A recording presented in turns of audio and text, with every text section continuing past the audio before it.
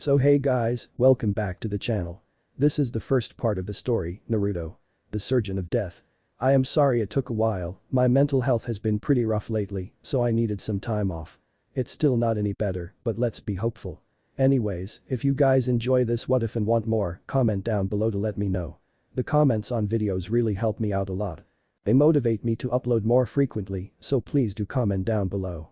Before I start, please do support for more awesome contents and leave a like and don't forget to subscribe to the channel. And share this video with your friends and also check out the descriptions and check out the playlists. With that out of the way, let's start. This is the story of a boy named Naruto and how he became one of the most infamous of men to exist. The story of Naruto was not a joyous one in any sense of the word. His life had been nothing but misery from the moment he could truly remember. Allow me to explain the events that preceded his rise to fame throughout the elemental countries. Naruto was born to a civilian woman in a village filled with shinobi in a shinobi-run world. Her name was Mocha, and to Naruto she was his rock in life since he was bullied by many and had no friends to speak of within the village of Konoha. He never knew his father, but his mother would always tell him that his father was a great man, but she never told him who it was, and he grew curious as to whom he was as time went on. He had blonde hair and blue eyes, while his mother had silver hair and red eyes. While his mother seemed happy to him, he was not fooled by it since she cried herself to sleep nearly every night for reasons that he didn't understand, but then again he was only 5 years old, so it was understandable that he didn't know. He and his mother lived in poverty for all his childhood. They had just barely enough food to survive and lived in a rundown one-bedroom apartment. Even though they lived in such a way, Naruto was happy since he had his mother and that was all he needed. She even read to him at night to help him go to sleep from a book that became his favorite known as Tale of the Utterly Gutsy Shinobi, which she explained that he was named after the main character himself. She told him that he was destined for greatness and that he would accomplish so much in the future and make her proud. He had plans for the future to become a shinobi as well like the character from the book he was named after and earn enough money for them to live far better than they had been living, but things never went the way he wanted in the end. He would always go with his mother to work as a cleaning lady at a hotel on the edge of town, but one day she had him stay there while she walked off to an unknown destination. Naruto was curious as to where his mother went off to, so he followed her in secret.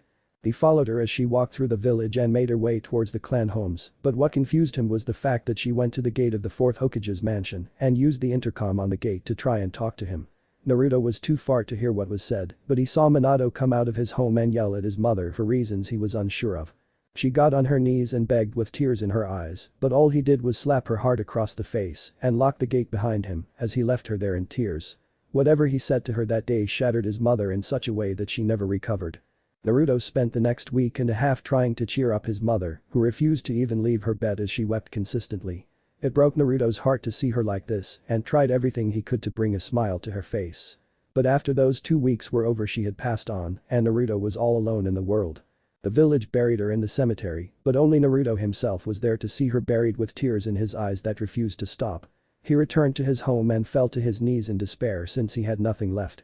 He grew angry about all of this and began to tear up the place in a fit of anger. He even punched the wall, and as he did he punched through a thin hollowed-out section of it. Inside of it was his mother's diary, and as he found it he once again cried since this was the only thing of his mother's he had left. She had sold most of everything else she had to feed the both of them.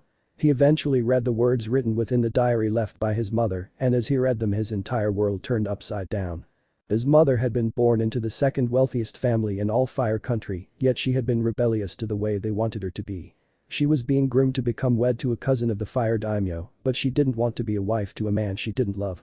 There was an event where she was kidnapped by a roving bandit group that had captured her en route to the capital to meet with her future husband. It was at this point that she was saved by at the time Chunin, Minato. She had been grateful for him rescuing her and from there a secret relationship began. Soon she had ran away from home to be with him in secret since she had no intention of being married to a man who was twice her age and as she did her family had disowned her for abandoning them. Yet while she had done this out of love for the man who had saved her life and had fallen for, Minato had done this out of greed. He had known that she was rich and wanted that money for himself. He was with her in secret to the point that Naruto was born, but when he had tried to use this as a means of legally claiming a portion of her family's money for himself, he learned that she was disowned and it was all for nothing. It wasn't really any skin off his back since he had married Kushina Uzumaki and had a child with her that was born 6 months after Naruto himself was born. Mocha had known only the life of a noble for most of her life, so working to support her son and herself was tough. She had gone back and begged her family for assistance, but they simply turned their backs towards her and told her to suffer alone before they had her forcefully removed from the property. She worked herself to the bone to provide what she could for her son, but eventually it got to her and she buckled under the pressure and went to the home of the man who essentially ruined her life and demanded aid for the child he sired. He had enough that day and slapped her and told her to stay away from his family, otherwise he would have her as well as Naruto killed if she ever came back. These were the final events that were written in the diary before it ended, and Naruto felt pure hatred and fury for the first time in his life. He survived the next 2 years by dumpster diving for food and scraps of clothes so he could sew his own clothes to wear. He was bullied and ridiculed for his appearance by all the children that came from clans who though they were so much better than anyone else. But out of all the children who belonged to clans, the one who infuriated him the most was Naruko Uzumaki Namikaze, the daughter of the 4th Hokage and his half-sister. She picked on him the worst, and while he knew the truth of their relation she did not nor did she care. Naruto made a vow to himself to become a shinobi that was far more infamous than Minato ever was, so as to ruin his reputation as he had done to his mother. But when he turned 8 and tried to enter the academy, he was denied multiple times for reasons he was unsure of. Minato didn't want him anywhere near his daughter and had signed the paperwork personally to deny him the chance to enter the academy at any point. He did so in fear that if Naruto were to ever find out about their relation to one another, that he would try and attack Naruto if able. To be honest, that was exactly what Naruto was planning to do, but he never got the chance to do it. This broke Naruto further than he already was, and it was at this point that he knew that he was never going to make it in this village, so he packed up what little he had and left the village in the middle of the night through the forest of death. It was here that his luck finally changed, since when he set up camp for the night in a hollow tree, he stepped outside to take a quick piss before he fell asleep. And it was at this point that a fruit hit him square on the head out of nowhere. It was a red heart-shaped fruit that looked like a strawberry. It had a stem with a swirling end pointing upwards, and its surface was covered with swirling patterns. The fruit was small enough to hold in his hand, and not one to look a gift horse in the mouth. He ate the fruit whole. He immediately regretted it afterward, since it was the worst tasting thing he had ever eaten in his life. He felt queasy after he ate it, and so he went to his makeshift bed and fell asleep to try to sleep it off. And as he slept he was unaware of the changes his body was undertaking at the moment. In the morning he quickly packed up his belongings and set out for a new life once more, but it was not much later that he was attacked by a pack of wolves. He pulled out his kunai he had to protect himself, and as he did they all charged in to rip him apart, but while all seemed lost for the boy, he tapped into his unknown power on instinct alone. A clear dome of energy surrounded him and the wolves, and with it in place, Naruto was able to kill at least half the wolves by cutting them to pieces. But the strange thing was they weren't necessarily dead, since while they were cut to pieces they still were alive somehow and moving about. Naruto in the end suffered several massive wounds, but he was an 8-year-old with no training whatsoever, so the fact he had survived this long was impressive and spoke volumes about his future. He fell to his knees with tears in his eyes as he used his hand to stem the blood flowing from the wound on his shoulder. To him it seemed the world was cruel and going to kill him right here and now, with these wolves being the instrument of his death. But as he knelt there the anger inside of him grew, and as it did a forgotten power thought lost to time came to be released upon the world once more. Naruto screamed out in rage as the wolves attacked once more, but they only got halfway to him before they collapsed onto the ground with foam coming out of their mouths. Naruto looked on in surprise since he was unsure as to what happened just now, but he then smiled as it did, since he now knew he had a gift that was unlike anything else that he had ever seen, but if he wanted to train with it, then he would have to survive his wounds now, and it seemed like that wasn't going to happen since he was losing too much blood. He walked slowly for several minutes before he fell over and passed out from blood loss, unaware that a man had felt his power and took an interest in it. He found the person who used such power and saw that the boy was in desperate need of medical attention, so he picked him up and took him to get said medical attention. He took Naruto to a man he knew had medical training, but was told that the boy needed a blood transfusion. The blood transfusion itself was not an issue, it was the fact that he was lacking in the specific blood needed for Naruto, so the man offered his own in return, since the doctor used up what little he had on Naruto. So he hooked up the gear and performed the transfusion without complications of any sort. Naruto woke up a bit later and immediately grew defensive since he was in a strange place and there was a stranger there looking over him. The man calmed him down by waving his hands in a comical sense and told Naruto his name was Faust and that he was a doctor of sorts. Faust's associate appeared and told Naruto that Faust may be a doctor, but he was the one who helped him. Faust went on to explain that he quit being a doctor after he lost a little girl as a patient long ago and had traveled the world over trying to find a purpose. He had stumbled upon the kid by sheer coincidence and had felt pity for him and had decided to help. Faust offered to take Naruto home if he wished, but Naruto simply told him that he didn't have a home and explained what had happened in his life. Faust took pity on him once more and offered to teach him the ways of a doctor such as he, since now that Faust's blood flowed through his veins, he now had a few of his abilities, such as conjuring up a door that led to his interdimensional operating room, as well as conjuring of items in his possession, as well as storing them away for later. Naruto took the offer and began his training as a Faust's apprentice. Faust helped him to understand how to use his own power through experiments that Naruto wanted to participate in. He learned much about the powers he gained from the Fruity Eight and learned it was with that power alone that he was able to surpass even Faust in his field of expertise. He had also learned that because of the blood that the doctor gave him, he was gifted a bloodline that allowed him to control blood in various ways, which he used more for medical purposes than for fighting. Naruto was 13 years old when Faust finally left Naruto to take on the world himself, and Naruto thanked him for all he learned. So he traveled around the elemental countries to make a name for himself and succeeded to do just that. In his travels he helped many a person by healing what others considered untreatable. At first he was given the nickname the Miracle Worker, but that soon changed when a group of missing nin came to try and force him to heal an associate of theirs. Naruto was not one to do things for free like they demanded and told them to pay the fee if they wanted his aid. They tried to coerce him via force to do as they wanted, but Naruto simply smirked and slaughtered them all without mercy. Naruto had multiple tricks up his sleeve, many of which that he didn't use yet since he didn't need to. He used two separate weapons in a fight. Naruto's primary weapons are a set of very long razor wires attached to gloves, which he controlled as if they were extensions of his own body. The wires are sharp enough to slice through steel and concrete with no trouble, yet he can also use them to bind and restrain targets without damaging them. He can move objects without damaging them, being able to apply enough force to rip or to grab a packet of cigarettes that he began to smoke since they calmed his nerves, and a surgeon must be calm to perform surgeries, such as he did from time to time. He was also able to hold several of the wires between his teeth without any damage to himself. The wires themselves can be used to attack from virtually any angle and seem to hover around Naruto himself in an omnidirectional manner during combat. He was able to cause drastic shifts in their positions with extremely small movements and even manipulate them without any apparent movement at all. The wires move much more quickly than even Naruto himself does and are extremely hard to see with the naked eye. He was also able to release wires from his control so that the wires could suspend people in midair while not attached to his gloves. He also showed the ability to have the wires encircle him as he walked around without any contact with them. The wires were shown to span at least the width of a typical skyscraper. The limit to the number of wires Naruto can summon was not known to even him. The second weapon he used was one that he used effectively. This was a cane he had that was extendable to the point that it was his own height as well as had a skull on the tip with its mouth open. He had this cane made when he was 10 by a weaponsmith in Iron Country.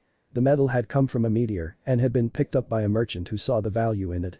Naruto had gone to the merchant for a few herbs that the merchant's wife grew so he could use them to work on various antitoxins, but when he saw the metal he wanted it since he knew that he could use it to make something cool with it. Yet the price was far too high and he didn't have the money to pay for it, so he took the herbs he came for and left.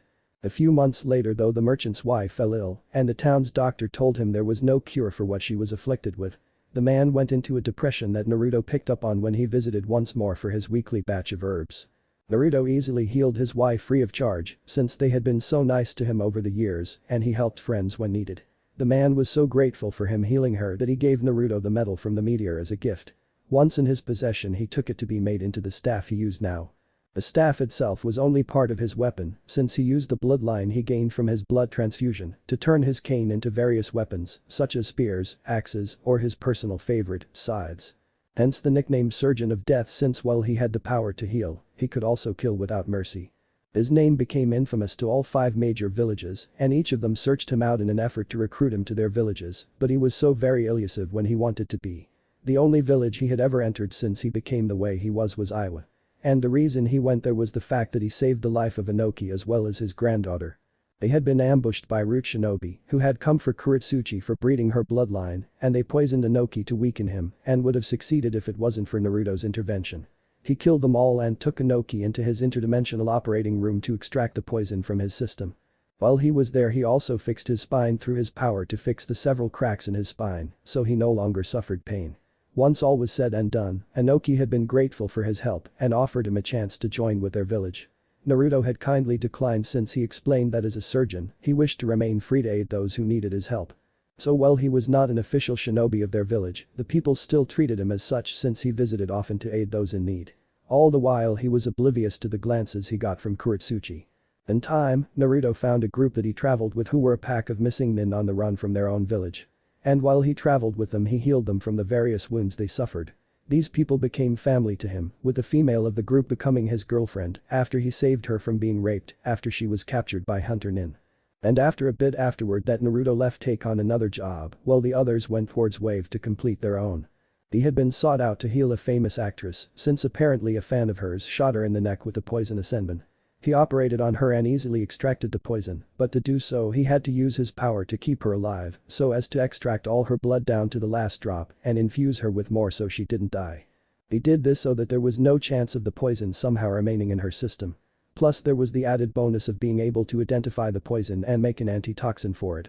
While she was sleeping it off to recover from the operation, her manager came to him and explained that it wasn't a fan that poisoned her, but an agent of her uncle who was sent to kill her so that she could not take her rightful place on the throne as daimyo of Snow Country. He offered him even more to assist him in bringing her home safely and protecting them from harm as a bodyguard. He accepted but under the agreement of citizenship for him and his group since they had no place to call home and were tired of running. The terms were accepted and so Naruto became the bodyguard of Koyuki. They were attacked by her uncle Dodo and his shinobi, and as they were Naruto easily dispatched them. Dodo had tried to use this as a distraction to try and quickly grab Koyuki and run away. But Naruto easily cut the cable connecting his grappling hook that he used before he grabbed it midair and dropped it since even though he cut the cable, it was still flying through the air at such a fast pace, so it was still dangerous. Dodo had tried to use the kunai launchers in his train to kill the lot of them, but Naruto used the wires in his gloves to create a protective web that protected them all. Dodo then used his airship to try to escape, but Naruto once more used his wires to cut it into scrap.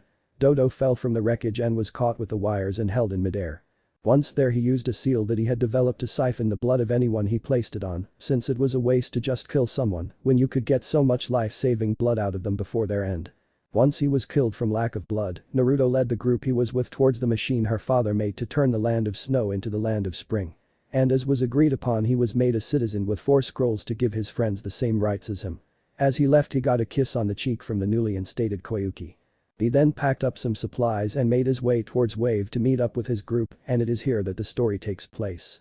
Incomplete bridge, Wave Country. Kakashi was breathing heavily after his fight with the missing nin Zabuza and as he made a mental note to up his training when he got back to the leaf and looked around in the mist for Zabuza since the man had used a jutsu to summon it so he could hide within it. His sharingan for the first time in Kakashi's recent memory had failed the jounin as he could not detect Zabuza due to the climate he was in and was concerned about his students losing to Zabuza's apprentice. This mist is thicker than the last time we fought. He's hiding in it and waiting for me to make a mistake so he can chop me in half with that sword of his, thought Kakashi, as he had to use his other senses to keep up with the demon of the mist and to make sure his students were in one piece at the same time. Naruto and Sasuke were currently battling Haku while Sakura stayed with Tazuna in order to make sure he had some form of protection if Zabuza tried to get near him. However, considering Sakura's lack of skills, the missing nin could easily go after her and then take care of the client in a single moment. Zabuza then tried to slice him in half with a swing from behind. Kakashi took this moment to use a substitution and appeared behind him to dodge it. While he continued to fight against the demon of the mist, Naruto and Sasuke were suffering under Haku's ice bloodline. She had stuck them with hundreds of ice senbon. This infuriated the two of them since they had been trained into the ground by their parents, Minato for Naruto and Makoto the only uchiha to survive the massacre besides Sasuke, into thinking that they were the best and yet out of nowhere this bitch was besting them. Naruto had to call upon the power of the Kyuubi to finally shatter her ice mirrors and pin this bitch to the ground. While the first part worked, the second did not since it was an ice clone that shattered upon contact into even more ice senbon. These hit her in her nerves that paralyzed her. Sasuke used his newly awakened sharingan to see where she was hiding and used a fire jutsu to force her out of hiding before slamming her into the ground hard. "You are fairly strong," said Sasuke as he held her there, "and I think I'll take you back to my village to help me restore my clan." "My boyfriend is going to kill you for even thinking that," said Haku with a scowl and glare on her face. "Well, it's too bad that your boyfriend isn't here," said Sasuke with a sinister on his face, "and once I have a Yamanaka digs through your mind and changes your mind by force, you will forget all about your pathetic boyfriend and know how it feels to be with a real man." "Would you care to repeat that, you son of a bitch?" said a voice behind him before the person who said that hit him hard across the head with a golf swing. The person grabbed Haku by the hand and helped her back onto her feet. As she did, she pulled the person by the shirt into a kiss. "Where have you been?" Haku asked with a grin on her face. "The job I took lasted longer than expected," said the figure as he smiled back at her, "but why are you complaining? I thought you liked it when I kept you waiting." Haku blushed as she heard this. The person wore a simple black suit with a white shirt underneath, short black gloves with a skull painted on them, and grey steel-toed shoes. He donned a pair of black trousers held up by 2 red belts.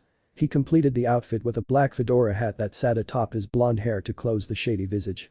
"Now if you will excuse me, I will finish the job that you personally told me that you didn't need help with in the first place." "The job was supposed to be simple," said Haku with a sweat drop, "but we didn't expect to face a Namikaze along with Kakashi, who is the student of the 4th Hokage. Things went south fast since the other 2 were killed by them." "You know, I was just about to ask where the 2 of them were, but you just answered my question." "I don't know just who the fuck you think you are," said Sasuke as he growled in fury at being struck from behind, "but I will kill you." "Sharingan, huh," said Naruto with a raised eyebrow, "so you must Sasuke Uchiha." "How the hell do you know who I am?" asked Sasuke in confusion. "Has my name become that famous already?" "No," said Naruto simply as he shook his head, "I simply heard your name through the mouth of your older brother Itachi." "Itachi?" growled Sasuke, "where is he?" "Oh, you are so easy to anger," said Naruto with a smirk, "and to think that your brother honestly thought that you would be the one to avenge him." "Wait, what?" asked Sasuke with a shocked look on his face. "You see, your brother belonged to a group of S-rank shinobi known as the Akatsuki. As my name became more infamous, they sought me out to recruit me into their group. To make a long story short, they don't take rejection well and tried to kill me. And well, as you can plainly see, they failed. There is no way that you killed Itachi." "Then where did I get his eyes?" said Naruto as his eyes morphed into the mangyeko sharingan that had once belonged to Itachi Uchiha. Over the years, Naruto had begun to wonder if other bloodlines could be transferred like the one he had gotten when he got his blood abilities from a blood transfusion. He tried and in time had success in doing so with a few of them. He also managed to splice his own eyes with the genetics of Itachi for his sharingan, which helped him notice so much more in his operations than he was capable of doing before. "You bastard!" shouted Sasuke as he charged forward with a kunai to cut him down. Haku yelled at him to move, but Naruto simply stood his ground. The kunai struck true and pierced his chest and into his heart, or at least where his heart should have been. "Well, at least you know your vital areas," said Naruto as he pulled Sasuke's arm from his chest with the kunai still being held. He then kicked him in the chest with enough force to blast him a few yards backwards and fall to his knees in pain. "How are you still alive?" asked Sasuke as he was confused about it. He had stabbed him in the heart, for Christ's sake. "Well, it is true that you stabbed me in the right place," said Naruto as he held out his left hand. And it was a clear cube that contained a still beating heart within it. But the problem with that was that my heart wasn't there to be stabbed through. He then pulsed energy through his hand and it disappeared from his hand and went back to its proper place. He twitched his fingers a bit and doing so caused his wires to grab a hold of his limbs and hold him into place. "What the hell is this?" asked Sasuke as he tried in vain to move but could not. "Just who the hell are you?" "Hold that thought for a brief second," said Naruto as he clicked his fingers. "Room." As he said that, a dome of energy arose that surrounded the immediate area. "Shambles." When he said that, he switched places with Zabuza, who had been captured by 2 ninja dog summons and was about to be killed by Kakashi via Rikari to the chest. But now he had switched places with Naruto, who simply held up his staff to meet the attack. Kakashi ended up hitting the skull on the end, and as he did, blood covered his hand and solidified, so he couldn't break free from it. He then twisted his cane to the left, breaking a bone in his body so that his arm was useless at the moment. He then swung him around and released him at an angle that he flew through the air and crashed right into Sakura. "Zabuza, are you alright?" asked Naruto as he placed his cane on his shoulder. "Yeah, kid," said Zabuza as he got to his feet and brushed off the dirt on him. Naruto simply walked over to where they were as he did. "Good to see I wasn't too late to save the 2 of you. But what exactly is the job here?" "We were hired to kill the bridge builder over there," said Zabuza as he pointed to the old man who was literally shaking in his shoes out of fear. Then again, it was of no surprise to Naruto since he had basically defeated the man's hired help. "Well then, allow me to finish this so we can get paid and leave already." "Stay away from him," said Sasuke as he was still trying to escape the wires holding him. "Oh right," said Naruto as he looked at Sasuke, "then there is you. You see, there are many things I can easily forgive, but to state how you were going to rape my girlfriend to bear your bastard children is quite literally the dumbest of things to say to her or me. So now, while I could easily just kill you where you are, I have something far worse in mind. Room." Once the dome was in place, Naruto pulled out a vial of blood that he broke in his hand and formed the pool of blood into 2 small spike balls. And in a sleight of hands, the spike balls were then replaced with two grayish ovals that were in his hand. "You see these, Sasuke," said Naruto with a grin on his face, "these are your testicles that I just replaced with spike balls. So good luck trying to reproduce when you have no testicles to produce the sperm you need." He then kicked Sasuke in the crotch, which caused him immense amounts of pain that he cried out from. When he kicked him, the wires holding him in place loosened and he was sent backwards. He held his crotch area since it was now bleeding heavily from the spikes that were inside him. And now that that is done, let's end this once and for all. Naruto activated his sharingan and used another blood vial to form the sharp tip on the edge of his cane so that it became a spear. With a sudden surge of speed he charged forward to kill Tazuna, but right when it was mere centimeters from killing him, Naruto stopped. "It's your lucky day, old man, for you get to live to see another day." Naruto then twirled his cane so that the blood at the tip flew up into the air, but he caught it with another vial. This one was empty though. "Why did you stop?" asked Tazuna in surprise since he was not sure if this was some sort of trick or not. "Because it seems like our employer has seen fit to betray us for some reason," said Naruto as he walked away, but he stopped after a few seconds. "Also, you may want to cut back on the drinking since your kidney is about to shut down. So take one of these for the next month and you will be fine," said Naruto as he pulled out a small bag of pills and tossed him to Tazuna, who caught them while still having his shocked look on his face. "How did you start it?" Tazuna before Naruto stopped him. "Trust me, I'm a doctor," said Naruto with a grin on his face. Naruto quickly rejoined his companions who were surprised that Geto had appeared and was there with an army of hired thugs surrounding him. "Ha! So the big bad demon of the mist has been defeated by a bunch of Konoha shinobi, with most of them being mere brats. I should have known your reputation didn't match up to your skills. You are all hypes, abuser." A little baby demon thinking he has the biggest stick to swing, mocked Geto as he had appeared with his army of bandits behind him and all itching for a fight to earn their cash. He saw that Zabuza as well as his assistant were out of breath with wounds on them. Sure, there were others who were all defeated as well, but seeing that there was one still in good fighting condition, it seemed like they failed in the job that he had hired them to do. "Geto. So you were going to backstab us?" "The rumors were true," snarled Zabuza, as he had been told by Haku about the various rumors that she had overheard about him backstabbing people to not pay them. Zabuza had thought that they could easily overcome this since they were strong and the job was supposed to be easy after all, but things happened that weren't supposed to, and so he was not in the best condition to fend off so many people at once. "So what if they are? Ninja are expensive. I shouldn't have to pay for a few of you when buying in bulk and cheap is a much better investment. Especially if the ninjas in question are too damn weak to fight back against my boys here and too stupid to see a trap when it is staring them right in the face. Besides, a missing nin such as yourself is a liability, and the fact you even went to me for a job was a mistake on your part," countered Geto with a grin on his face while looking at the weakened form of Haku. "Not as bad as yours, I fear," replied Naruto with a mist clearing fully since Abusa stopped it as Naruto walked ahead of the two of them. "Who are you?" asked Geto with Naruto looking at him calmly and twirled his cane with the one hand. "Me? Surely my attire speaks for itself, Geto. I am fairly well known throughout the countries," replied Naruto with Geto's eyes narrowing before they widened in shock and then laughed at him. "So a punk kid such as you is the infamous Urgent of Death?" asked Geto as he and his men laughed. "Well, it's all good that you are all laughing," said Naruto with a sinister smile on his face, since they say that laughter is the best medicine. "But I think I have something far better." Naruto then pulled out a large vial that was the size of a softball and filled with his own blood. He then threw the bottle into the air. With the glint of light, the vial shattered from a wire, breaking it, and the blood within rained down onto the crowd. Once there, the thugs tried to wipe it off, but blood is not easy to remove without water or the like. Naruto then clapped his hands together and then pulled them apart, doing so ripped the blood out of the bodies of the thugs, yet Geto was still alive in the middle of all the carnage. He formed the blood into a cage that surrounded him so that he couldn't run away from his fate. Naruto had trained as well as experimented with his abilities, and he had learned that with the right amount of his own blood, which was not much by the way, he was able to infect his opponent and control the blood within them to do all sorts of crazy things, such as what he did. He usually only did this to those who were rotten to the core since it was fairly gruesome, and Geto and his thugs fit that bill quite perfectly. "I'm gonna say this one time and one time only," said Zabuza as he saw this and actually felt a bit jealous since he was supposed to be the demon of mist and this guy had just outdone his gruesome kills to graduate from his class. "You're one scary motherfucker."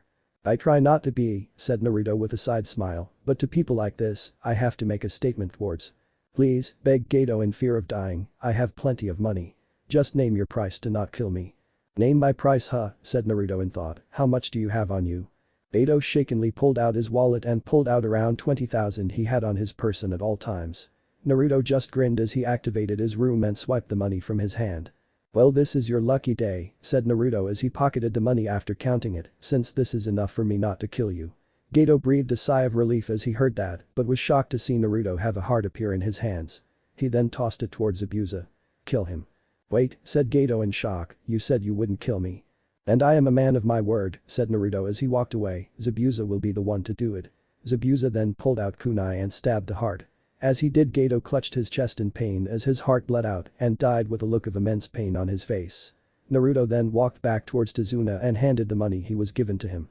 "I believe that at least some of this belongs to you. Why are you helping me like this?" "Because I'm a doctor," said Naruto with a shrug of his shoulders, "and I like to help people. Gato was a cancer upon this land, and like any good doctor I cut it out so the body which is this land can heal in time. But I'm serious about the cutting back on the drinking." Naruto walked back towards Zabuza and his group but was stopped by Tazuna calling out to him. "Wait. What is your name?" "I am Naruto, the surgeon of death," said Naruto as he continued to walk forward. He handed Zabuza and Haku the scrolls that were given to him to give them. They read the contents and smiled. Haku kissed Naruto since he had fulfilled his promise he made to her that he would find them a place to finally settle down, so they were no longer on the run. And yet when they turned to leave, their way was blocked by Kakashi, Naruto, as well as Sakura, but she was shaking in fear. "You have harmed the heir of a prestigious clan of Konoha," said Kakashi as he uncovered his sharingan, "so you will come with us to face trial for your crimes." "Do you really think I care that the son of a bitch is from a clan?" asked Naruto with a raised eyebrow, "because when someone threatens to rape my girlfriend, I don't give a damn about that sort of thing." "You will come with us regardless," shouted Naruto in anger. She was not going to allow the bitch who paralyzed her get away like this. Now while she would usually be against such a thing, her pride overcame her feminine pride and wanted to see her suffer for her transaction. "Naruto Uzumaki Namikaze," said Naruto through grated teeth and tight clenched fists.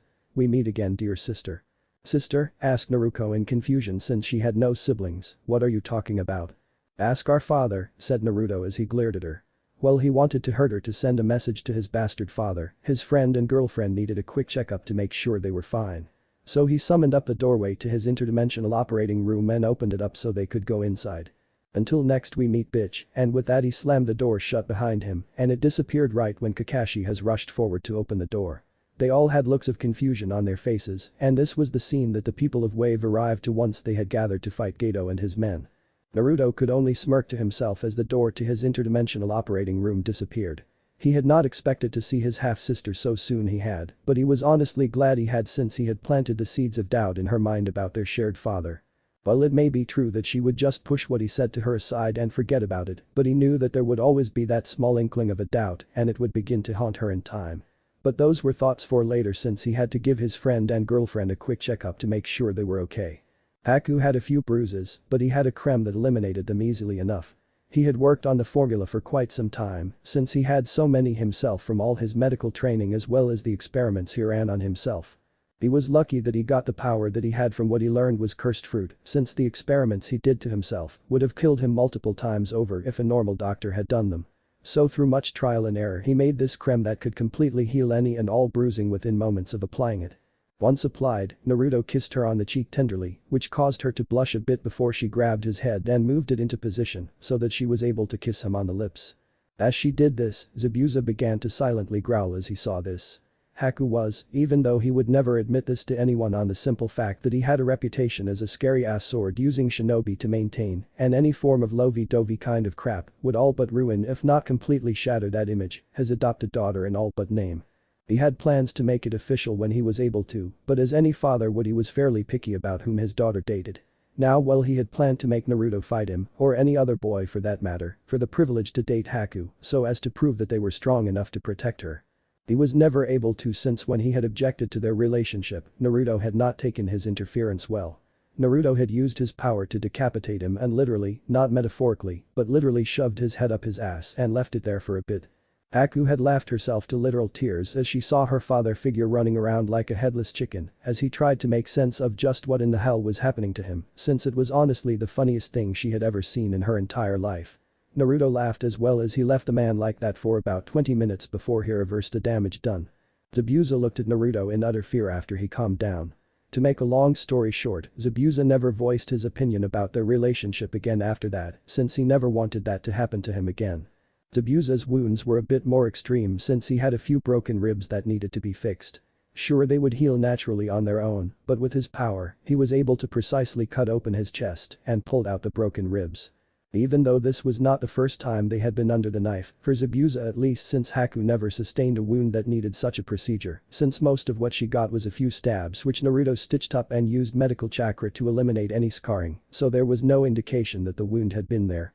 But even though they had seen this before, it was still fairly shocking to say the least since it was not natural. But then again, if you think about it, neither is spitting out entire tidal waves, nor conjuring ice like Haku could. Naruto took the several ribs that needed fixing and used his wires to cut them into pieces. Once in pieces, he doused them in a calcium-heavy paste he used to repair bones and reassembled them back to that they once were before he used chakra to make them whole once again. Once fully formed, Naruto then stabbed them back into their proper place and sewed the wound shut, as well as using his salve to eliminate the scars. Zabuza remembered the first time Naruto operated on him, since he had so many scars that Naruto had simply eliminated quite easily. "Okay," said Naruto as he took his gloves off and placed them in a container with a strong disinfecting solution to clean them off. He put them in there for a minute before he took them back out and put them back on. He was a surgeon after all, so he did keep his workplace as well as his equipment clean and sanitized for future use. It was one of the first things that Faust had taught him, and the lesson stuck fairly easily. The operation room was fairly large, 4 times bigger than a standard hospital, with 2 side rooms with their own doors connecting them to the main one. The main room had the operating table as well as the tools he needed, as well as various medical equipment to assist in surgery. One of the doors was a thick metallic one. This one led into the freezer where he stored all the blood he had collected to be used for transfusions, all sorted by type of course. The other one was simply wooden, and this one led into his personal laboratory, where he performed as well as documented his successful and failed experiments. This room was just as big as the operating room, but was more cluttered with various tubes and jars all over. "Now that you are all checked out, shall we head back out?" "So enlighten me as to where exactly we are heading out to exactly," asked Zabuza as he stood up and stretched to loosen his muscles up a bit. Apparently getting cut open like he was stiffened the muscles, so he needed to loosen up. "Ah yes," said Naruto as he put his hands behind his back and pulled out 2 of the 4 scrolls he was gifted by Koyuki not too long ago. "While I was doing my own mission that I was hired to do, I gained favor with the newly instated daimyo of the now named Spring Country." "Where is Spring Country?" asked Zabuza with a raised eyebrow, or at least raised area where the eyebrow was usually located, since he didn't have any to speak of. "Ah yes," said Naruto with a chuckle, "good story, long one actually, but a machine was built to eliminate the snow." "I thought you said it was a long story." "Oh it is," said Naruto as he pulled out his cane and bopped Zabuza on the top of the head with it. Zabuza rubbed the top of his head as he growled about being treated like a kid there. "But I just wanted to simplify it on the off chance you didn't want me to explain it fully." "I'm actually curious," said Haku as she pulled out a chair and sat upon it. "Would it explain how exactly you managed to acquire 2 fully functional sharingan?" "Wait," said Zabuza as he held up his hand to stop them from going further with the story, "you have sharingan now?"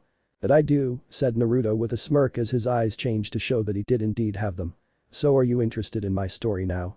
"Very much so," said Zabuza as he leaned his blade up against the wall and sat down himself, "cause from what I heard there are only 2 Uchiha left in the world with access to such eyes, as well as Kakashi who has one, but he is still alive, and you have 2 so that eliminates him, and that Uchiha brat is still alive as well.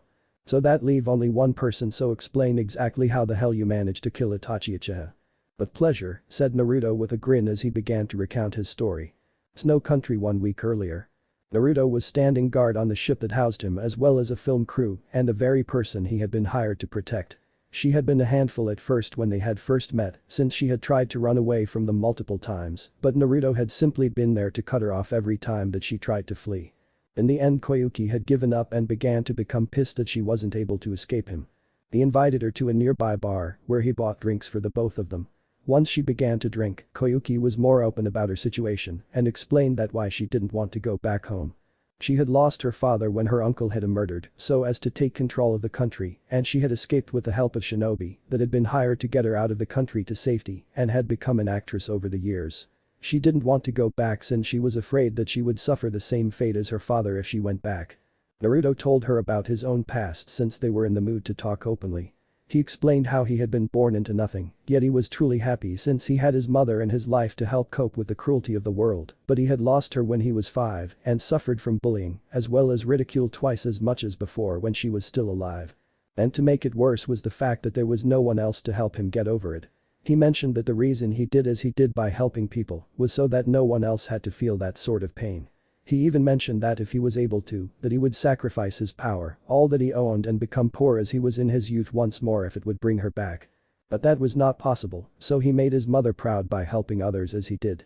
Koyuki took his words to heart and agreed that she needed to go back and help those who needed that, but she was still afraid of her uncle, since he had so many people under his employ that would kill her without remorse on his order. Naruto simply smiled at her and patted her on the shoulder as he stated that that was the exact reason why he was there, since having someone of his skills would be more than enough.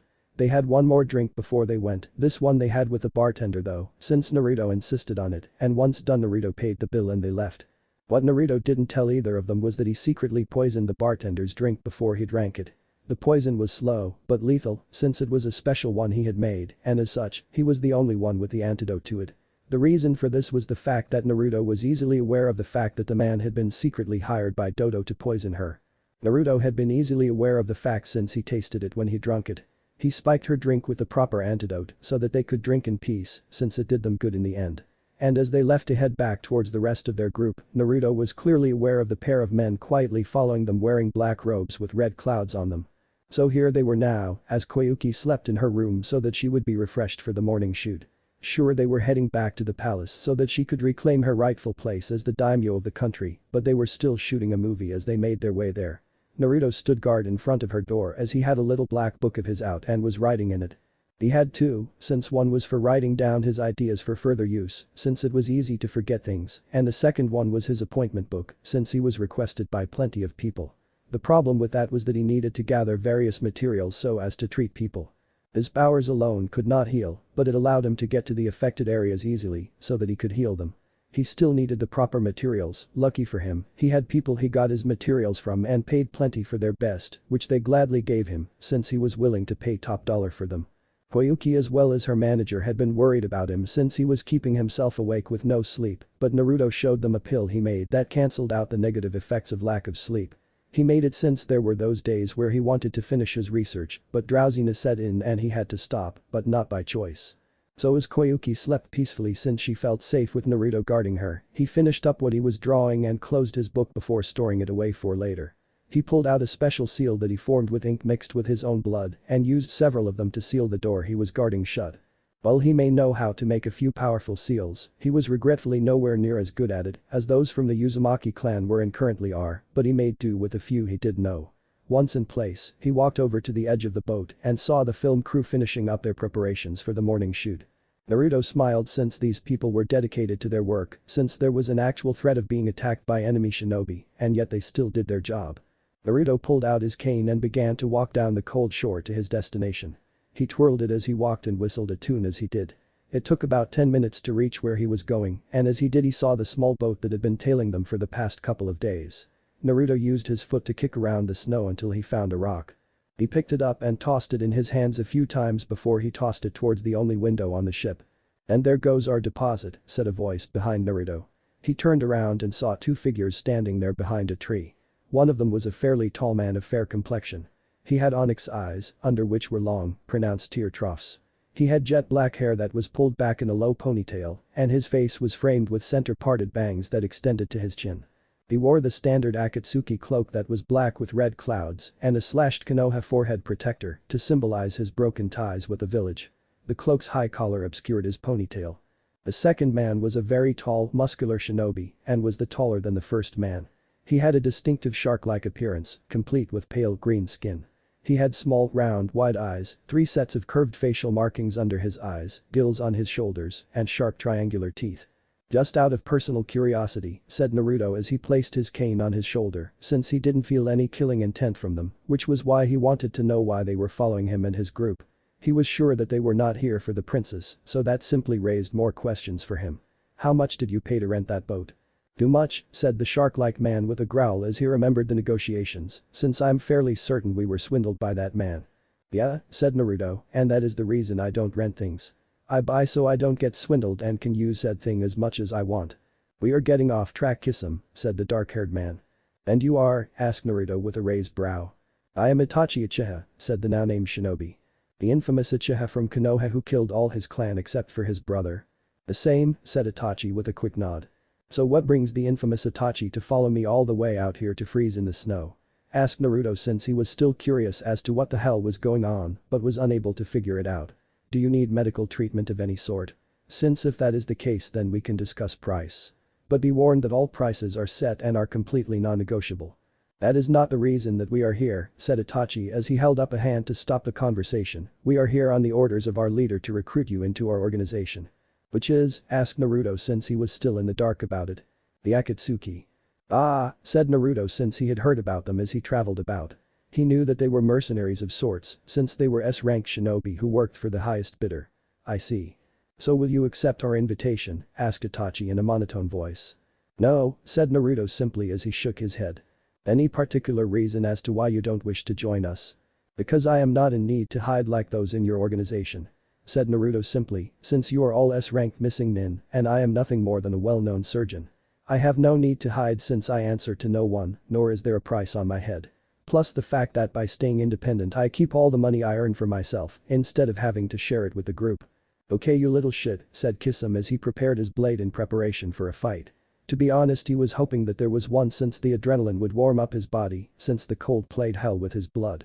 Let me put this in a way that you will understand. Either you work for us or else your career as a doctor ends today where you stand.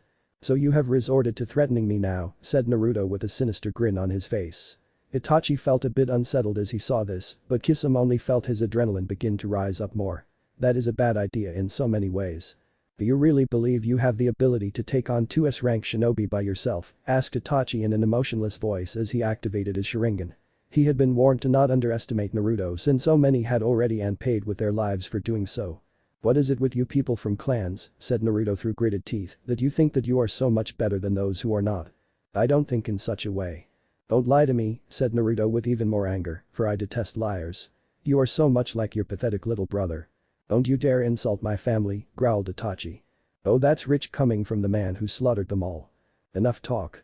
Kisum I leave him to you. It's about damn time, said Kisum as he swung his sword at Naruto with enough force to blast the snow away from the immediate area. Naruto easily dodged the blow and tried to use his wires to bind Kisum, but in such cold weather like he was in right now, they were greatly weakened. Plus the fact that Kisum had toughened skin only made it all but impossible to use his wires effectively. So he had to use other skills that he had under his belt. Kisum used a water jutsu to summon up multiple sharks to attack Naruto, but his wires were at least effective to stop them in midair.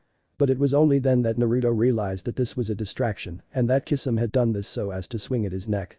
Naruto didn't flinch as the blade made contact, but he did smile as Kisum's smirk disappeared from his face when he realized that the blade wasn't cutting like it was supposed to. What the hell is this? Asked Kisum angrily. Naruto smirked as he pulled one of his gloves off. Kisum watched in shock as he saw Naruto's hand change into a black-grayish color and used it to grab a hold of Samehada and grabbed a hold of it tightly so that no matter how hard Kisum pulled it would not budge. This is an ability known as the Steel Release, said Naruto with a sinister chuckle, and it is one of 5 that I possess within me. Naruto then slammed his fist into Kisum's face with enough force to blast him backwards quite a bit. Kisum let go of his blade as he was blasted backwards, to which Naruto stored away for later. He wasn't sure what he would do with it in the end, but that was a thought for later. But he saw Kisum get up from the ground and took one step to attack Naruto again, but he never took a second since his body blew up, leaving nothing but his legs in bloody snow. This was Naruto's explosion release, and with it he could make people explode by punching them, but the downside was that he had to have more powerful chakra than the person or object he hit. But what few knew about Kisum was the fact that the man had weak chakra and relied too much on his blade's ability to drain others of their own to power him up. Apparently this was a side effect of prolonged use of Samehada. For years after he had acquired his ability to use blood as a weapon through his blood transfusion, he had continued to research the means to transfer others as well. It took quite some time to perfect the means, with more failures than he was willing to admit, but with his power, he was able to do so without negative effects of any sort. He did this since he had a goal in life, one that he could not complete as he was before, so he needed the power to complete it. The problem though was finding those with bloodlines he could experiment with, and he found the perfect subjects in the deceased bodies of several shinobi from all over. 4 extinct bloodlines now flowed through his body, in a sense they had been reborn through him, and he would use them to accomplish his main goal in life. So do you still think I have no chance, said Naruto as he laughed as he saw Itachi begin to walk away a bit. Just because you killed Kisame does not mean you can defeat me, said Itachi as he went through the proper hand signals and blew a massive wave of flames at him.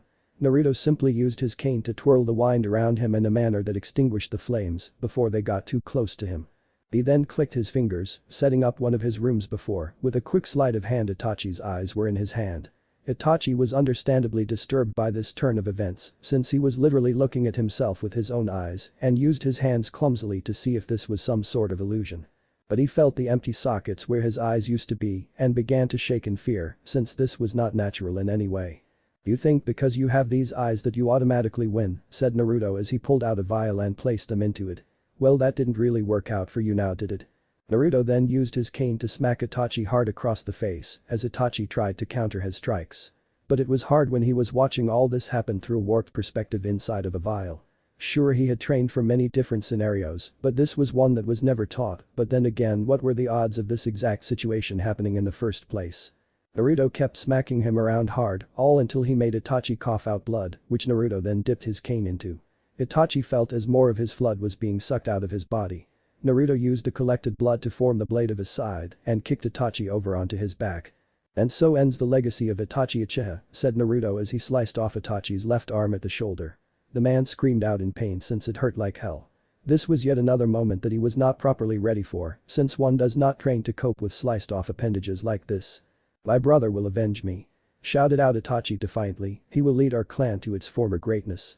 Not when I'm done with him, he won't, said Naruto as he cut the other arm off. Why are you doing this? To be honest here, this is your fault for attacking me when I refused to join up with your group. This is why I try not to fight when I can avoid it, since I relish in it when I do. I am a doctor, so I know how to make a person suffer in the worst possible ways before their end. But your brother, now that is another subject altogether. Leave him alone. He has done nothing to you. Wrong. Shouted Naruto angrily as he cut off both of Itachi's legs with one swipe. It was only because of Naruto's room ability that was still up and going that Itachi was still alive, since he would have passed out from the pain and then bled to death if it wasn't. Your brother mocked me for having no clan to call my own. He beat me bloody for so much as being anywhere near him, since he claimed that I was so beneath him. He mocked me more when I lost everything I cared about in life, stating that some low clan less nobody such as me should take it as a sign and just end my own life. And to make it all worse, he used his fucking eyes that he unlocked somehow to try and manipulate me into killing myself with a broken shard of glass. You lie.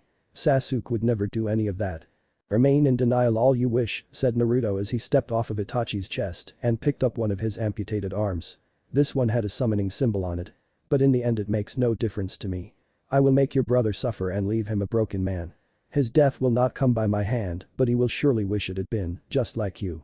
Naruto said that last bit before he began to walk away from Itachi's stump of a body. Where are you going? Asked Itachi as he wiggled his body around to try and do something, but he wasn't able to move so good with nothing but stumps where his arms and legs used to be. Throwing you to the wolves as many have done to me, said Naruto as he continued to keep walking. He took the arm and placed it into a scroll to analyze later as well as the sharingan eyes. Itachi was blind and helpless in this situation, since no one other than Kisame and Naruto knew he was even there. Yet Naruto was gone and Kisame was dead, so he was fucked. And to make matters worse, he heard growling from multiple sources around him, but since he was now officially blind since the room was no longer in effect, he was unable to see what was making the sounds. But he wondered no more since the wolves that had surrounded his body charged forward and began to tear him apart to feast on his flesh as he screamed out in pain and horror. And yet, no one was around to hear him scream. Current time. Dear Kami, said Haku, since that was all she could say as she heard how her boyfriend had utterly decimated the two shinobi that had come for him. It was true that she had seen Naruto fight and kill people in various ways, but this was a whole new level of gore that she didn't know he was capable of. Now why most women would break up with such a man since he seemed to be insane, Haku had all but been raised by Zabuza, who was nearly as bloody as Naruto was when it came to killing, so it didn't bother her in the slightest. In fact, it made her smile more since she knew that those who tried to hurt her would feel his wrath and that was not going to end well for them. I second that, said Zabuza as he heard Naruto finish the story. I take back what I said on the bridge, kid. You scare me shitless most of the time. Glad to see that I can make someone of your reputation scared, said Naruto as he leaned forward on his cane since he was still standing this whole time as he told his story. So what did you do with the parts you took from Itachi? Asked Haku curiously since she wanted to know why he would do such a thing. Well, the eyes you can plainly see I implanted into myself, but not directly. What do you mean? I essentially liquefied them to their genetic base level and then injected my eyes so that I could gain the ability to change my eyes back and forth as I wish, since it makes it easier to use without the whole constant drain of chakra hindrance. I'm not like Kakashi of Konoha with his covered up one. Didn't that hurt? Asks Abusa as he winced a bit after hearing that Naruto had injected something into his eye. Just the mental image alone was painful to think about. It would have, chuckled Naruto, if I had not experimented on myself a while back and tweaked my nerves so that I don't feel pain unless I want to, and boy let me tell you that was painful. Stop, said Zabuza who at this point had enough of hearing about this kind of stuff. So now what do we do? Well, those scrolls I gave you make us all citizens of Spring Country, so let's head there and find a place to call home. Plus I can open a proper facility that people will come to, instead of having to go to the people, since it's becoming a bit of a nuisance sometimes, and it would be nice to just relax in an office, instead of just walking into a town and waiting for someone to come out of the woodworks and request aid. But what use do you have for a building, since this operating room of yours is in another dimension altogether? Asks Abusa since Naruto had told him that a while back, but while he had been skeptical at first about it. But Naruto proved him wrong by showing that the place had no exits other than the door he could conjure up that went to so many different places that he had been before, so he had no room for argument since he couldn't deny the facts that were in front of him. Simply appearances, said Naruto as he conjured up the forethought of door to lead them to an area near the capital of Spring Country. But how are we going to afford a home? I don't have that type of cash just lying around since most of my funds went into staying hidden along with Haku and the Demon Brothers. I'll lend you the money to get a place of your own, but it will be your job to pay me back in due time, or else I will shove your head up your urethra this time. Try breathing in your piss hole. Zabuza lost all color in his face as he heard this and simply nodded to say he agreed to the terms without question. He silently cursed himself though since he had repeatedly hoped for Haku to find a man strong enough to protect her, since he did care about her enough, but this man far surpassed that bar he had set and had in fact broke it with his knee. But at least Haku was happy so he would keep his mouth shut. Now if only he could find a woman for himself to settle down with, he thought as he walked through the door, followed by Haku and then Naruto as he shut the door behind him. Mist Country. The sexy red-haired woman was looking over a map of the area as she planned out the next battle. All of a sudden she sneezed for no reason and she wiped her nose as she wondered just where the hell that came from. Iwa. Inoki was sitting at his desk sipping at his tea as he thought on present matters. He had just gotten a scroll that was sent every few months to register those that he was sending to the Chunin exams in another village. Now well this wasn't usually a problem for them since it was a common thing that happened 3 to 4 times a year, but what was worrying him was the fact that this time it was Konoha that was hosting them. He had not forgotten the fact that it was Root Shinobi that tried to kill him as well as kidnap his granddaughter to most likely use her to breed more shinobi and Kunoichi for her bloodline. Now what made matters worse was that the very same granddaughter of his was up for the Chunin exams alongside her team. But Inoki feared for her safety even though she was with a squad since they would be in enemy territory where many things could go wrong and he could legally do nothing if it did. Kuritsuchi had been looking forward to this for quite some time and had trained hard for it, so he was so very hesitant to tell her that she wasn't going for her own safety. Now if only she had someone who she trusted who was far more powerful to protect her. It was at that moment that he smiled to himself as he mentally slapped himself for not thinking of this before. He knew of just the person to help with this. Naruto, or as he was known throughout the land, the Surgeon of Death. The boy was extremely powerful from what he himself had been able to see, which wasn't a lot mind you, but from what he saw alone he showed that he had potential and skills that far exceeded any genin around. The boy was perfect since he was not registered to any shinobi village, nor was he a ranked shinobi, so he could easily pose as one if needed to be. Plus he was sure Kuritsuchi would love the chance to spend time with her savior if able. She had changed the day she had been saved by Naruto, since she had upped her training exponentially, so as to not be put in a situation such as that one again, since it was very unlikely that Naruto would save her again like he had if it did. Yet while she trained herself day in and day out to become stronger, she would always blush or giggle whenever Naruto himself came to the village for things or to help heal those who paid him. Inoki saw the clear signs of a crush and thought that this would be the perfect opportunity to have them get to know each other. Who knows, maybe they would hit it off well enough and get married so the boy would join their village properly. That would boost their reputation immensely to have someone of his caliber within their ranks, but this was all wishful thinking really. So with a smirk on his face, he wrote out the same thing on several scrolls and called for his best hunter nin to come forward. He handed each of them a scroll and told them to hunt down Naruto and deliver the message he had wrote out. Konoha 2 weeks later. Minato sat alone at his desk, all the while deep in thought about the news that had been told to him just recently. He had been happy to see that his daughter and her team were back safe and sound from their mission, but he was pissed that things did not go as planned. It was true that he knew that the mission was far more dangerous than the client had mentioned, thanks to Jiraiya's spy network, and so he sent his daughter and her team, since they were some of the most powerful genin he had at the time. The plan was for them to aid the people of Wave, and then they would become so grateful for the assistance that they would agree to Minato's terms for a trading contract in honor of the help from their hero, which he had hoped would be Naruto. But that was not how things played out at all, since a third party had swooped in and ended the life of the tyrannical businessman Geto, instead of any of the Konoha shinobi, so the people were grateful towards that person and not Konoha. Hell, they named the bridge after the man in gratitude. Sure, Squad 7 had been ambushed near the start of the mission, but they handled the Demon Brothers quite well without any trouble on their end, as well as the first fight they had with Zabuza before they were tricked by a masked Kunoichi and his paralyzed body was taken to recover elsewhere. But when victory had been all but assured the second time they fought with Zabuza about to be killed by Kakashi and the Kunoichi he had with him restrained and nearly ready for transport back to the village so as to breed more of her bloodline, things had all gone to hell so very fast. And the name of the person who screwed with his plans only pissed him off immensely when he heard it. Naruto. Minato knew exactly who the boy was when he was told the name, and yet he kept his emotions in check so as to not give anything away. That boy had been a nuisance since he was born, since his mother Mocha had continuously requested aid from him to help them survive, but he did no such thing. He had impregnated the woman in an effort to acquire money from her rich family, not to spend his own on a child he didn't give two shits about since he was useless.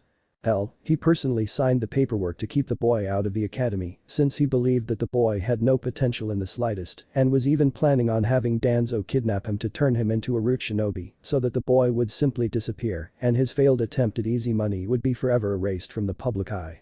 But that never came to be because the boy had simply disappeared from the village of his own volition and Minato couldn't be happier since now his wife Kushina would never just stumble upon high and if the gods were truly blessing him, he would simply die on his own.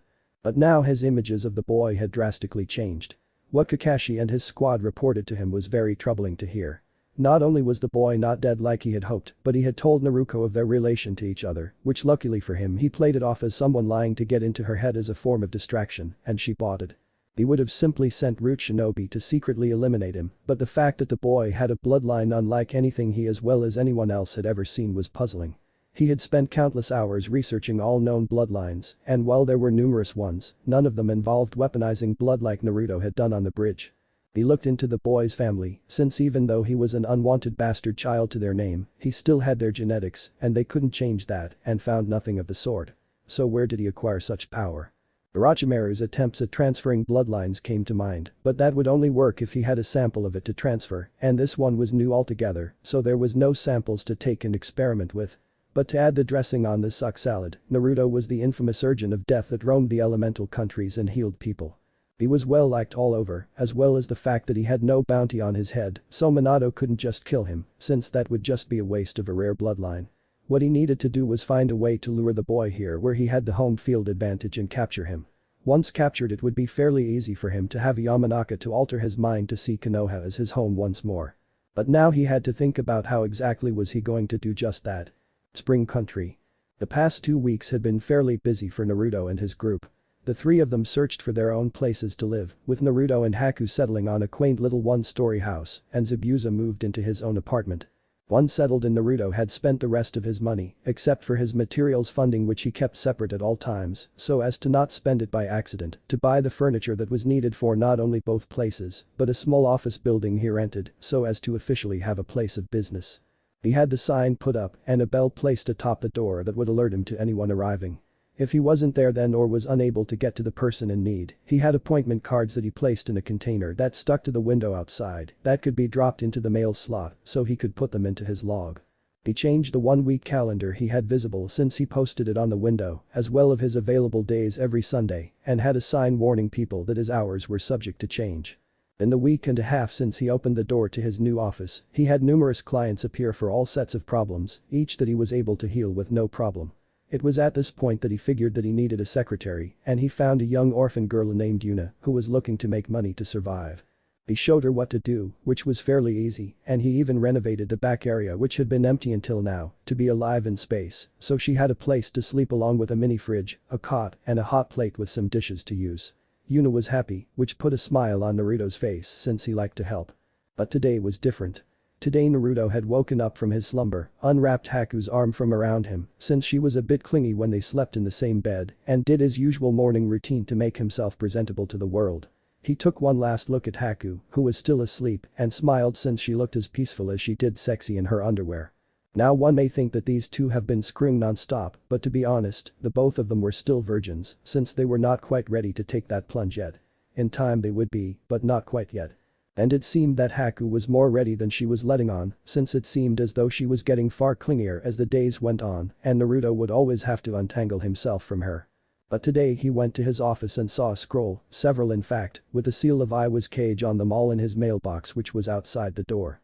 So he took them inside with him to read.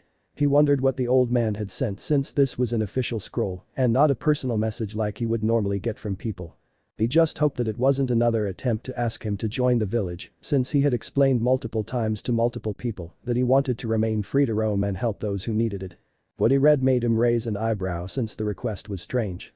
He wanted Naruto to take the place of one of the genin in Kuretsuchi's squad to protect her from those in Konoha who would use the event as an opportunity to capture her for her bloodline. Naruto read the other scrolls as well and saw that they were all the same thing, so he figured that Inoki had sent the same message with multiple messengers in an effort to find him faster. That was understandable since he was usually on the move, so it was fairly hard to track him down. Naruto thought about what to do for a bit before he made a decision. He had always meant to go back to the village at least once in his life to visit his mother's grave since he had left without saying goodbye to her. And now he had a valid reason to go back, so he would take it. Naruto activated the summoning seal that was on the back of his hand, doing so summoned up a crow that landed on his desk. Naruto had used the seal that had been on Itachi's arm to summon up a crow a week ago and signed the contract with him. While they were at first pissed that their previous summoner was killed, since they were attracted to a person with a dark aura of pain and hatred, they saw that Naruto's aura of such things far exceeded Itachi, so they were happy to call Naruto their new summoner. Naruto wrote out his response to Inoki's request, but on the condition that he could bring Haku along as well, since she wanted to test herself in the exams as well. She had told him this a while back, that she was essentially born a missing nin, since she was hated and missed for her bloodline, and as such was never able to become a rank nin or show others what she could do. So why not kill two birds with one stone here, since he could do the job that was asked, Haku gets what he wants, and he can visit his mother's grave while in the village. So with that, Naruto opened up his logbook and checked out just who exactly he was helping today. Naruto was in his office sitting down and updating his logbook as he smiled to himself. He had just went and made a house call to a young boy no older than 5 years old who had traveled by himself for several days to find him. His mother had fallen ill and the doctor they had was not sure exactly what was wrong with her. He had tried to do what he could, but it wasn't good enough and he had told the boy that she was most likely going to die. And as to be expected from such a young child when they hear such grave news, the boy cried over the fact that he would lose his only parent since his father had died in a mine collapse a year earlier. One of the other patients in the clinic had offhandedly mentioned Naruto as the miracle maker that the world knew him as and how he could easily heal her if he was here to do so. The boy heard what the man had to say and was immediately out the door and soon the town itself in search of Naruto.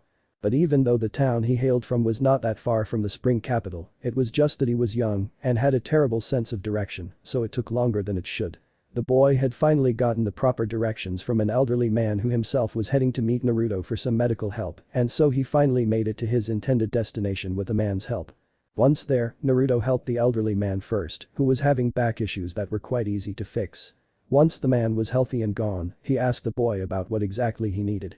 The boy explained that his mother was sick and the doctor was unsure as to why and so could not heal her from what ailed her. The kid opened his bag and dumped out a few rocks that were shining blue as payment since he believed that they were valuable and he had nothing else to offer up as payment. Naruto took one in his hand and quickly conjured up a lead container to put them in. He asked the kid where he had gotten the rocks, which the boy explained that they were mined in the tunnels that his father worked in no too long ago. Naruto explained to the young boy that the rocks were glowing because of radioactivity and they were most likely the reason that his mother was sick. The shinobi world was unaware of such things and to be quite honest, Naruto was glad about it since if they somehow managed to find a means to weaponize it as people had done long ago according to Faust, the world would literally be set on fire since they would be used by one village or another to obliterate another. He saw that the boy was confused by that word, so he explained that the rocks were poisonous in the sense that being around it made you sick in a manner that doctors could not heal. He had seen the looks of worry on the boy's face, but had quelled his fear by telling the boy that he had the means to heal her and went to go and get what he needed to heal her. Once all essentials were gathered, he piggybacked the boy back to his home since he was faster as well as had a better sense of direction entirely. Once he got there, he told the boy to remain out of the house and to remain so no matter what he heard. The boy had nodded his head in understanding. Naruto had to decontaminate her of the radiation before he could operate on her in his operating room. He injected her with the serum to begin the process after warning her that it would hurt like hell. Once the medicine entered her body, she began to scream out in pain as she felt like her body was bathed in liquid magma. Her screams echoed through the town, which caused many people to come to her aid, but the boy was there to stop them from entering on the orders of Naruto himself. The medicine essentially made the radiation that had seeped deep into her body crawl to the surface. From there Naruto was able to simply drain it out. Once she was fully decontaminated, he took her into the operating room and once there he was able to remove as well as replace the damaged tissue on the organs within her. In no time at all she was healthy and ready to continue living like she had never been sick to begin with. Once healed, he gave her 2 weeks worth of medicine to help her fully recover from any lingering effects. She had been thankful for him helping her, but was concerned since she had no money to pay for his services. Naruto was infamously known as one who made his patients pay in either cash or their lives, and she unfortunately did not have the cash. Naruto simply smirked at her and told her not to worry, since he was not charging her for this. She asked him why, and he told her simply that he had lost his mother when he was 5 years old and was alone in the world. He didn't want the boy to suffer the same fate so he had healed her, but he warned her that he had a reputation to uphold, so tell people that she paid him or else he would be back.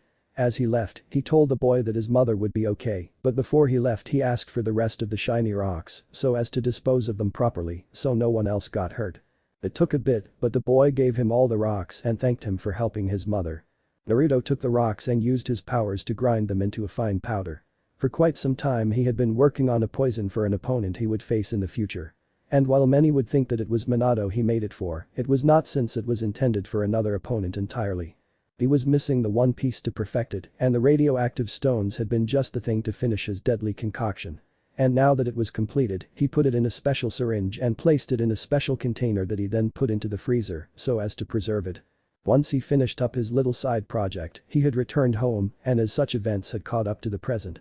Naruto had been waiting patiently for the reply from the Tsuchikage and he was not disappointed in his long wait since the note finally came. Inoki had agreed to his terms and requested that he arrive in Iowa as soon as possible so that they could speak about the plans for the upcoming Chunin exam they would be helping with. Naruto smiled as he told Yuna to mind the place and to let people know he was going to be gone for a while. He then pulled out a small stack of bills so that she could buy what she needed in his absence. Then he went home and told Haku that they were heading out to Iowa and as he announced that he conjured up the door to his operating room as per usual and they walked through it.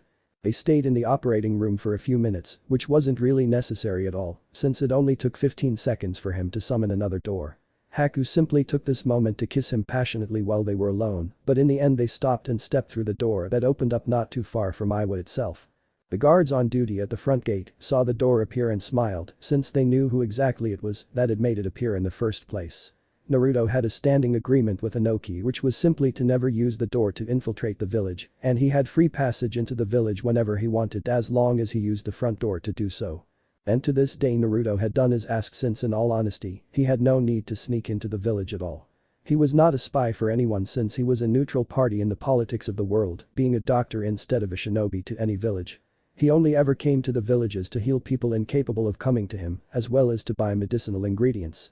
Naruto walked towards the guards as he twirled his cane in his hand, where he then handed one of them the scroll given to him and continued to walk towards the cage's office. Along the way he waved at the people who saw him as he walked towards his destination. A few people asked for his medical help, which he said he would, but as per usual it would cost them. But eventually he and Haku made it to their destination, where they saw Inoki smoking on a pipe. Naruto had prescribed his some medicinal herbs that were meant to be smoked so as to calm and relax the one who smoked them. This helped him to relax his body as well as clear his mind so as to think clearly and not stress himself so as to screw up his back again. "Hello Gramps," said Naruto as he walked into the room. He used his wires to pull out 2 chairs which he as well as Haku sat down on. "Hello Naruto," said Inoki as he tapped the ashes of his pipe into a small tray that he used to collect them. He was far too calm to respond to the Gramps remark since Naruto always made it towards him. Naruto respected him to listen to his rules when in the village and that was good enough for him. Plus the herbs he smoked made it nearly impossible to feel anger for a while after he smoked them, so there was that too. "So we are here as requested," said Naruto with a smile. He had always respected Inoki since he had first met the man, since he was willing to put himself in harm's way to protect his family. He already lost his children, and so he took it upon himself to raise their daughter as best he can, so she could grow strong and defeat anyone who would come after her in the future. So where is our squad mate at right now? Ah, said Inoki with a smirk, she should be here shortly. I had one of my men tell her to come here not too long ago. And as if right on cue, Kuretsuchi walked into the room, fully dressed in genin shinobi gear, as well as a pack filled with essentials for the trip to Konoha. I'm here and ready to go, said Kuretsuchi, who was giddy inside over the fact that she would be traveling with her crush and made plans to make a move on him during the trip. If all went as planned, she would acquire him as a boyfriend and nothing would stop her. Has Akatsuki gotten packed yet? I don't see him here ready to go. Well, about that, started Inoki with a bit of a nervous chuckle. He had never gotten around to explaining that Naruto was in a relationship, so her plans to try and snag him into one for herself were not possible. He will not be accompanying you for these Chunin exams. So who is our third member? Asked Kuretsuchi with a raised eyebrow. She had already known that their third member was being replaced by Naruto, which didn't bother her so much, but to hear that the second one was being replaced as well came as a surprise. Hello there, said Haku as she stood up and faced her before she politely bowed. My name is Haku Mamachi. Nice to meet you, Haku, said Kuretsuchi with a smile as she bowed as well. Now, while on the outside she seemed happy about this, on the inside she was absolutely livid. The plan was to try and seduce Naruto on the way to Konoha, and it would have been easy since the third person was supposed to be a male, and now it was not. For all she knew, this bitch was trying to make a move on her man, and she would be damned if she let this pretty little bitch get what was hers. Haku saw the rage that was in her eyes as she made an educated guess on why exactly they had that in the first place. She knew that Kuretsuchi was in love with her boyfriend and was probably planning on trying to seduce him on this trip. Haku could only smirk as she saw this since Naruto was already her boyfriend and this bitch could deal with it. So now that you ladies have gotten acquainted as such, said Naruto as he clapped his hands together and stood up from his seat, I am going to spend the day healing people while I am in town. Shouldn't we be heading out towards Konoha? Asked Kuretsuchi in confusion. She was unaware of his ability to conjure doors so as to fast travel all over the elemental countries. People knew he had such an ability since he was not hiding it from people. He just didn't tell everyone he met, and the only people who knew he was able to do so were his patients. If we wish to make it in time, we need to leave by tonight. Not really, said Naruto, since I can easily get us there in about 15 minutes. How? Asked Kuretsuchi with a look of shock on her face, since she had only ever known one person who could do something like that, and Naruto was not Minato Namikaze, so he was not capable of teleporting as far as she knew. I have my ways, said Naruto with a shrug, Gramps there knows how I can. So it's a bit surprising that you don't know about it. But you'll just have to wait until tomorrow for that. So Gramps, is the usual room available? I have notified the hotel in advance so they know that you are coming. Said Inoki with a smile. Every time Naruto came to Iwa, he stayed in the same room so that people knew where to find him while there. It wasn't their best room, but Naruto didn't really care for that kind of thing. He had grown up poor, so the room he was able to reserve was good enough for him. He even thought there was a single bed. Naruto was used to sleeping with Haku, so it was not a problem. Good, said Naruto with a goofy grin. Now if you will excuse me, I have some money to make and people to help while I'm here. So let's meet up at the front gate at 9 in the morning. That way we can eat breakfast before we head out towards Konoha. And as he said that, he walked out of the room to do as he said. Haku followed suit since she was going to do a bit of shopping while here since she had not been in one of the major villages in her lifetime and thought to take the opportunity to shop around while here. As they both left, Kuretsuchi groaned to herself since she had gotten up early to pack her stuff she would need, only to find out they weren't even leaving until tomorrow, so she had more time than she expected. But the groans quickly turned to growls as her eye twitched at the idea of another woman trying to take what she deemed as hers. She looked at her grandfather with anger in her eyes since he had not told her about the women when the plans for the Chunin exam came up and she was going to be fairly vocal about it. Several hours later. Naruto had done as he said he would do and visited the people who needed medical attention and healed them. Lucky for him there was not anyone who needed major surgery, they just wanted his help since he could heal things that took months to heal from in hours. So once all those who needed help were healed and the money owed was paid, Naruto made his way to the room that the hotel reserved for him. It was there that he was gifted a sight that he would not soon forget. Haku was there in sexy lingerie as she had waited for him. Apparently she was tired of him not reacting to her subtle advances and was just going to be blunt about it and take what she wanted from him. Plus the fact that she had seen another woman want her boyfriend for herself and she knew that she needed to stake her claim, so to speak. So within moments of Naruto entering the room, she latched her lips onto his own. Mere moments after that she had all but figuratively ripped his clothes off his body to get at the part she was lusting after, and when she saw it with her own eyes, she was shocked at what she saw. His dick was fairly big and thick as hell, and the mere sight of it made her even wetter than she already was from fingering herself as she waited for him to come back to the room for the night. It was hard to believe one of his size existed, but the man was a miracle worker, so he probably enhanced himself using his abilities as well as his medical expertise, and honestly she didn't care if he did, since the end results were very satisfying to her. Naruto had to honestly admit to himself over time that he was fairly oblivious when it came to women. Sure, he fell in love with Haku, but his mind was usually thinking about such things like various means to heal people, rare medicinal herbs, and where to acquire them as well as their use.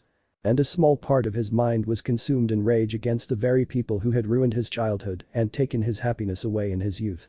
This did not leave him with a lot of time to think on such things like the pleasures of the flesh, but right now that was all he could think about as Haku slowly, yet very sensually, took off what little she had on before she laid on the bed and beckoned him towards her with a single finger. While this was happening, Kuretsuchi had snuck into the hotel past the night shift crew, which was easy seeing that there was not many of them. She had come this night in an attempt to make her move on Naruto so that the bitch he came with would back the fuck off of her man once she laid claim to him with her body. Sure, she would have liked to have taken this whole relationship slower with dates and getting to know the man before she fucked his brains out, but the variable that was this strange woman forced her hand and she had to make her move now or never.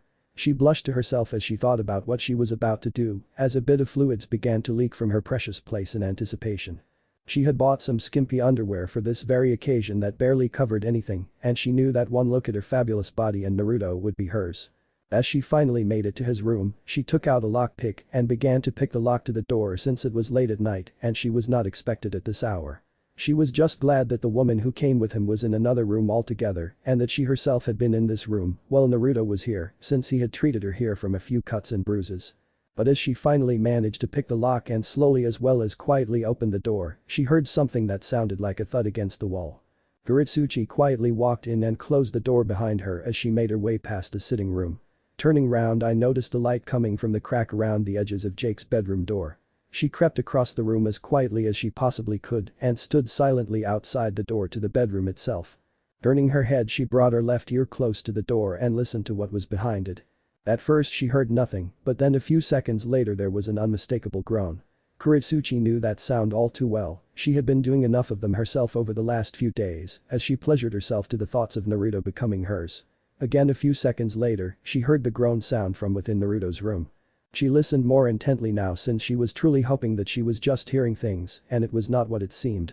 She could hear heavy breathing and a gentle tap of something on the wall in the room.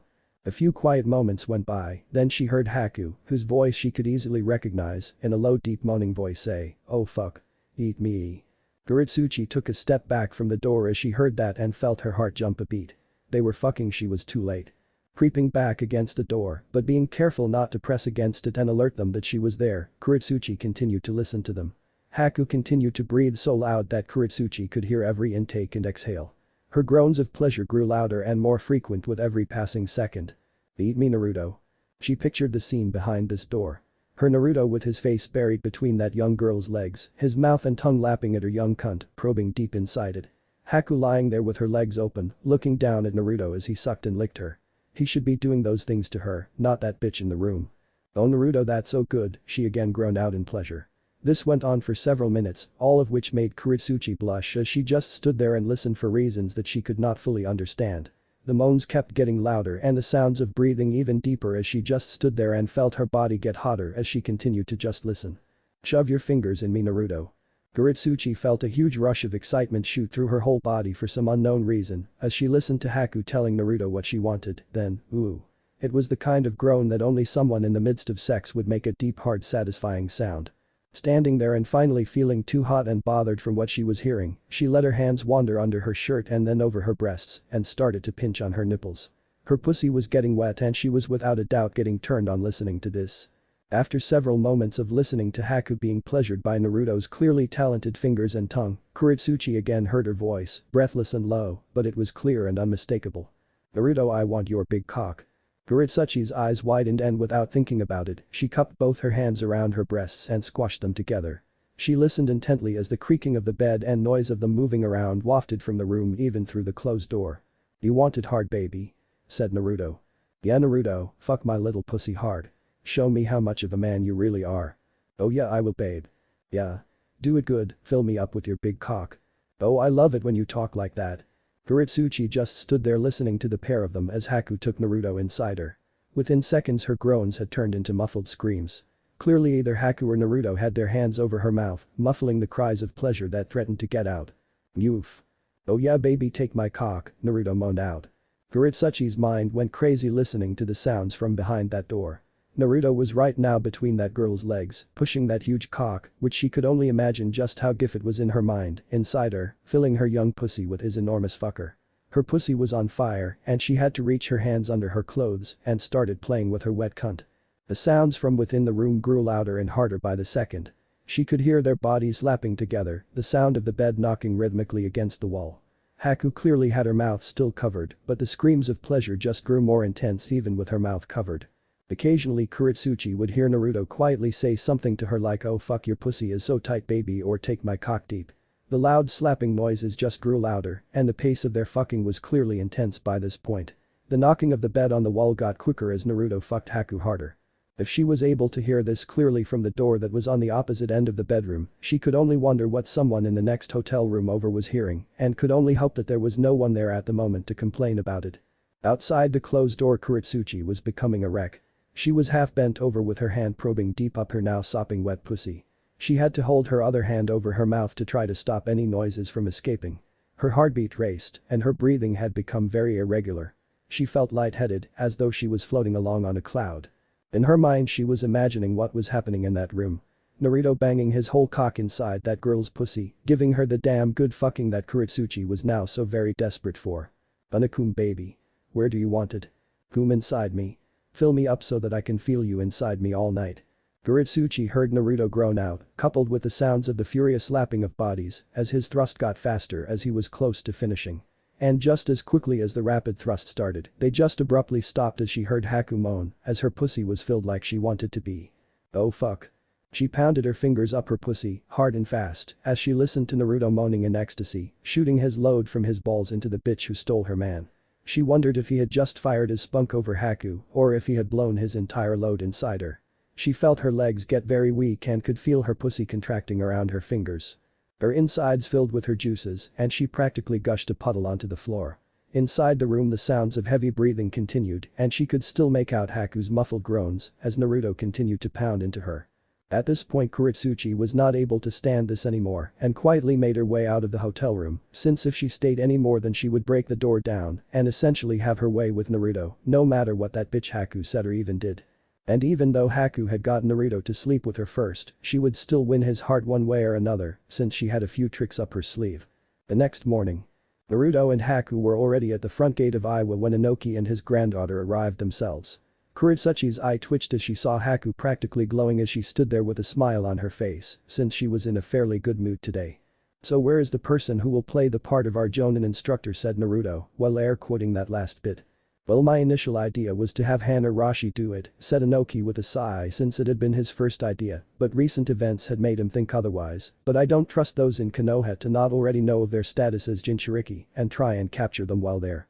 I am not going to just hand over what villages kill people for so easily. Now well the world thought that Iwa was a village that hated their Jinchuriki like they were made to believe, that was the furthest thing from the truth. Their so-called hatred for both Han and Rashi was an elaborate cover story, the likes that had fooled the rest of the villages.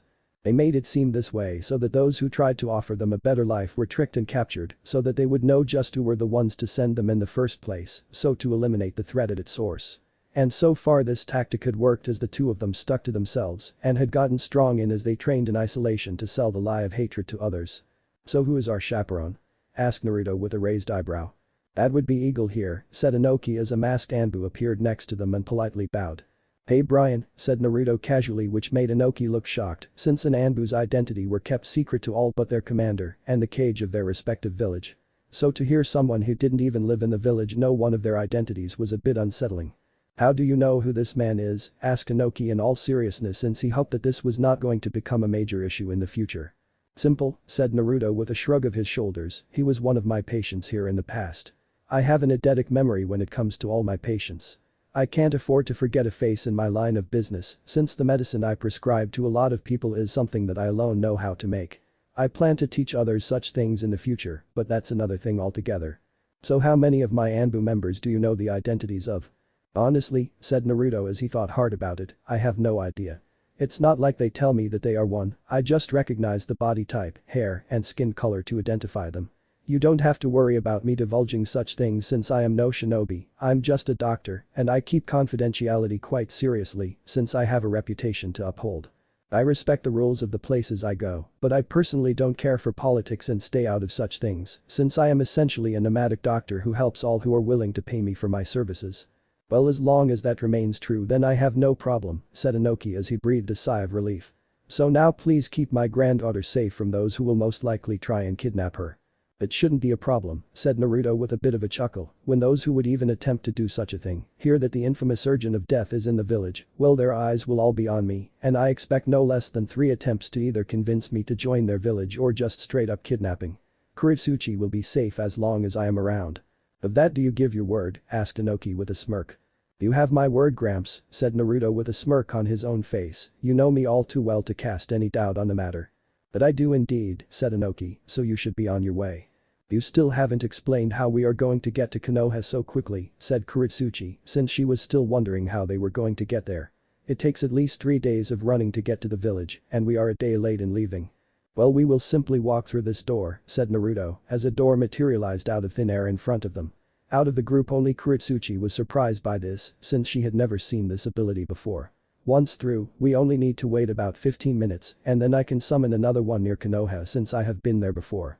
So you mean to tell me that you have a means of teleporting long distances like Minato from Konoha is capable of? In a way yes, said Naruto with a quick shrug of his shoulders, since he had heard this before from a few other people who had seen him use this ability, but while he is able to teleport fast and kill people with his Hirishin jutsu, I am only able to transport people into my operating room and then to anywhere I have been before. Sure, I have the advantage of not needing seals of any sort like he does, but my ability needs a bit of time to recharge between uses, so it's not really a thing that I use to fight people with. Oh, was all she could say since it made perfect sense to her once it was explained like that. This ability is mainly to get those hurt to my personal operating room, so it's no surprise that there is a bit of a drawback on its use. Most operations take about 20 minutes anyway, so I don't see it as a problem of any sort. Okay, said Kuritsuchi with a sigh, you made your point already so there is no need to continue explaining it to me. Well then, said Naruto who pulled the door open and held it for them all to enter, shall we be on our way? The group all entered the operating room through the doorway and once inside the door vanished from sight, leaving Inoki standing there with a smile on his face since he knew that his granddaughter was in safe hands. 1 hour later Konoha. Minato was sitting in his office as he had just finished up speaking to the various shinobi who would be in charge of security for the duration of the Chunin exam. He had just finished up all the proper paperwork that went with it and was just about to head out to do some last-minute training with his daughter when one of his shinobi rushed into the room right as he stood up to leave it. Lord Hokage, said the man as he kneeled in front of Minato, I come bearing news. Speak, said Minato since he was genuinely curious as to what the man had to say. The Surgeon of Death has entered the village. This news caused Minato's eyes to widen in surprise. For quite some time he had given his shinobi the order to try and convince said surgeon to join their village through either brute force or convincing. All the other villages were doing so, or at least they were the last time he checked. So he didn't feel in the wrong ordering his shinobi to do such a thing. He had Danzo try and capture him with the root forces he let the man use in the shadows, but even they failed to capture the man. Minato truly wondered if that was one of the main reasons that Naruto never came to Konoha for business as he did the other villages, but he was unsure of that. Now that the little brat was in his village, he would do all that he could to make him stay, since the abilities to heal diseases deemed incurable, as well as a bloodline that was so rare that Naruto was the only one to have it, was not a thing he would allow to slip through his fingers. And as he dismissed the shinobi from his room, he used his intercom to have his secretary call in a specific shinobi for his plan. Outside. Naruto had separated himself from the other 3 people in his squad shortly upon entering the village and was at the moment walking down the street to find a specific store he hoped was still here from his youth, since if it wasn't he would have to find another to get what he wanted. As Naruto walked calmly down the main street, the memories of this place flooded his mind and unfortunately his memories were about 95% bad. While on the outside he appeared to be having a good day as he twirled his cane, on the inside he was seething as the rage built up within him. One day soon, he would make those who ruined his childhood pay for what they have done. But eventually he found the store he was looking for, which happened to be a florist store. He went inside and had to suppress even more rage as he saw one of those on his everlasting shit list manning the counter. This bitch had screwed with him in his youth in such a way that affected him until he was 9 years old. She used her family's signature jutsu to enter his mind and screw with it in a way he could not defend against.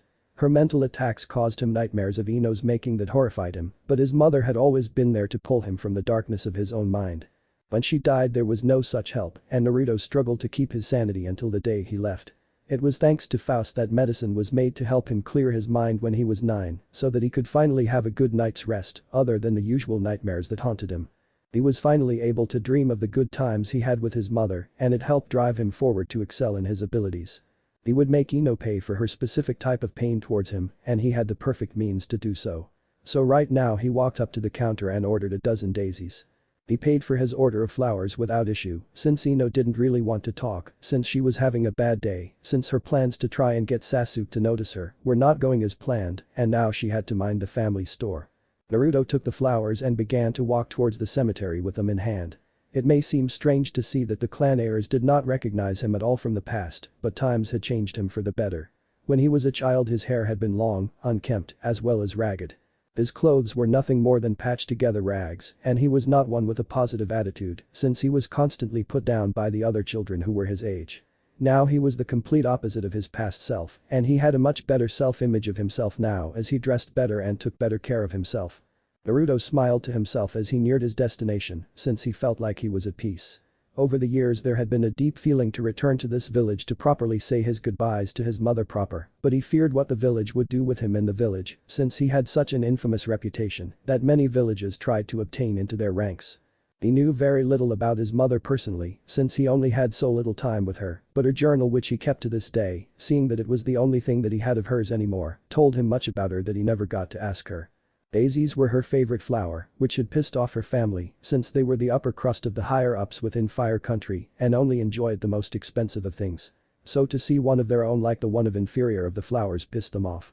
Their family was taught from an early age that either you thought the same way as the rest of them or you were punished by the head of the household. Her own childhood had been hard as well since she was in a very abusive family and it was because she refused to think like them that they were planning to marry her off to a man who was twice her age so that she would at least be useful to them by unifying the families together. So Naruto understood why she ran away to the man who had saved her since in her mind her savior was a better man than that. What made it worse was the act that the man was a well-known sexist man who had been married a few times before. Yet his wives had all mysteriously disappeared in time before they could tell anyone of the horrors they suffered by his hand. He knew this last part since the man himself had been one of his patients and Naruto tortured him in his operating room as he made the man admit to all this while under the knife. That man never made it out alive from the table and while he was a doctor and they took a Hippocratic oath to do no harm, he was the surgeon of death and had not done so. He then disposed of the man's entire body as well as his organs. Well, he would usually keep the organs for future transplants, but he could not in good faith allow so much as a single cell of that filth of a man survive in any sense. Naruto had finally arrived at his mother's grave, which was the same as it had been all those years ago. All it had was her name and year of death, since no one really knew her enough to fill in the blanks. "Hello mother," said Naruto with a sad smile on his face as he set the daisies on the ground in front of her tombstone. "It's good to see you again after so long. I know I didn't say goodbye to you when I left, and for that I am sorry." Naruto sat down in front of his mother's grave and began to talk to it. He spoke of his adventures as well as his dreams for the future. He spent 3 hours there and they filled his heart with joy as he was finally getting the closure that his spirit so desperately needed. When he was finally done he said one final prayer to her before he got back to his feet. "I always remember the song you sang to me to calm me down when I had a nightmare," said Naruto as his eyes began to water at the memory of those nights, "and it is only fair that I sing it to you while you sleep as you did for me." As he stood there, the memories of those nights came to the forefront of his mind. His sleep was troubled in his youth thanks to Ino, since she basically injected nightmares into his head that he was forced to suffer through. His mother had been the one to help relax him when she sang the same song her own uncle had sang to her in her own youth with her own nightmares. According to him it was a song that he had heard from his father and so on since the time before the shinobi came to be and the land was in the warring era. Naruto then began to sing the song that his mother had told him was sung to her by an uncle of hers that passed away when she was fairly young. "Leaves from the vine. Falling so slow. Like fragile tiny shells. Drifting in the foam. Little soldier boy. Hum marching home. Brave soldier boy. Hums marching home. It was as he finished the song that he fell to his knees in sadness, since he could not contain the tears he was holding back for years anymore. They flowed heavily from his eyes and fell off his face and hit the ground. If only I could have saved you, whispered Naruto as his hands tightened into fists and he began to clench his teeth in rage. I'll make them all pay for what they have done to us. I swear it to you, mother, I will make them all pay. He then got to his feet and wiped the tears from his face.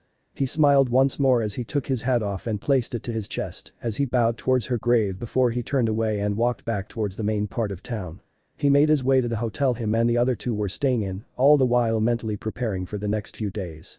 The exams started in about 4 days, and he knew how quickly word spread in this village, so he was certain that there were people who knew he was here and would flock to him so as to heal them of the various wounds and ailments they had. Plus he just knew that Minato knew he was here since when him and his squad signed in one of the guards had left when they began to walk away, so he was obviously reporting to Minato. But he would deal with that issue when the time came for it, since he knew it was going to happen. Now he just wanted to head to the hotel room and rest so as to prepare for tomorrow. As he walked to his hotel room, he bumped into a person he was not expecting. Sasuke Uchiha. Hey, growled Sasuke as he turned to yell at the jackass who dared to bump into him, apologize.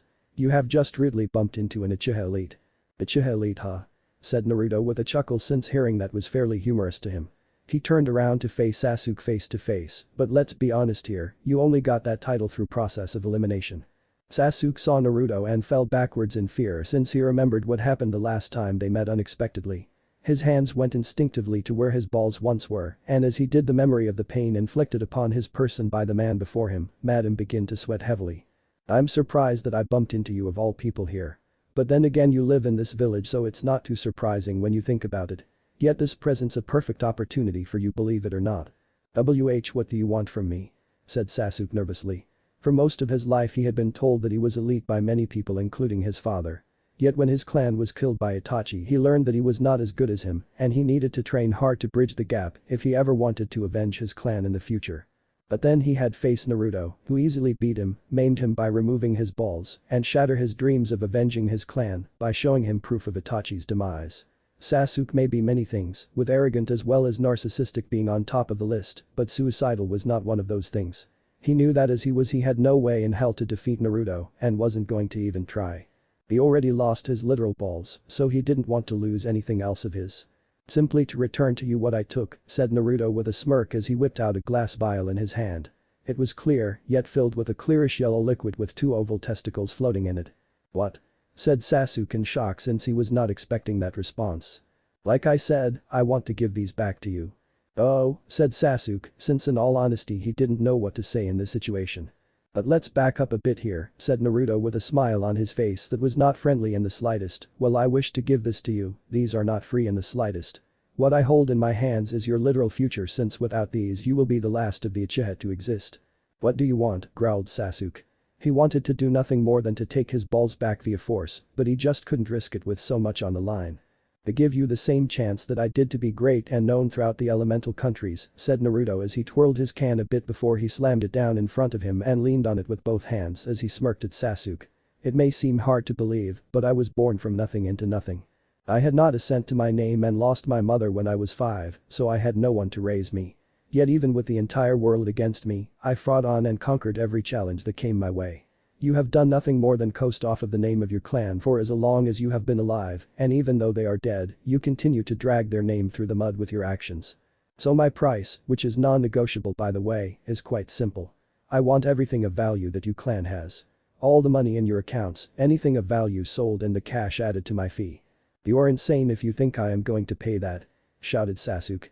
He was seriously pissed that Naruto had made such a demand of him of all things. True, said Naruto as he twirled his cane and held it behind his back with both hands, but you don't really have a choice in the matter. Look at it this way, you can either be the richest Uchiha in existence, but also the last. Or you can be the poorest one and rebuild your clan into the way you wish it to be. I don't care which you want since in all fairness I could go either way. Either I get paid or I get to live with the knowledge that I managed to make the Uchiha clan go extinct and that is quite a claim to make in this world.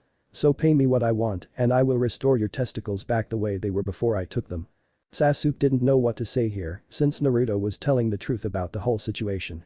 But the silver lining to this deal is that you get to keep your clan houses as well as all the jutsu your family has, since unlike your clan, I don't steal the hard work of others using those eyes of yours. You can literally say that when you yourself have stolen my brother's eyes. Actually I can, said Naruto with a chuckle, since in all honesty I only use these eyes when I perform surgery, since they allow me to see things that the untrained eye is incapable of doing. Sure, I stole his eyes, but at least I am using them for a good cause instead of copying others' styles.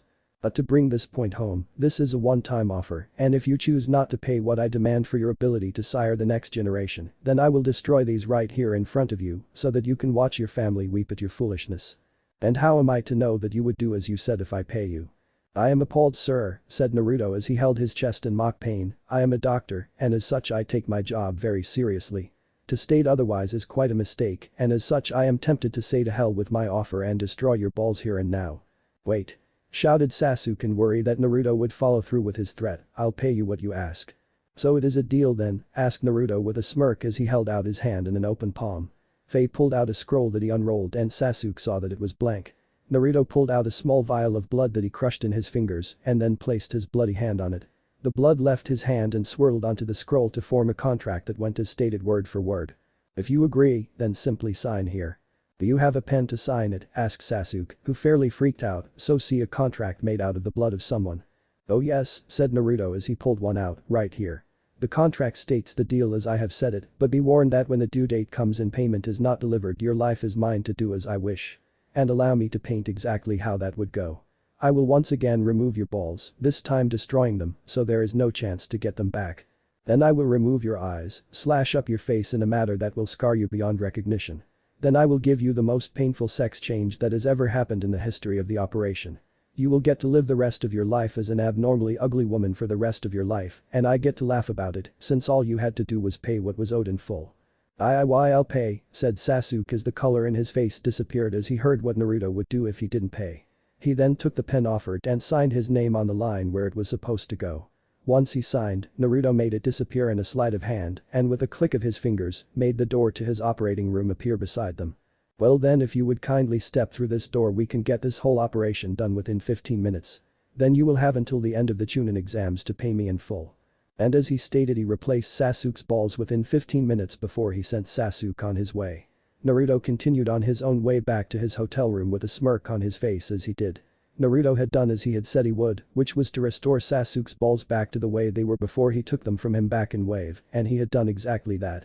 What he never mentioned to Sasuke was the simple fact that he was sterile from birth and replacing his balls would not help him sire children in the future. Sure, Naruto could have easily fixed it, but he wouldn't on the account of the hell Sasuke put him through as a child. The asshole had literally used his freshly awakened sharingan against him and had tested its ninjutsu abilities on him to feel such great sorrow at the loss of his mother that he had taken up a broken piece of glass and nearly killed himself with it. Naruto looked back on that day and still wondered what had broken him free from that illusion so that he still lived, but in all honesty, he was just glad to be alive today. Naruto could only laugh at the fact that Sasuke had just signed away his fortune so easily, and the smirk was still on his face as he smacked into someone, since he was not paying full attention to where he was going. Sorry about that, stated Naruto as he took his hat off and placed it on his chest as he respectfully bowed in apology. My mind was elsewhere at the moment. No problems, young man, said the voice of an older male, but then the voice turned to one of a bit of surprise. Wait a minute, are you the one called the Surgeon of Death throughout the lands? Why yes I am, said Naruto as he placed his hat back on his head, and you would be. Holy shit. Naruto couldn't help but shout that last bit since in all honesty, he had not expected to bump into this person out of all people. Standing before him was none other than Jiraiya the Sannin. Whoa there kid, said Jiraiya with a bit of a nervous chuckle. He had dealt with fanatical fans of his uchiha books in the past, and if this ended up like any of those other times, then he would have to make a quick run for it, since he was not going to end up tied up in some random guy's basement again. He broke free of course, but dear Kami, that day still haunted him still. Sorry about that, said Naruto as he rubbed the back of his head sheepishly, since it was a bit embarrassing to do that, it's just a surprise to see you of all people here. I am a fan of your book, and if it is not too much to ask, would you please sign my copy? Sure thing kid, said Jiraiya with a smirk of his own now adorning his face, since he liked to meet his fans who wanted his autograph for his work. He whipped out his pen to sign what he assumed was yet another uchiha book, but he stopped cold when he saw what was actually presented. Instead of an uchiha book, there was a fairly well-kept copy of his first book, The Tale of the Utterly Gutsy Shinobi. "This is my favorite book," said Naruto proudly. "My mother would read it to me every night and she even named me Naruto after the main character. She said she did so since she knew that I would make a name for myself in the future, and damn was she right about that." Jiraiya took the book from Naruto's hands and began to cry in tears. This was his first book he ever wrote, but it never sold well, and because of that he went on to write Uchiha instead, which sold far better. To finally meet someone who appreciated his first published book was heartwarming to him. He signed it with a smile on his face, which then Naruto took it back and thanked him for it. "Thank you very much," said Naruto before he sent the book away, "and as a proper token of my appreciation of this amazing book, I am offering you the one-time offer at a major discount of any surgery of your choice that I can perform. I would say free, but materials cost money and I can't get some of them for free." "Well, that is nice of you, kid," said Jiraiya, "but I don't really wait a second." "What is on your mind, my good man?" asked Naruto with a grin on his face. "Well, there is one thing I wish to ask about, but I feel kind of embarrassed to ask about it." "Ah," said Naruto with a chuckle, "I know exactly what it is that you wish for. And there is no need to feel ashamed about it. Many a man has come to me to fix that very problem, and I have done so to all who pay me what is owed. Now I charge how much I need to enhance it, so just how much do you want it to grow?" "Wait," asked Jiraiya in surprise, since he didn't actually expect Naruto to say he could fix it. "You can make it bigger?" "Why yes I can," said Naruto with a click of his finger. The door to his operating room once again appeared next to him. "There are a few tests that need to be run to determine the maximum length your body can handle, but the end results are well liked." "How much will this cost me?" "Like I said, it depends on the change in length, but you are getting a steep discount, so there is no need to fret there. Now follow me and I can perform the few tests needed to get you on your way to pleasing the ladies." Jiraiya could only cry even more in tears as he heard those words and made his way through the door as asked. What neither of them were aware of was that they were being watched by someone from the rooftops. This person was none other than Kushina Uzumaki herself, since the boy piqued her curiosity. Her daughter had told her about what had happened on the bridge in Wave and how he had called her his sister, which made no sense since Naruto was an only child. Kushina had been in agreement in thinking the same way as Minato, with the logic of the man just trying to mess with her by saying that. But now the boy was here and her thoughts changed as she had seen him walking the streets by himself. She saw him go to the grave of a woman who he called his mother and saw as the tears flowed from his eyes. And the more she observed the boy, the more she could not deny his similarities to Minato in a sense. So soon she would seek the boy out herself and get the answers to these questions that were forming in her head. Naruto took the time to knock Jiraiya out once he entered his operating room and then used a room to strip him of all his clothes. He was a professional after all, and he was not one to shy away from a male's naked body. So while Jiraiya was out, he took a blood sample, measurements of his body, as well as his penis length, girth, and shape. Once he had all the information that he needed to know, he got the materials he needed to mix together to make the concoction that would enhance a man's penis size, depending on what they wanted. Jiraiya had stated that he wanted his penis to become as big as physically possible, and he would do just that since the man was a paying customer and he was a fan of his book. His body was capable of growing up to at least 10.5 inches in length, with a girth that was the size of a soda can. So once the mixture was complete, he placed it into a syringe and held Jiraiya's penis before he stabbed it into the vein. As he pushed the plunger down, the size slowly grew as well until it reached the maximum amount that he was able to. Now that all was done, he replaced Jiraiya's clothes back onto his body before he took out a pill that he snapped under his nose, doing so caused Jiraiya to wake up with a start. "Holy crap," said Jiraiya in surprise, but then again he had not expected to be knocked out like he had been, so it was understandable. "Rise and shine, sleeping beauty," said Naruto with a chuckle. The operation was a success. "Already?" asked Jiraiya with a start as his hands went to his pants to feel his now enlarged appendage. "Well, hot damn. You truly work miracles as they say you do." "Well, I do the best I can," said Naruto with a smile and a shrug, "but now if you would be so kind as to pay me what is owed." Naruto then handed him a slip of paper that had the bill on it. Jiraiya took one look at it before he pulled out his wallet and handed Naruto the amount in full. This operation had been worth every cent. "Now to find myself a date and get me some sweet loving," said Jiraiya with a laugh as his confidence was boosted exponentially with the increase of his size. "I would advise against that," said Naruto with a shake of his head. "Your body needs to adjust to the growth in size. If you were to try and do what you plan to do, too much blood would flow into your genitals and you would faint due to it." "Wait a minute," said Jiraiya in shock, "so you are saying that you made it bigger, but I can't use it?" "For the next several days at least," said Naruto as he walked over to his desk and grabbed 2 small bags with pills. "Now before you go, take these." "What are these?" asked Jiraiya as he took the drugs. "Pills to help you," said Naruto with a smirk. The red ones will help regulate your blood flow until it happens naturally. The blue ones are essentially so you don't pop a stiffy until your body adapts. Why would you give me those ones? Naruto simply raised an eyebrow with a really look on his face. Right, said Jiraiya with a slight laugh, dumb question. Yet before you go I have a question for you, asked Naruto as he pulled out his cane and leaned on it. Okay, said Jiraiya as he folded his arms, shoot. Do you know of a cloning technique that I can use? Why would you ask me that, asked Jiraiya with a confused look on his face. In my line of work, said Naruto with a sigh since he was speaking truthfully about the situation, I am in high demand to help heal so many people. The problem with that is that I am only one man, and so I have to go out and gather materials, and when I do that I can't heal people while I get the necessary materials. I tried using a cloning technique of my own that uses my bloodline, but since it is one made of my blood, the drawback to it is that I need the same amount of blood as a normal human being. I have been able to collect blood to do it, but it is fairly impractical in use. So I thought to ask you since you have been around and would most likely know one or two I could use. I assure you that it is not for anything nefarious, it's just so I can be in two places at once, so that I can gather and heal at the same time. Well, said Jiraiya as he thought about it for a bit. He knew of one specific clone jutsu, but it was one used solely by those who resided in Konoha, and even then it was used by their strongest members at that. Now at first he was against telling Naruto about it, but Naruto did make a good point about how it would aid him in his medical practice. I do know of one that would help you. Now while I am capable of teaching it to you, I want your word that you will not use it against the shinobi of our village in any way. You have my word as the surgeon of death, said Naruto seriously, I only wish to use it to gather the materials I need to heal while still healing. I am a neutral party to all shinobi matters, so I only defend against those who attack me and do not seek out opponents to fight. I am a doctor, not a shinobi. Well then, said Jiraiya. He showed Naruto the proper hand signs to activate the shadow clone jutsu, which Naruto copied and used himself. This put a smile on his face since he was being completely honest about his intentions for the jutsu, and with that he summoned a door and sent the clone he made through it to pay a visit to one of his friends he bought materials from. Now that he had a building he could order large quantities to be delivered to said building. I thank you, said Naruto as he held his hand out to shake Jiraiya's hand, with this I will be able to heal so many more people. You are welcome, said Jiraiya as he saw Naruto summon up another door that led back to the village, but while we are on the subject, is there any way that I could convince you to join our village? Ha, laughed Naruto. He knew that there would be a few attempts to try and get him to settle down in the village, 1 out of 3 it seems. 1 out of 3? Asked Jiraiya with a quizzical look on his face, since that was quite the odd thing to hear out of the blue. Well, said Naruto as he thought about it for a second.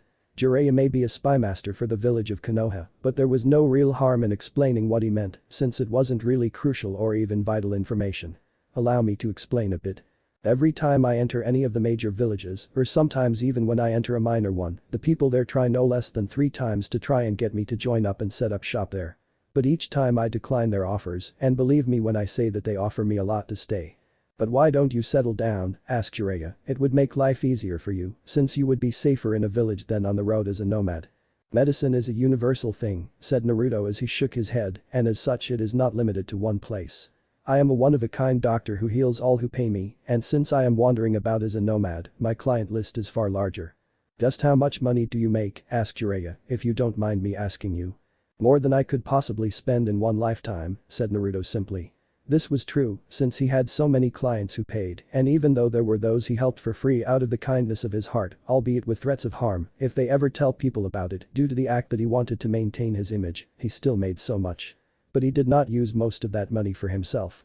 He had 4 funds that he kept separate.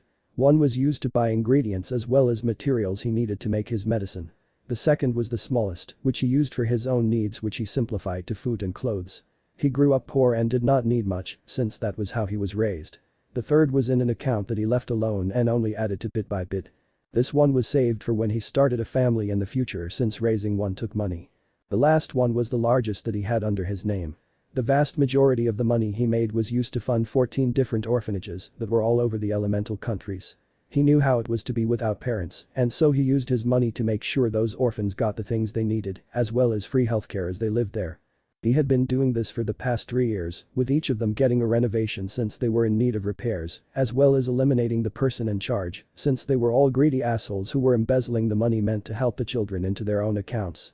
Naruto found various trustworthy people to run the places, and the children were happy. To them he was the big brother who they always wanted. While it was true that they may be orphans, with Naruto around they all truly felt as though they had family. "But I have taken more than enough of your time," said Naruto as he opened the door and gestured Jiraiya to leave, "and I must prepare myself for tomorrow." "What's happening tomorrow?" "Word spreads fast in this village," said Naruto simply, "so I will set up a small booth and help those who pay me. That's pretty much my day all tomorrow." "Well," said Jiraiya with a smirk on his face. He was happy about the enhancement he had done to himself. He couldn't wait until he was able to get him some once these few days were up and his body adapted. He might just try his luck and go for Tsunade like old times. Who knows, she might just give in once she saw what he was now packing. Ah, what a day that would be. You have fun with that. Good luck. You too, said Naruto as he held out his hand to shake Jiraiya's. Jiraiya shook his hand and then left through the door. Naruto followed suit and sent the door away as he once more set out towards his hotel room. He stopped halfway when the memories of his clone flooded his mind. He didn't know that he would inherit the memories of the clone, since it was not the case with the blood clones he made. But in all honesty it only helped in the long run. But eventually he made his way to his room, this time he had one to himself, while Kuretsuchi and Haku shared one. As he was brewing himself a cup of tea, he was unaware of a shinobi that entered the room under his own. This shinobi was one of Danzo's root forces, one that was a member of the Yamanaka clan. He had his orders, which were absolute.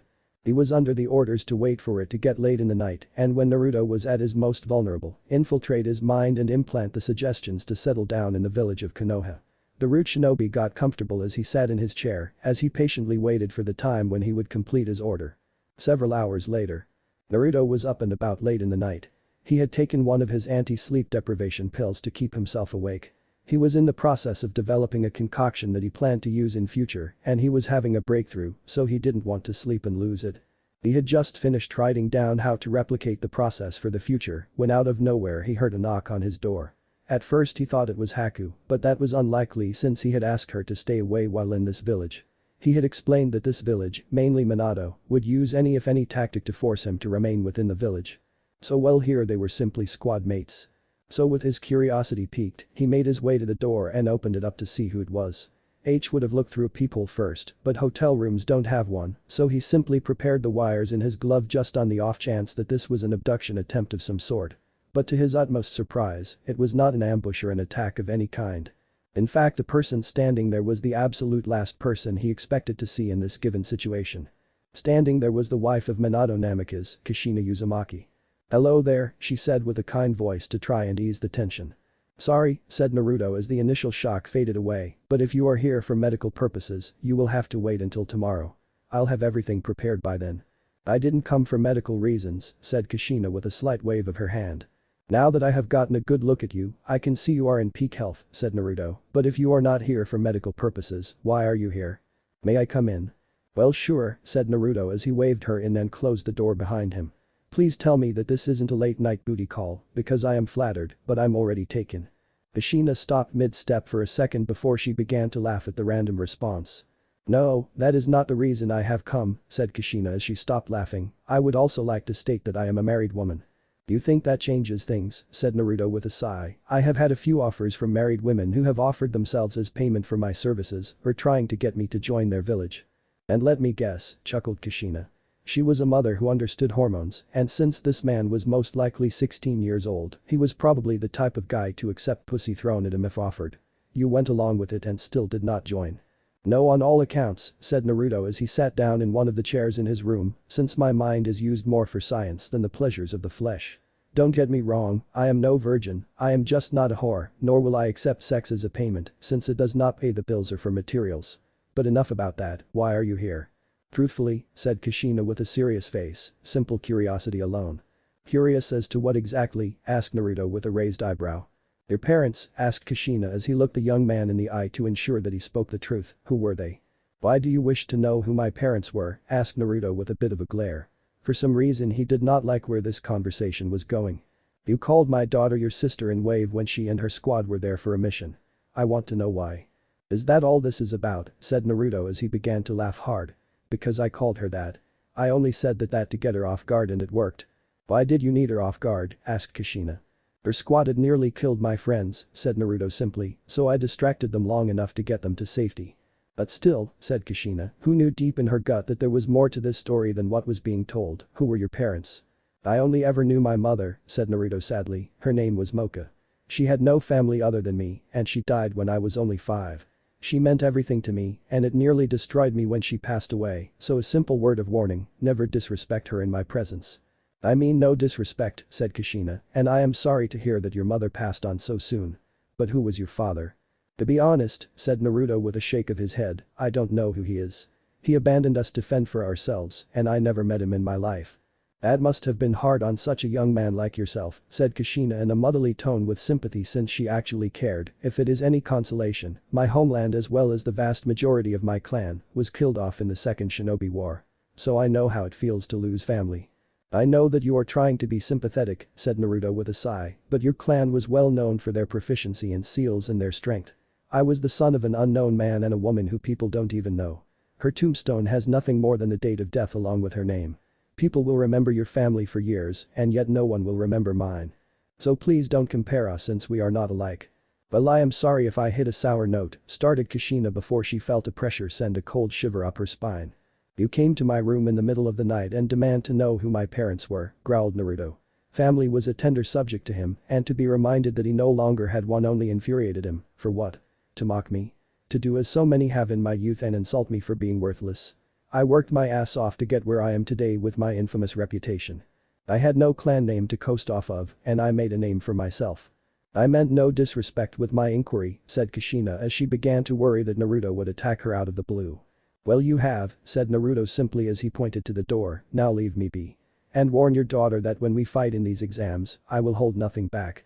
Those were the last words Kushina heard before the door was shut in her face. She could only stand there for a bit and wonder about the information that was just told to her. The main thing about him having an apparent vendetta against her daughter as well as the fact he was participating in the exams was something that shocked her. If this was the case, she needed to make sure that her daughter was prepared to fight against him, and so she set out to perform some intense last-minute training with her daughter. As she left, Naruto could only chuckle to himself since that had worked better than he had thought. He was not really pissed about what had been said, he just wanted Kushina to leave so as to end the conversation before she pried too deep into his history.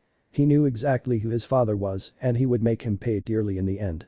He took a few steps so as to pack up his tools as well as his books, but his body fell forward as his mind went blank. Mindscape. Naruto woke up with a headache. When he opened his eyes, he saw a massive hospital before him, and as he saw it, he knew exactly where he was. Faust had always told him about organizing one's mind in a familiar setting, and a hospital was the place he was most familiar with. He knew the exact reason he was in his mind, and it only pissed him off immensely as he knew the reason. He always feared that someone would fuck with his mind like Ino did years ago in his youth, but unfortunately he had no means to make himself immune to the Yamanaka family jutsu. He had tried to find a means, and yet all he was able to do was develop a seal that would slow down the process so that he could expel the intruder of his mind out of it. While he was no master of sealing like the Uzumaki, he got by with what little he could do. He was strong-willed, this he had learned in time, so he was capable of doing so. His memories were represented as files like in any hospital that were located underground under lock and key, and he had the various rooms filled with the usual medical equipment but were void of anything vital. He saw as a portion of the hospital's lights flickered out for a bit before the lights burned out. That was where the intruder was located, and his eyes turned to ones filled with rage as he summoned up a lever on the wall and pulled it hard. As he did, an alarm sounded throughout the facility and the sprinklers activated. But the thing about these sprinklers was that they were not spraying water. It was blood. The intruder to his mind had spent what felt like hours searching for the location of Naruto's memories so as to complete his mission when he heard the alarm go off. This surprised him since he shouldn't have known that his mind was being invaded at all. But what made it worse was the fact that the sprinklers sprayed blood instead of water. He became drenched in the thick liquid, and as he became stuck in place for reason that he was not able to understand. So, said Naruto who appeared near the man, and with a click of his fingers the lights returned to the area, this is the man who invaded my mind. How is this possible, growled the man emotionlessly, you should not be here. Well, this is my mind, said Naruto with a growl of his own.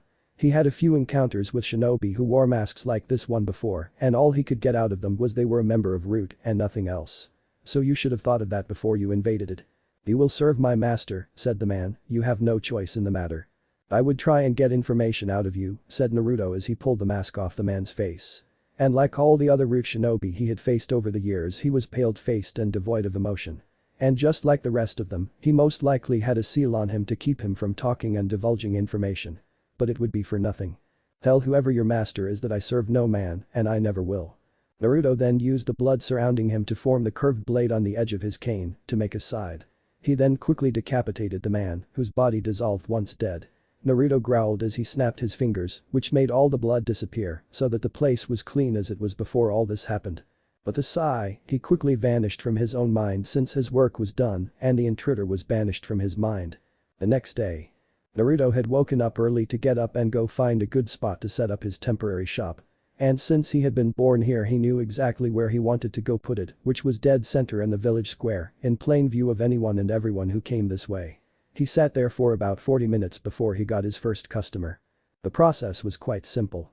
The customer would talk to him about their problem they needed medical help for, and then depending on what was ailing them, Naruto would hand them the proper paperwork which they would then fill out. The paperwork helped to identify the exact problem they had, and then he would sign off on it and place the price in the box left blank for that exact reason. The first customer came to him since he had a severed muscle in his arm so that he could no longer use it. Naruto showed him the price, which he was paid, and the customer left happy that he was able to use both arms again. To be honest, the man was lucky, since healing a severed muscle was cheaper than reattaching a severed limb. He could do it easily, but it still cost more. Once the man left, more people showed up to get aid such as he had. And within a few hours there was a crowd of people who appeared to fill out the proper paperwork. Out of all the people who came to see him this day, only 3 people really stood out. The first was Anko Mitarashi, the former student to the traitorous Anan known as Orochimaru. "So I hear that you are the infamous Surgeon of Death," she said as she appeared while eating a stick of dango. "That I am," said Naruto with a chuckle. He had heard this said to him multiple times for years, as well as at least a dozen times today alone. "So what exactly can I help you with today?" "Well, I need help with a bit of a personal matter," said Anko sheepishly as she rubbed the back of her head. "So what STD do you want me to eliminate?" said Naruto with a smirk. He saw Anko look shocked as she heard him ask that before she began to growl. "I don't have an STD," she shouted in anger. "Well, that's good to know," said Naruto with a smirk. "Do you hear that, men? She is clean." Naruto heard men in the crowd begin to laugh as he said that since it was funny. But as they laughed it only made Anko angry that she was being made fun of as well as being made out as some sort of whore. "I'll kill you for that," shouted Anko in feminine rage. "Greater people have tried," said Naruto simply. "But all kidding aside, what can I do for you?" "Well, I hear you perform what many consider miracles," said Anko with a bit of a sad tone. "And to be honest, I have been trying to find someone who could help me for years and yet they could not. So I'm desperate at this point. Please tell me what is ailing you and I'll see what I can do to help you. When I was younger, my old teacher placed one of his curse seals on my body." "So you want to see if I can remove it?" asked Naruto with a raised eyebrow as he heard this. "Well, show me the mark and I'll tell you what I can do." Anko leaned her head over and pulled her coat down a bit to show the mark on her neck. Naruto placed a finger on it as he examined it closely. The chakra that was in his fingertips showed him enough to understand exactly what it was. Naruto looked for about a good minute before he pulled out one of his personal books he had filled with notes. "So can you do anything about it?" asked Anko hopefully. She truly wanted nothing more than to be rid of this accursed seal once and for all. All the hatred and ridicule were starting to leave their mark on her person. "Actually I can," said Naruto as he closed his notebook and sent it away for later. "Wait a minute," said Anko in surprise. To be honest, she didn't really believe that he would be able to help her. "Did you just say that you could help?" "Yeah," said Naruto simple with a straight face. "In my career as a doctor, I have healed 11 different people with various curses on their person. Out of all of them, I only ever lost one, but that was because the curse was far more complex than I expected. Yours is not even that complex to understand, and so I can easily remove it. But I will need 3 things from you." "Anything?" said Anko as she hopped in place all giddy-like. "I need about a pint of your blood, a month to prepare, and the money to pay for the operation." "Whatever the price," she said happily, "I'll eagerly pay." "Well, you are lucky that I am not an asshole who would abuse that fact," said Naruto as he pulled out his book of prices. He flipped through the book and showed her the exact price that would be due once the operation was complete. She saw that it was a bit steep, but she could afford it since her job paid so very well. Naruto had her sit in a chair so that he could poke her vein with a needle so as to extract the blood he needed. Once he gathered it up, he placed it into a small metallic case and walked through his door so as to put it in the freezer along with the rest of the blood. She hugged him hard after he came back out and then left to do her own thing for the day. The second person, or people he should say since there were 2 of them, who were ones he remembered were 2 people he never thought he would see in person.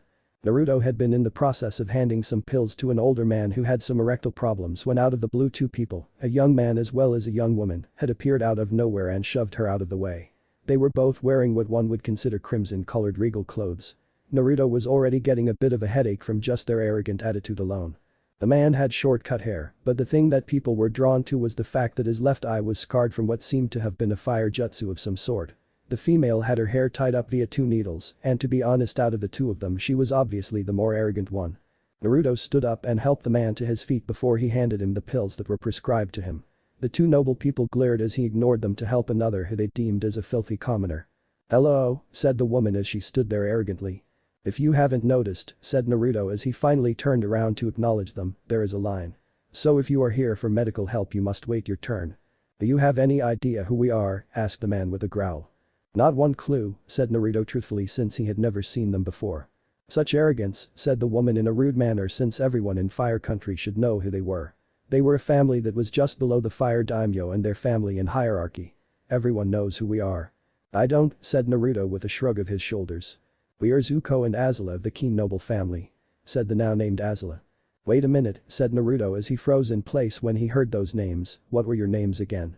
"Azula and Zuko Keen." In that moment, it took all the self-control he possibly had to remain calm and quell the rage that was inside of him. He had remembered those names with crystal clarity from his mother's journal. These two were his aunt and uncle. The same aunt and uncle who made his mother's childhood a harsh one, since she did not see the world through the same arrogant eyes as their family did. The journal had gone into great detail of the bullying that they had inflicted upon her, with Zuko breaking the things she cherished and Azula tormenting her on an emotional level to make her feel worthless. Every fiber of his being was telling him to tear them to pieces and make them suffer as they had done to his mother when she was no more than a teenager, but if he did that he would be a wanted man in the bingo books for killing such a noble family. If he was going to get back at them for what they had done, he would do so in his own way that no one would be able to backtrack to him. "Noble or not," said Naruto simply since he didn't want his voice laced with rage of any sort, "there is still a line ahead of you." "Fine," sighed Azula angrily, "how much to skip the wait?" "It is not about the money," said Naruto simply, as he stood firm, "it's about the principle of the matter. You can't bribe your way here. Do you not understand how nobility works, you worthless commoner?" Screamed Azula as Zuko held her back so she wouldn't do something stupid, as she was known to do against those who piss her off. Several maids and butlers within their home had been the subject of such cruelty, so he knew what she was capable of. "Worthless commoner," said Naruto as he got into her face. He was not scared of her, nor would he ever be.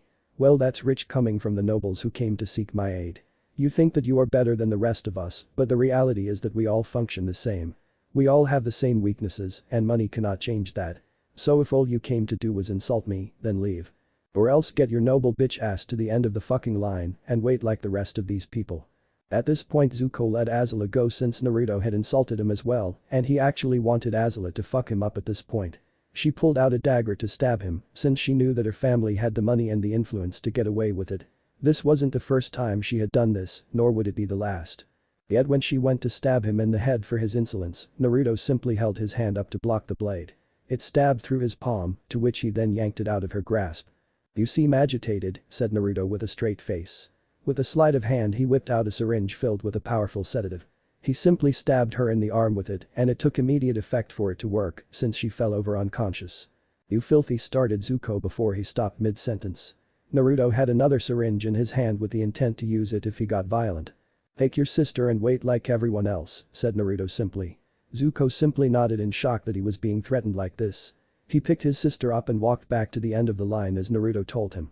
Naruto waited a minute to make sure they did before he took the handle of the dagger in hand and pulled it out. Once the wound was no longer plugged up with the dagger, his blood retracted back into the wound and reformed the skin so that there was no visible damage done to it. His blood ability helped him to heal from such things perfectly like this, and it was useful to say the least. Zuko though, was back at the front of the line within 5 minutes though, and it made Naruto sigh to see that his arrogance was like this. "What did I just say all of 5 minutes ago?" growled Naruto. "You said that I couldn't bribe you," said Zuko haughtily, "so I bribed the rest of these commoners to skip past them instead." Naruto leaned his head a bit and saw a few people counting some money in their hands. "Fucking smart ass," said Naruto under his breath. "Alright then, what can I do for you?" "We came to this village to hire Tsunade for her medical knowledge," said Zuko, "but we happened to hear that you were here and decided to hire you instead since your abilities in the medical field are far superior to hers." "And yet you just called me a filthy commoner not 5 minutes ago," said Naruto simply, "but I'm not going to argue with you. What do you need?" "Our father is gravely ill," said Zuko as he handed Naruto a scroll with the insignia of the Keen family, which was a black fire. and he needs a heart transplant if he is going to live. So I take it that you have the donor heart ready to be transplanted, asked Naruto. But we do indeed, said Zuko. The heart had come from one of their butlers, one their father had hired for this exact purpose, since he knew he would need fresh organs of some sort. The young man had no family other than his sick elderly mother, and he was happy to serve what he assumed was a good man, since the job paid well, and the money he earned he sent home to take care of her. The man worked there for 2 months before he was killed and his organs harvested. And to make sure there were no loose ends, their father had hired a shady man to kill the woman, so that no one would look for her son. Okay then, said Naruto as he opened the scroll. It was an official invitation to their home in the fire capital. I can be there in at least a week. We need you sooner than that. Well, tough shit, said Naruto. I have things I have planned to do, so that is the earliest I can help you. Then we shall hire Tsunade instead. Go right ahead, said Naruto with a shrug, but that will take even longer. From what I have been able to hear from all the people who I have helped, she is not even in the village.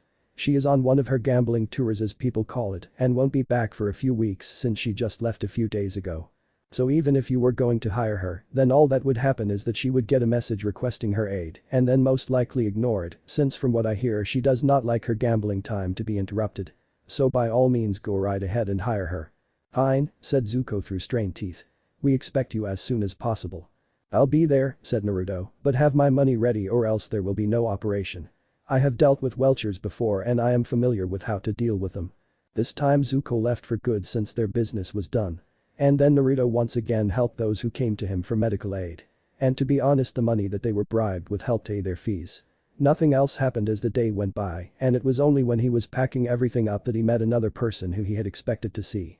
It was Minato Namikaze himself, standing there with a grin on his face.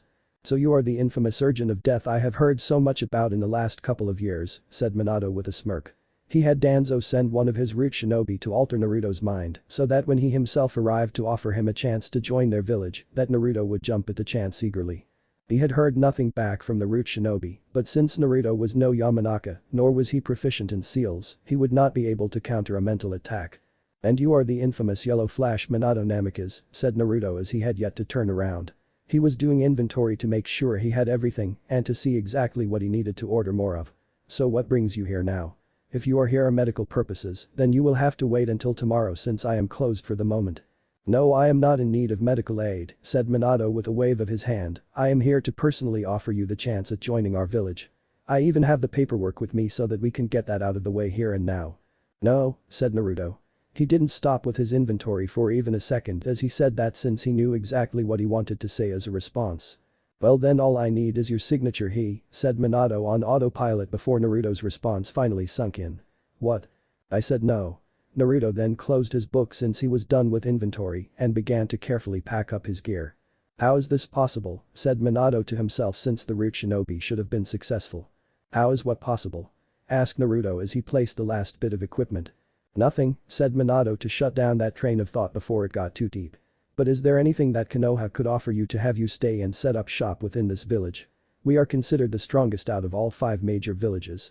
Stop preaching to me, said Naruto as he finally turned around to face the man and look him in the eye. Your village has nothing more than the other major villages, and they have all tried to get me to settle down within it as well. But I prefer to remain a nomad and heal all who pay me to do so. But let's just stop all that and talk man to man, me and you. And just what exactly do you mean by that? Asked Minato with a serious look on his face. I know exactly who you are, said Naruto with a glare towards the man who was responsible for so much of his pain.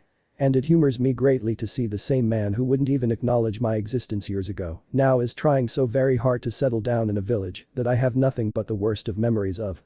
So you know the truth then, said Minato with a growl. He had hoped that Naruto would never learn about their relationship to each other.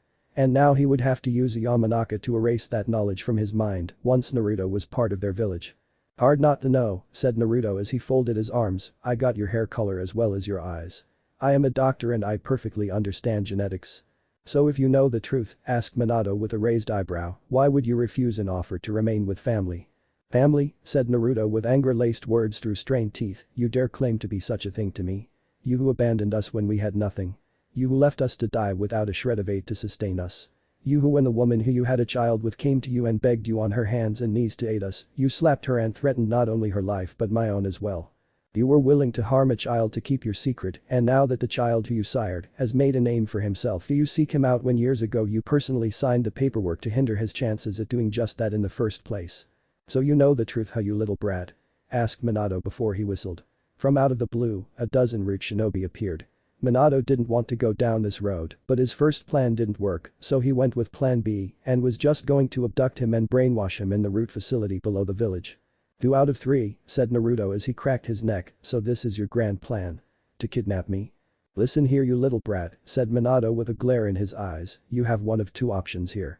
You can either come quietly to begin your re-education to become a citizen of Konoha, or you could fight my men here, and if you manage to kill them, you will be placed within the bingo book with such a high price that even your own customers will turn on you to try and turn you in for the reward. Either way you will serve our village. Is that what you think? Asked Naruto as pulled out a bottle filled with blood, but you do not know who I am friends with. And that matters, why? Asked Minato with a raised eyebrow. In my career as a doctor, I have helped many people of political influence from multiple countries. I have helped even daimyos themselves, 7 to be exact, with 3 of them being from major countries, while the others are from minor. I have befriended them all, not for personal gain, but because they are nice people and I like to get to know my patients better, so I know how to help them. They know who I am since they too have gotten to know me on such a personal level. Now if you did what you said you would and placed me in the bingo book, it would only really affect me in Fire Country, since the other countries would not do it. And by doing that you are basically blacklisting me from Fire Country, which, well, it would be a bit of a financial loss, it's not the end of my career, since there will always be sick people wherever I go. That changes nothing, said Minato as he was a few seconds away from ordering his men to capture Naruto. Oh, but it does, said Naruto with a sinister grin on his face, since if you try and capture me like you are doing, then I will simply kill your men and leave this village and not return. He said that, but in his mind he knew that he would have to return to help Anko, since he said he would cure her curse seal, and he was a man of his word. And if I do that, then I will let the world know exactly why I left. They will know that the boy who was abandoned before he was born by his father is now being hunted by the man who abandoned him, now that he made a name for himself. The world will know who you truly are, and they will not see you as a hero of Konoha, but as the monster that we both can plainly see you are hiding from the public. Minato was growling in rage at this point since he did not like to be challenged, and by someone like Naruto who he saw as a brat. This would not stand. Do you really believe that you can defeat so many of my men by yourself? Asked Minato. Funny that you should ask that, said Naruto as he raised his gloved hand and bent his fingers a bit inwards. As he did that, Minato heard the clear sounds of men choking and turned around to see the root shinobi all grasping their necks as trickles of blood ran down their necks. Since I actually can and do it quite easily if I need to. What? Asked Minato in shock that his men were subdued so easily like this. How is this possible? You were trained to fight like a shinobi, the same way anyone has been trained with the exception of samurai. Said Naruto as he tightened his grip with the wires that were wrapped around their throats, but I was trained to fight like a doctor, who no one has been trained to counter in their lifetime. That gives me the edge to do such things like this. So you have 2 choices here, the first being that you leave me alone and take your men with you. Or the second is that I kill your men and disable you so that you still leave me alone. Well, I hate you with every fiber of my being, I won't kill you. Oh, said Minato sarcastically enraged that this brat thought that he could kill him so easily, and why the fucking sudden change of heart? Because I don't want you to die yet, said Naruto with a glare, you took everything from me. My childhood, my mother, and even tried to ruin my future when you denied me the chance to join the academy. You would have tried to hurt my daughter in rage of what I did to you. No, I wouldn't, said Naruto simply, I would have hurt her since your daughter is a bitch who also added to my pain in our youth. You should be proud, since she takes after you so very well. Don't you dare insult my daughter. And don't you dare attack your son, you hypocritical narcissist. So are you gonna be a good boy and leave me the fuck alone, or should I scar you up to the point that you can't hide your shame from the world? Minato growled since this was not part of the plans at all. It should have been a simple acceptance of his offer to join the village, since the root Yamanaka shinobi should have been successful in his mission.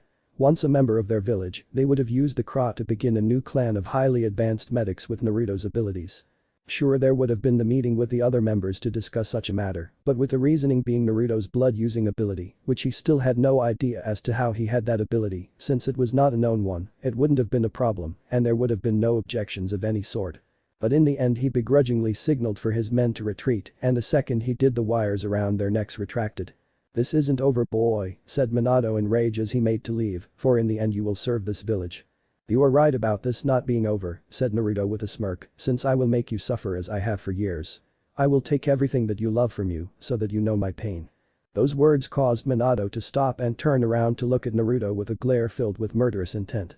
Stay away from my family, he said with venom-laced words, or I will show you that there are fates worse than death, brat.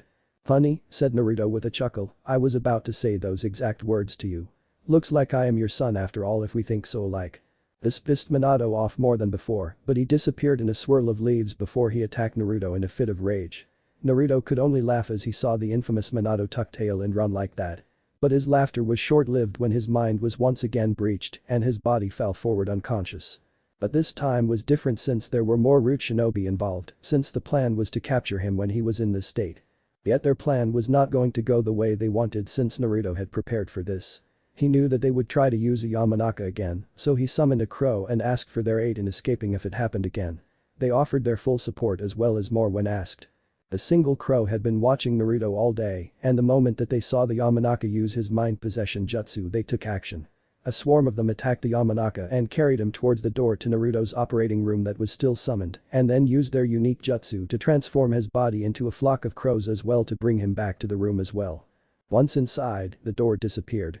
All had gone according to plan. The wise man once said that when one makes a plan that you should think 3 moves ahead of your opponent, and this was a bit of advice that Naruto had taken to heart most of his life when he had decided to leave the village of Konoha to seek his destiny and life elsewhere. Making a plan was fairly easy when you know so much about the ones you are making it against. So when the Yamanaka invaded his mind in an attempt to try and brainwash him into serving Konoha against his own free will and failed to accomplish his mission, he knew that whoever sent the man in the first place would try again. It was true that he had no clue as to when that secondary invasion of his mind would happen, but he did plan for it ahead of time because in truth he wanted it to happen. For years he had used a blood clone, the second one he ever made since the first one was imperfect, to study the brain thoroughly. He had hundreds of books on the subjects, the brains of the foolish shinobi who tried to hurt him into compliance, since the removal of the organ would leave said person dead. But since he killed those people it was not a problem since they were dead already. While Naruto would never admit it to anyone, not Faust, his own mother, or even his closest of friends and girlfriend, he had only one true fear in life. While on the outside he was a calm collected person of a man, and less provoked by an enemy of any kind, but that fear had been with him for years. His greatest fear was the loss of his memories, and by that he meant either through natural illness or via alteration, like the Yamanaka was capable of doing with their fucking family jutsu. He feared about it at first because he saw what it could do to haunt you when he suffered nightmares because of Ino until he was 9, but nowadays that fear was only increased due to the fact that if he forgot what he knew, then he would not be able to help others anymore, since no one had his powers that he had been gifted when he ate the fruit he had as a young lad. This was why he did so much medical research, so that he could teach it to others, so that there would be other doctors to heal when his time in this world was up. Sure, they would not be able to do everything he was capable of, seeing that his powers were one of a kind, but they would be the closest things to it if shown how. So he had spent so much time trying to find a means to counter such a thing from happening, and what made it even better was the fact that there were those who were suffering memory loss as well, who volunteered to try out his procedures to see if they could be cured. Now while he wished he could say that he got it right and they were all good and healthy, that was not the case, and he had so many failures under his belt before he finally reached a breakthrough and found a cure. It was slow since it was basically reconstructing what had eroded over time, but he finally found the means to, and it made all the trial and error worth it in the end. A saving grace to the failures was that those he failed didn't suffer. Yet while he had made a scientific miracle of a breakthrough with curing memory-losing illnesses, he was still vulnerable to those damn Yamanaka and their fucking jutsu. He would always remember the nightmares, since even though he no longer suffered from them the memories would always linger. His bullies had so enjoyed making his life miserable, mainly since the action of putting him down made them feel better about themselves, since their arrogance was never stomped out by their parents, so it was still there. Yet no matter what pain they put him through, he rose above it with the aid of his mother, whose love was the main force of his will to continue on with his life. When she died, it was his rage against the very man who sired him into this world, only to deem him worthless and tried to end him as well. So every time they saw their punching bag up and about once again, it only pissed them off and began the process of hurting him all over again. None of them ever figured out how he constantly kept coming back when they belittled him save for one. Ino. The many who saw her, she was a nice young girl going through a bit of a fangirl phase with her fawning over Sasuke Uchiha. But that image was only a small fraction of the truth, since in reality she was one of the cruelest in that group of people, with only Naruto herself beating the two of them when it came to cruelty. She had followed him one night as he limped home, bleeding out of various spots with bruises and even more. She saw how Naruto's mother bandaged him up and spread healing ointment on his bruises. She saw how happy he was as she held him close and told him everything would be fine in the end. She then put him to bed and read a chapter of his favorite book to help him go to sleep, and as he dreamed pleasant dreams, Ino had rubbed her hands together and smirked since she now knew his weakness. The next day she had followed the two of them as Naruto followed his mother to work, and when she went to do her job leaving Naruto in the main lobby, that was when Ino struck. She had learned her family jutsu a few months ago and had been dying to try it out on someone. So with the proper hand signs she had infiltrated his mind and had begun to add false memories in the part of it that would affect his sleep. The nightmares were all the same with slight variations which were simply his mother claiming to hate him as well as joining in on his pain as the others hurt him. This was the nightmare that plagued him till he was 9. And if it took the rest of his life he would get her for doing this, since it was only after he left the village that he realized that she was the cause behind it, since he had no fears about his mother and she was the only one of the group of his bullies to have such an ability to implant it into his mind. Now here he was with a perfect specimen to initially unlock the means to make himself immune to the Yamanaka. He knew that he would never be able to just up and kidnap one, since he was not a monster like that. He was a doctor that did many inhuman things in the pursuit, that was true, but he was not going to commit crimes to get test subjects like that. This one was perfect since this one had attacked him first, so it was clearly self-defense, plus whoever this guy was part of an underground organization, this he knew since he was a member of Root. While he had no idea as to who ran the organization, he had fought enough of them to at least know their name. So with those factors in play, there was no backlash for what he planned to do, but that was later since now Naruto was once again in his mind since it had been invaded yet again. Naruto stood for the second time in the past 24 hours upon the precipice of the hospital that symbolized his mindscape. Now while he was fairly certain that the intruder had no way to counter his defenses like last time he was here, but he was just too pissed to even make the effort at this point. So he conjured up a simple switch that connected to a button that floated next to him. He flipped the switch, which then powered up the button that he immediately pushed once he saw the green light that showed that it had been powered up. The moment he pushed the button, a blurring alarm sounded throughout the building before all the lights shut off. The intruder to his mind stopped in his tracks when he saw this and immediately began to look around since the last time the light went off while he was here he had been attacked and decapitated, the action of which evicted him out of Naruto's mind before he could complete his mission. Yet this time Naruto hadn't even entered the building and instead the entire place exploded in a geyser of blood that once more killed the man invading his mind. He woke up in the real world with a bit of a headache, but then again he essentially flushed his mind by doing what he did, so it was bound to hurt like it did. Luckily for him he came to before the Rootin did, who was still covered in the crows that had dragged him into the operating room. Naruto quickly pulled a syringe out of its packaging and extracted a powerful paralysis drug so that he could not move his body and stabbed him in the arm and pushed the end of it down to inject it into the man's blood. Once he did, he sighed a breath of relief since the unorthodox plan he had concocted had gone far better than he had possibly thought that it would when put into action. He thanked the crows for their aid in the plan, which they called their acknowledgement of his praise before they poofed back to their summoning realm. He picked the man up and placed him on the operating table, where he then strapped him down tight so that when the drugs eventually wore off then he could still not escape. "I know you can't speak," said Naruto as he walked over to the door of the cabinet where he kept all his medical tools once he sterilized them so that they could be used again later. He took out the ones he was going to need as well as an IV needle and a bag to collect some blood. "So I'll not ask question when I know for a fact that the drug I injected you with prevents you from talking back. You were an absolute dumbus of an idiot to try and enter my mind for the second time after I warned you against it. Yet now that you tried yet again when I stated that I serve no one, you find yourself in this particular situation. You see I have been waiting for the chance to pick the brain of a Yamanaka like you, and since you attacked my mind twice I am able to do it without issue. So allow me to explain what I am going to do.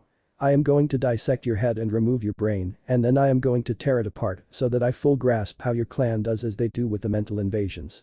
Then I am going to find a means to counter it forever so that your clan can't fuck with my mind again.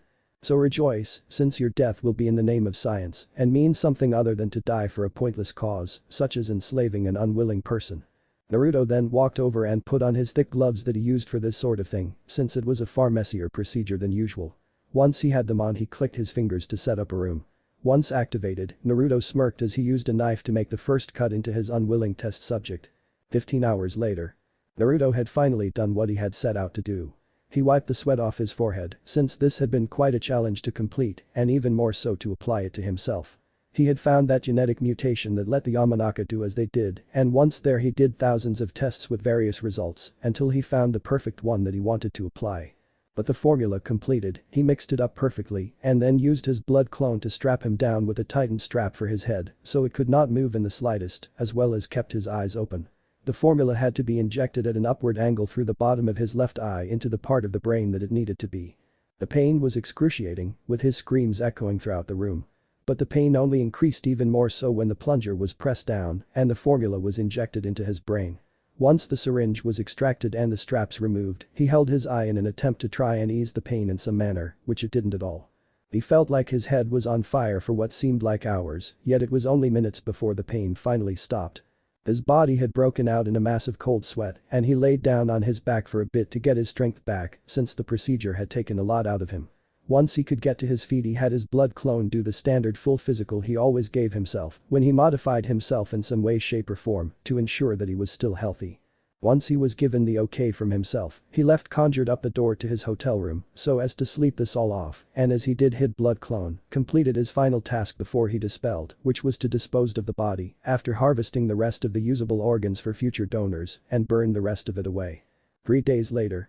Naruto woke up refreshed as he got ready for the day him and his friends had waited for the past few days. He smirked since he was honestly looking forward to this day and he was looking forward to doing something else besides healing people.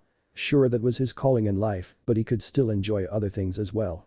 So after he finished getting clean, he put on the new outfit he had paid a tailor to make him and wanted to wear it on a special occasion such as this. His new outfit was a lot like his last one, but with a different design. He wore the same hat, but that was because it was special in many ways that had yet to be revealed as of yet. He wore a red short-sleeved t-shirt under a jet black button-up sleeveless vest. He wore dress pants with 2 crisscrossed crimson belts with a skull buckle on the front that had a chain attached to the pocket which itself was attached to an antique watch that he had been given as payment a while back from an elderly man who had no physical cash. It worked fine and the design on the outside fit his attire perfectly since on it was the carved-out image of the Shinigami. He wore thick black dress shoes which themselves were custom-made and unique.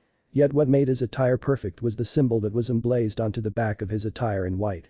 In the years that Naruto had been taught by Faust in the medical field, the man had come to help him understand his powers far better than he could have ever learned himself if he had tried to do it on his own. Faust was a well-traveled man who had done so much and seen so many things in his long extended lifetime, so much in fact that Naruto had questioned if Faust was immortal, but he was never given an answer to that question.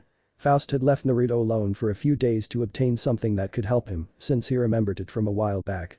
And what he returned with was simply 2 books, one a journal and the other a book on the subject of the powerful force he was capable of using known as Haki.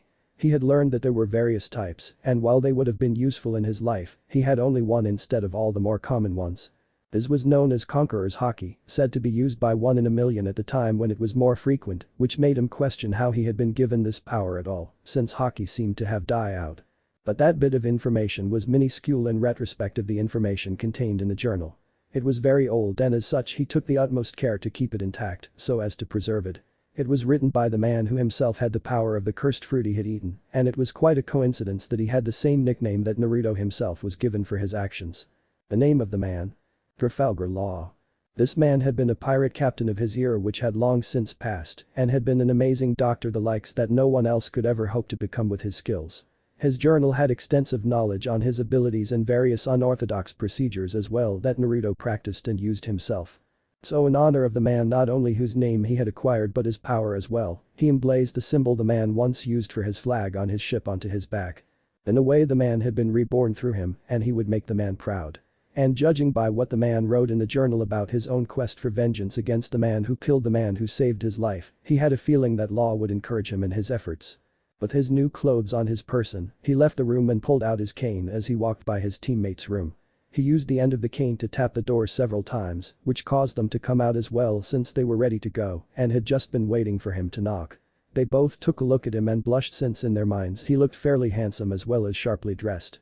Then once they were done blushing they followed him along to the academy where the test was taking place. Not much happened on the way there, except for most of the other applicants looking at how he was dressed since it was not shinobi attire in any sense of the word. But then again Naruto didn't care since he was not a shinobi. There had been a bit of confusion with many of the people who were trying to enter a classroom yet were being denied entrance by 2 men who were there to try to deter them away. But the trick of the whole thing was that the test was on the next floor up, not this one. Naruto simply held his finger up to his lips to tell the girls to keep silent about it and kept walking towards the proper room. Once there they were greeted by the combined killing intent of multiple shinobi from various villages. Naruto simply sighed since he had to make a point to these people that he was not one to be underestimated. So with a serious look on his face, he blasted his haki throughout the room.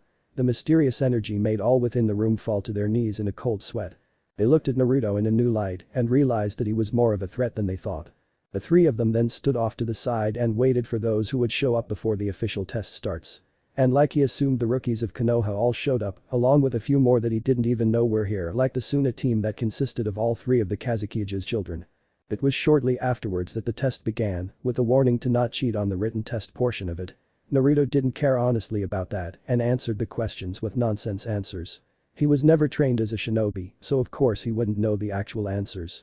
Plus the fact that he was doing all this just to test himself, not to advance his position, since doctors had no ranks.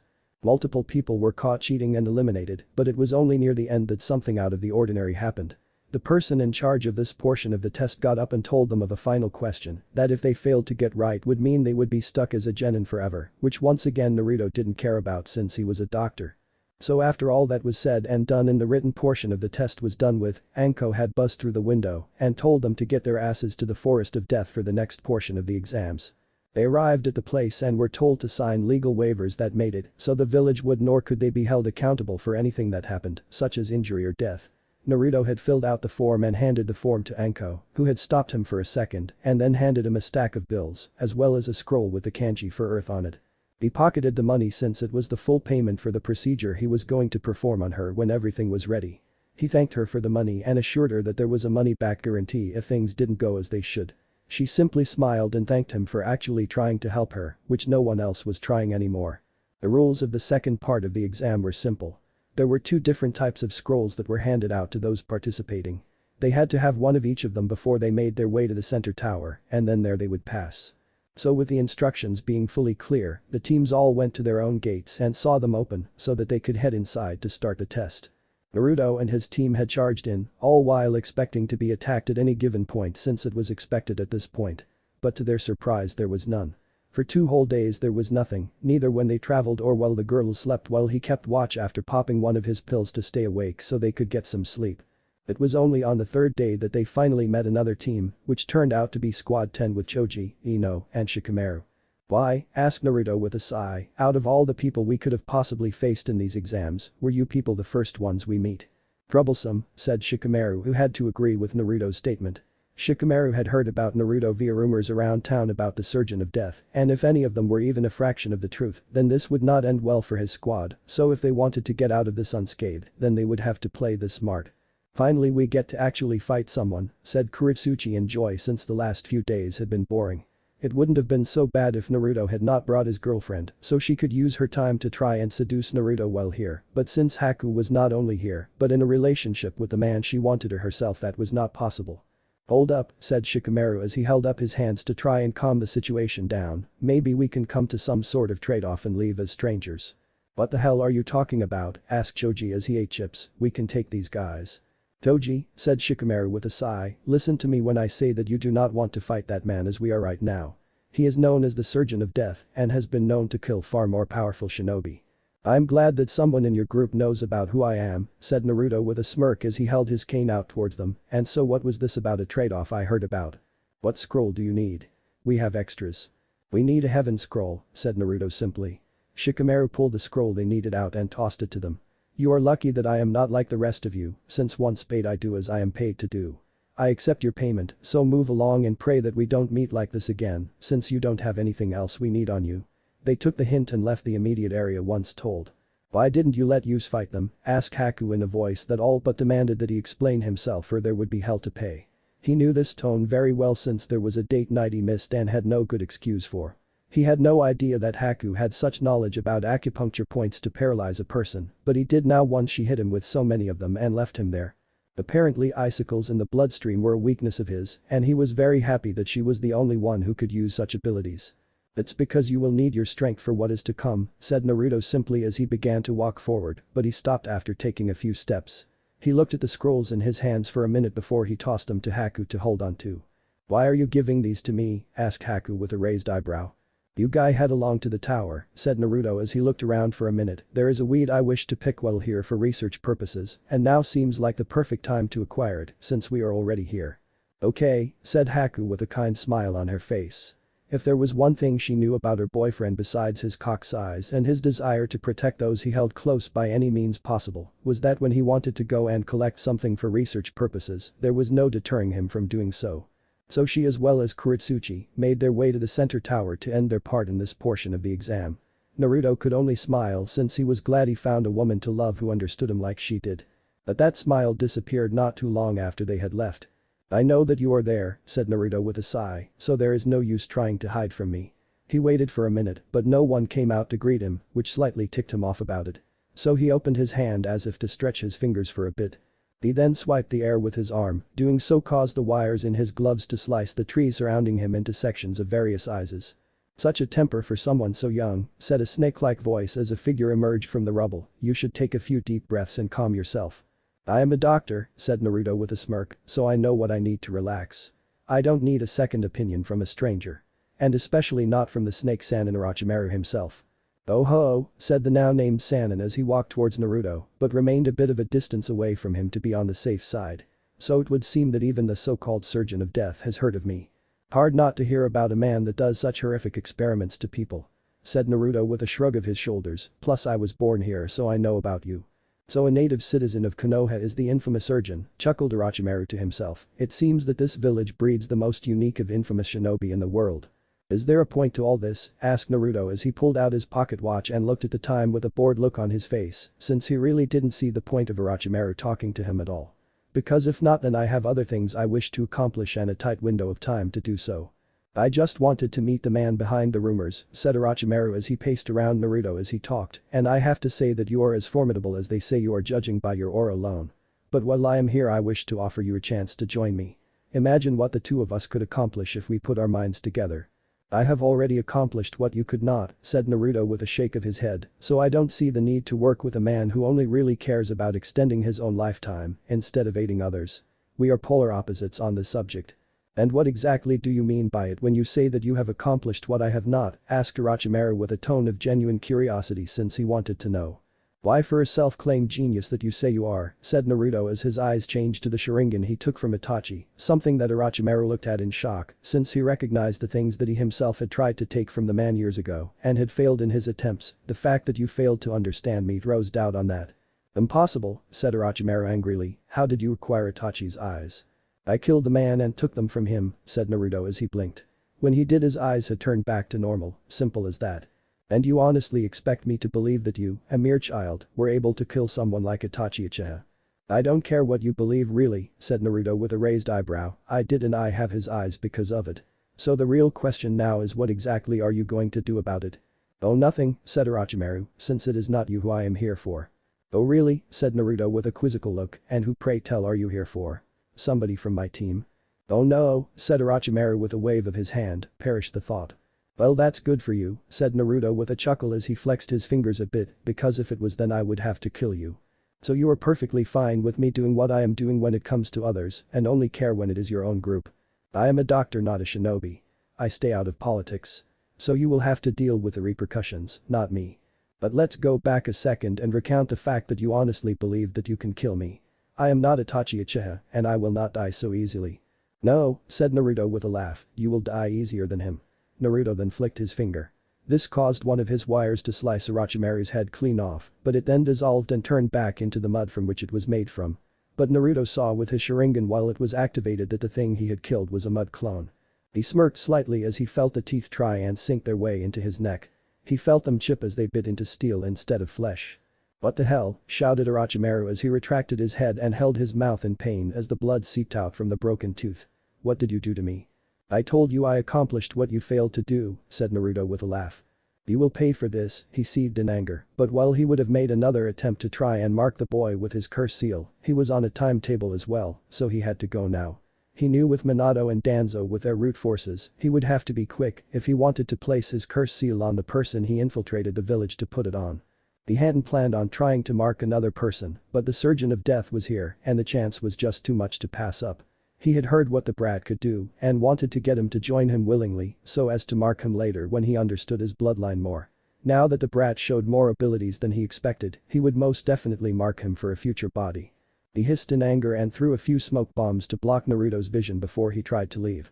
Yet he screamed in pain as he felt his arm get cut off at the shoulder. "Did you really expect to try and curse me and get away unscathed?" asked Naruto as he pulled his hand back. Orochimaru's now severed hand flew into his own. Orochimaru stopped for a second to glare at him before he vanished in a swirl of leaves. "Just something to remember this moment by," said Naruto to himself before he opened his operating room door and placed the arm in cold storage. He was unsure as to what he could learn from it, but it was still something to look into in his spare time.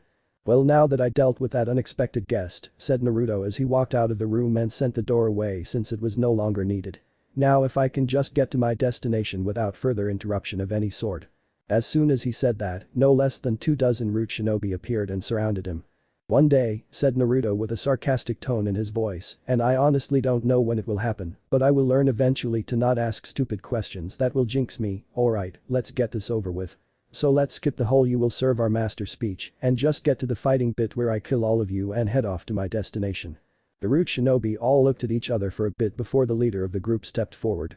"Well, this is different," said Naruto with a raised eyebrow, but still whipped out his cane in preparation. Never had a volunteer come forward before. Naruto then swirled his hand in the air for a second. The root members who had come to try and kidnap him for what seemed like the 10th time in his life stopped for a few seconds before they fell into pieces. "Okay," said Naruto as he pulled out a book filled with information about plants, "so before yet another group appears to mess with me, let's find those plants I wanted to find while here." He then set out to find what he said he would find. It was true that he sent his group away to deal with the immediate threat of Orochimaru since they were not ready to fight the man, but he was being honest about finding the plants. They were strong, yes, but Orochimaru was infamous for the tactics he used to win any and all fights that even some of the most infamous of shinobi have fallen to. The only means to beat the man was through sheer unpredictability, and dear Kami Naruto was nothing more than that word to the fullest when it came to fighting. So with that in mind he set out to find them. 2 days later. Naruto stood with his group, who he noticed were glaring at each other heavily for some reason that when he asked about they turned their glares to him, so he backed off for his own safety, along with the rest of the squads that had passed the second part of the exam as well. The one squad that caught his eye was Squad 7 since he saw Sasuke return with them, but he was taken away shortly after he had arrived from some strange markings that had appeared on his neck. Naruto had faced the young man twice and knew that he did not have such markings on his neck before now. So Naruto looked at this and guessed that this was person that Orochimaru went off to mark after he fled from Naruto. So well, Sasuke was obviously getting some sort of treatment that would try and remove the seal off the boy, which he was fairly sure would not work since Anko's had not been removed and she had one far longer than Sasuke. The rest of the shinobi who passed the second part of the exam stood and watched as Minato told the reason why they had these exams. Naruto was writing in his notebook since he could care less why they did it, since he was a doctor it mattered not to him.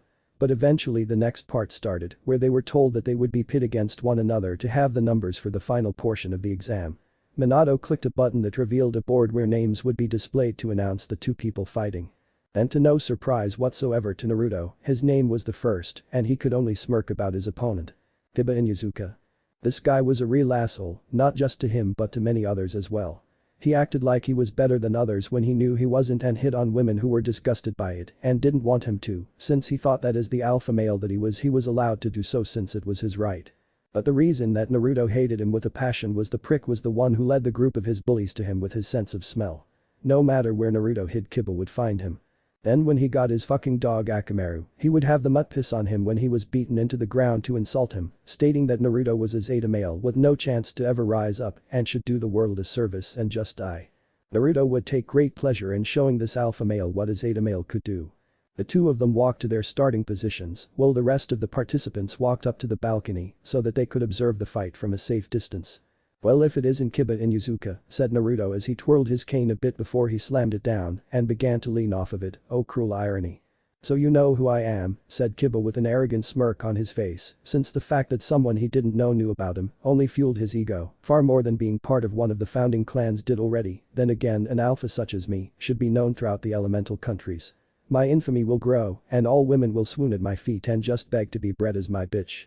"No to all that," said Naruto with a mental gag that this man was not only so very sexist, since he assumed that women were simply his to breed, but the image of him breeding alone was enough to make him gag. "I simply know you from the past."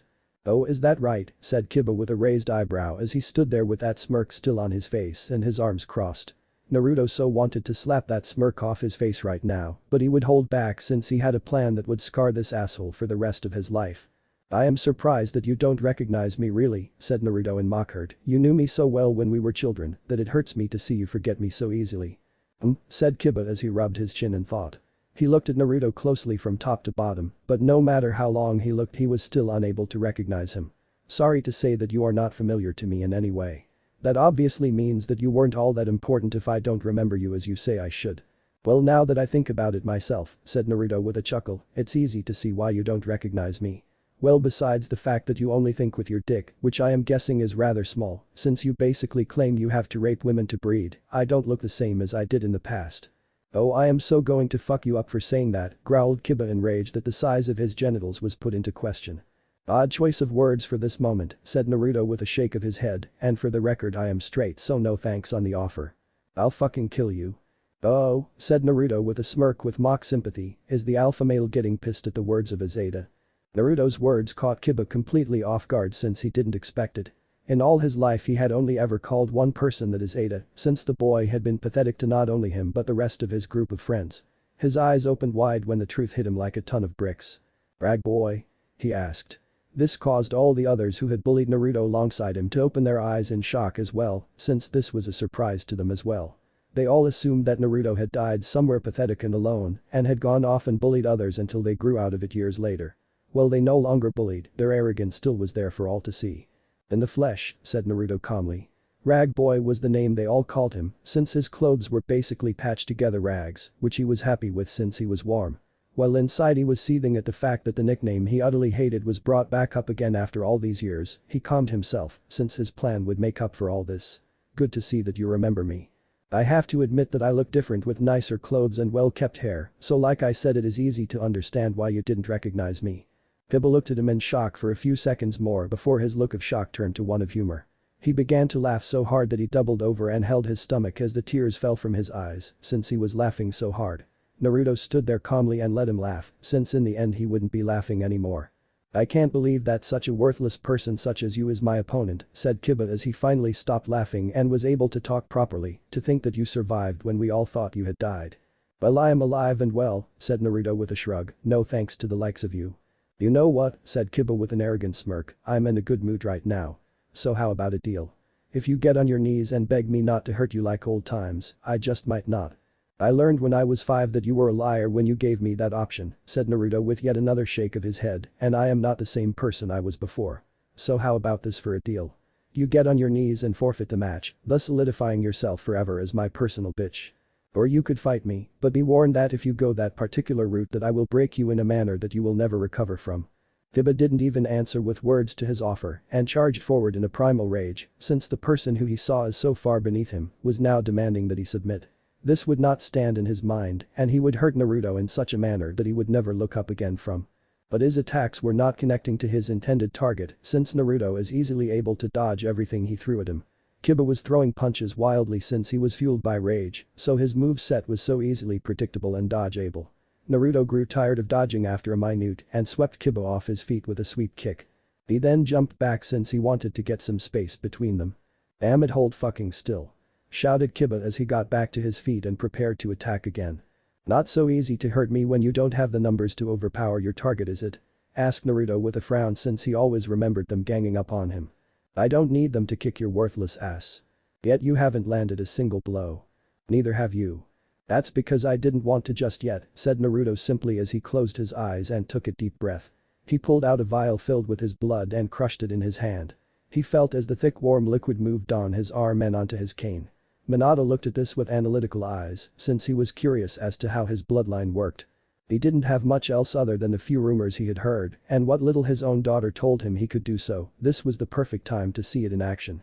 Naruto waited for a few seconds as the blood pooled into the open mouth of the skull that topped his cane, and when it did he quickly turned around and swiped down as the blood turned into a curved blade, making the cane into a scythe. The blade met flesh as it sliced Akamaru right down the center. The mud had been slowly sneaking around the arena so as to attack from behind, thinking that he could catch Naruto by surprise. He had no idea that Naruto was fully aware of his location and simply waiting for him to attack as he did. The mud was cut cleanly in half and perished from it as was natural. But before the two sections of the body even hit the floor, Naruto raised his hand and pulled the blood from the body out and formed into an orb in his hand. He pulled out another vial and funneled that blood as well as the blood used to form the blade into it to use for later. Sure, it was dog's blood, but with his bloodline any type of the stuff could be used as a weapon. Akamaru! Shouted Kiba in shock that he had just witnessed his canine companion had just been killed like he had. He ran forward and grabbed a hold of the two halves that the mutt had become. Tears began to form in his eyes since his friend was now dead, but while the sadness was there the rage began to grow as well. That mutt has finally been put down like it should have years ago, said Naruto with a smirk, and now I had to be the one to do it. You, was all Kiba was able to see that as his rage grew exponentially. Naruto could see his eyes change in a way that looked more like a rabid animal than human, but then again his clan were akin to the canines they partnered up with. I don't like being pissed on, said Naruto with a serious tone, or assholes in general. How dare you? How dare I, asked Naruto sarcastically as he placed his hand on his chest to emphasize his point, this coming from the boy who made it a hobby of his to hunt down a child his own age who couldn't defend himself and thought it was so fun he repeated the event again and again.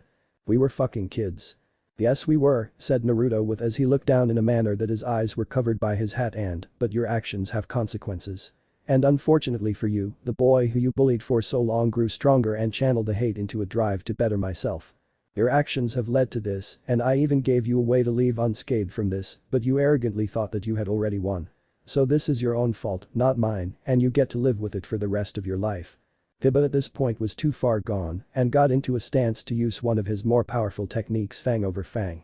Well, the power was half due to Akamaru being killed, yet his mind was not thinking rationally and just wanted to make Naruto suffer for the death of his friend. So in a massive black surge of energy, he charged forward in a rotating form that was meant to cut like a massive buzzsaw. Naruto didn't even move from his spot and simply held his hand up to intercept the attack. He used his steel release to harden it up, so when the attack connected to his outstretched hand literal sparks flew out from the friction of the attack hitting metal. Naruto was pushed back slowly as Kiba kept his attack up, but it wasn't doing the damage that he wanted it to. Minato and the others watching this were surprised as well, since this was not something they thought would happen. They had at least assumed that Naruto would dodge the attack, not block it somehow with his gloved hand, which only made them question what the hell the glove was made out of. But eventually Naruto grew bored with this as well and channeled more power to his hand. This caused it to glow to the point that it was even visible with the glove on. Naruto smirked as he then expelled the power outwards in a controlled explosion that blasted Kiba back quite a distance. Kiba was slow to get back to his feet and he felt as his face was bleeding. Genin Kiba, said Minato in genuine concern for the young boy's safety. Tsume was a friend of his and he didn't want her son to get too hurt. Do you wish to continue? Yeah mutt, said Naruto with a laugh, do you want to keep going? Cause I can understand if you do. It just means that I win and you are now even worse than a Zeta male. I wish to continue, growled Kiba, who was not going to allow that insult to go unpunished. He didn't know how he was going to do it, but he would make Naruto pay. Naruto simply remained in place since he was not intimidated in the slightest. He was however hoping that Kiba would continue and had prepared for it if he did. But he understood how Kiba thought and how to goad him into fighting this one-sided fight. Then Kiba, said Naruto as he held up his and opened his hand, so it was an open palm. Minato saw him do this and immediately knew what was going to happen. He tried to stop it by signaling his shinobi to stop it, but by then it was too late. Kiba had charged forward to attack yet again, but thin red lines appeared out of nowhere around his arms and legs. Naruto then closed his grip, doing so tightened the wires that he had channeled chakra through, so as to superheat them up. The wires cut his arms and legs off in sections, as well as cauterized the wounds, so Kiba would not bleed out. Kiba fell face first into the ground as he screamed in pain from the loss of his limbs, but it wasn't just his arms and legs he had lost, since the angle the wires cut into his legs also cut off his cock and balls as well. The people watching turned green in the face as they saw this happen, since it was gruesome in every aspect of the word. Medic Nin appeared to get the boy to the hospital for immediate surgery. Naruto simply smirked as he saw them take the boy and his severed limbs as well. They were going to try and heal him, but the damage was irreversible since he had cut the limbs into sections that were cauterized as well. Naruto made his way to head up the stairs, but his path was blocked by Minato, who looked extremely pissed. Why did you do this to Kiba? Asked Minato in a pissed voice. I warned him that if he fought me that I would break him in a manner that he would not recover. said Naruto as walked around the man who sired him, don't blame me for the results when he had the chance to leave. You didn't have to ruin his career as a shinobi like you did, shouted Minato behind him. This caused Naruto to stop walking to talk. The world knows what I do to those who I dislike, for reasons ranging from threats to friends and loved ones to threat for my services. This is what I do to those who I hate with unbridled rage. I won't kill them, no, since that is too easy, but I will put them in a situation that they so wish that I did. Remember that bit of information for the future. Naruto then walked up the stairs since he had said what he wanted to say, and it left Minato with a cold chill as he began to sweat in fear. Naruto walked up the stairs to take his place next to his squad since his match was over and he was not going to fight another one at this point since they were only expected to fight the once to dwindle the numbers down to half of what they were now. Naruto could only chuckle to himself as the various Chunin hopefuls went far out of their way to get out of his own path since after what he did to Kiba they were genuinely terrified of the guy. Most of them had grew up to become shinobi and thought that there would be grand adventure and fortunes to be earned in their futures, but Naruto had just injected them all with a harsh dose of reality with his actions. No one expected Kiba to become a limbless torso, and now that she saw someone their own age with such abilities not only capable, but willing to do that to someone, it did not bode well for many of them, and they were honestly considering a new career path. Minato took a minute to make sure that Kiba was in good hands with the medic Nin before he took out the button to start the next fight. But before he could press the button, multiple shinobi from other villages that had made it through the forest of death raised their hands and forfeited their chances of advancing. Minato was genuinely surprised to see so many people quit like that, but after seeing Kiba becoming crippled like he had, it was not wonder that they would do so. So when those who forfeited left the building to pack up their stuff in their rooms and go home, Minato called over one of his shinobi to look over the list of those still in this event. He saw that the numbers were far lower than he had expected and thought about it for a second since they were just 2 people over the limit that they wanted for the third and final portion of the exam. So he did the most basic thing he could possibly think of and drew 4 names from a box to decide the 4 people who would fight with the rest passing this portion and would head to the finals. Minato took the time to explain this to those still left since they had to know and then pulled the names before he had them shown on the board. Gaara vs Lee. Gaara saw his name on the board and simply grunted since to him it didn't matter if he fought or not. But this did present the perfect moment to slate his bloodlust as the voice in head was whispering into the dark recesses of his mind, which only made his insomnia from lack of years of sleep worse. So he put up 2 fingers up to use a jutsu and felt as the sand he controlled swirled around him and he disappeared in the swirl of it. He then reappeared as the sand swirled around in the center of the arena and then dispersed to show Gaara standing there like he had moments ago on the balcony. Lee pumped his fist in joy that he would be able to show off all his skills that he had trained so long to master with his sensei. So he jumped from the balcony and landed on the ground and quickly got to his feet and positioned himself into a fighting stance with one hand behind his back and one hand out with his fingers up and used them in a come get me motion. I'm so very happy that I can still get the chance to fight in this part of the exam, said Lee with a smile on his face. He expected for Gaara to say something back, but he just gave the young bushy-browed man a glare that could freeze even ice itself. They remained like this for a bit and Naruto as well as the others who still remained all began to wonder just which one of the 2 combatants would be the one to make the first move. And to no one's surprise it was Lee who charged forward to try and land the first blow of the match. He got close to Gaara and then jumped up into the air and delivered a spinning kick towards Gaara's face, but the problem with that was that Gaara's sand blocked the kick without him moving so much as an inch from his starting position or even losing the glare on his face. Lee saw as the sand then morphed into a hand that tried to engulf him within it, but he was too quick for it to do so and jumped back just in time. Lee had been taught by his sensei from an early age to analyze his opponent for a weakness and to his regret he was not able to see a clear one since the sand seemed to be a factor that he would have to get past before he could inflict any sort of damage to his opponent in the first place. So with no other real options to work with at the moment, he continued his attacks, but every one of them was deflected by Gaara's sand that shifted around, so Lee's kicks or his punches did not connect. A strand of sand tried to attack him from behind, but Lee was able to use a kunai to cut through it so that it was not in a solid enough mass to do more than blow sand in his face. He tried to use the kunai to try and cut through the sand that was protecting Gaara himself, but that plan failed since the sand was thicker around him, so the kunai didn't cut through and Lee was forced to dodge yet again as it tried to engulf him. Lee had to expertly dodge sand attacks from all around him, yet his intense training was paying off since he was able to do so without breaking a sweat while doing so. He then threw some shuriken to see if that was a viable option to attack his opponent, but once again his efforts were thwarted by the damn sand that Gaara had protecting him. Lee was starting to become a bit stressed over the fact that not only were none of his attacks working against Gaara, but he had yet to even move from his spot since the match started in the first place. It was when he looked closely that the giant gourd on Gaara's back was spilling out more sand that fell into the ground. But the thing that caught his attention was the fact that it was not pooling around his feet like it should have since it was hitting the ground, yet it wasn't.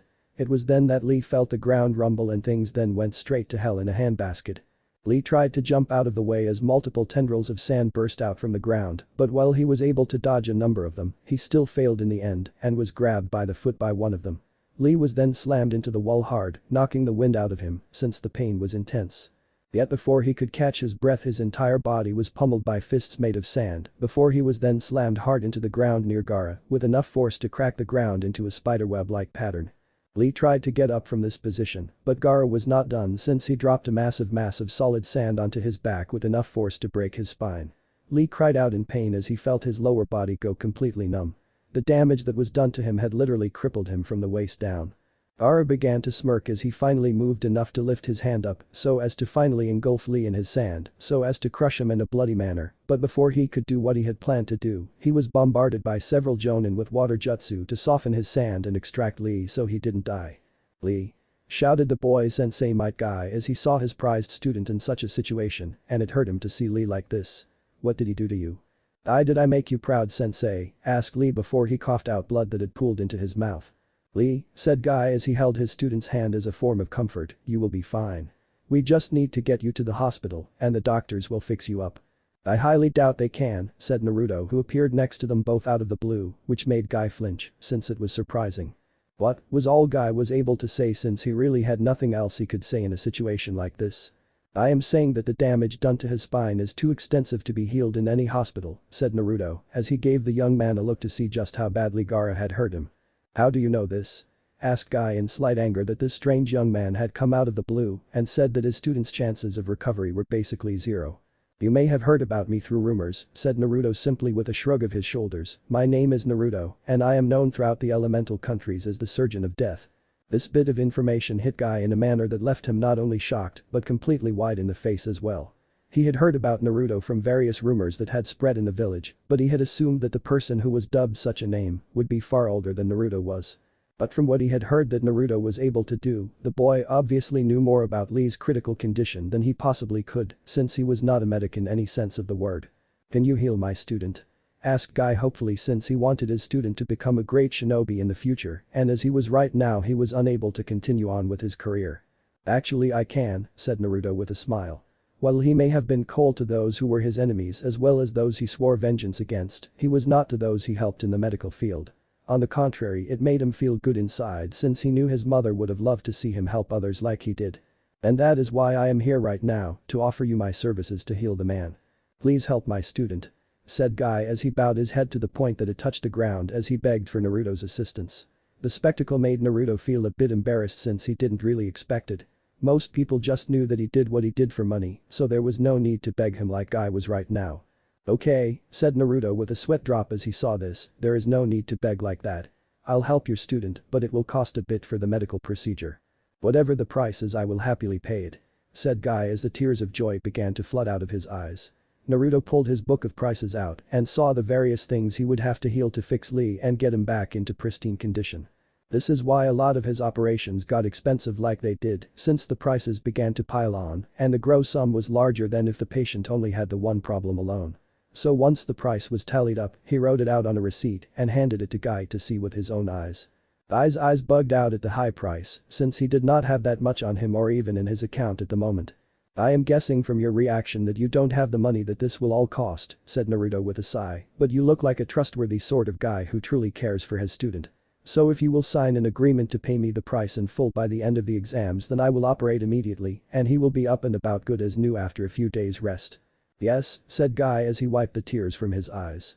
Naruto pulled out a scroll that he had multiple copies of which were the simple terms of future payment, which stated that if the money was not paid in full, then fees would be added and then organs would be harvested if no attempt of payment was made so as to make his money back in some way. It may seem gruesome, but those organs would help others, so it was kind of a chaotic neutral issue if you thought about it in the broad scheme of things. Naruto wrote out the price owed, which Guy signed without hesitation, and then Naruto summoned up the door to his operating room and lifted Lee up in his arms and entered it to operate on Lee. Soon after he left, various shinobi appeared to smooth out the arena for the next fight between the final two, Genin chosen whose names appeared on the board. Hinata vs Neji. So it has come to this, Hinata. Our long-awaited match. One without the Hyuga main family holding me back from showing you my power, thought Neji to himself, while Hinata looked pissed at seeing her cousin showing such hate for her in his eyes. Hinata Hyuga was an arrogant woman if there ever was one. Then again, she was from the Hyuga clan, and at least half of them were haughty because of their dojutsu. Hinata was the daughter of the clan head Hiashi, and she had been taught most of her life that she was better than most people, and those lessons had stuck to her in her youth and had remained into her teenage years. She had been kidnapped at the age of 3 by a Kumo shinobi posing as an ambassador and had been saved by Konoha shinobi. Something in her mind snapped that day, and she wanted to never feel that type of helplessness again in her life, so she trained her mind as well as her body to be cruel, like many of the rest of the Hyuga main branch members were. She had remembered the day she had to fight her younger sister Hanabi for the right to bear the title of clan heiress, and she had fun beating that little bitch within an inch of her life so that she couldn't get back up. She then applied the cage bird seal onto her sister's head and laughed as she used it with glee as she saw his sister twitch in pain on the ground. Neji had been there that day since the whole family was made to watch the event and saw that his cousin was truly evil down to the soul. The failed kidnapping of Hinata had ended with Neji's father being sacrificed to Kumo so that they got a Hyuga, but the seal on his head killed him, so they didn't have a live one. Since that day he had nothing more than rage towards his uncle and his cousin, since Hiashi was supposed to be the one sent to Kumo, being the clan head and all, but Neji's father was his twin and looked just like him, so he was sent instead. Because of Hiashi's failure to protect his own daughter, Neji was now without a father and a life of essentially slavery, to look forward to the rest of his life under the fear of death with the activation of the seal on his head. But now, the gods had seen fit to offer him a chance to finally vent out his fury towards his cousin, and he would be damned if he didn't act upon it.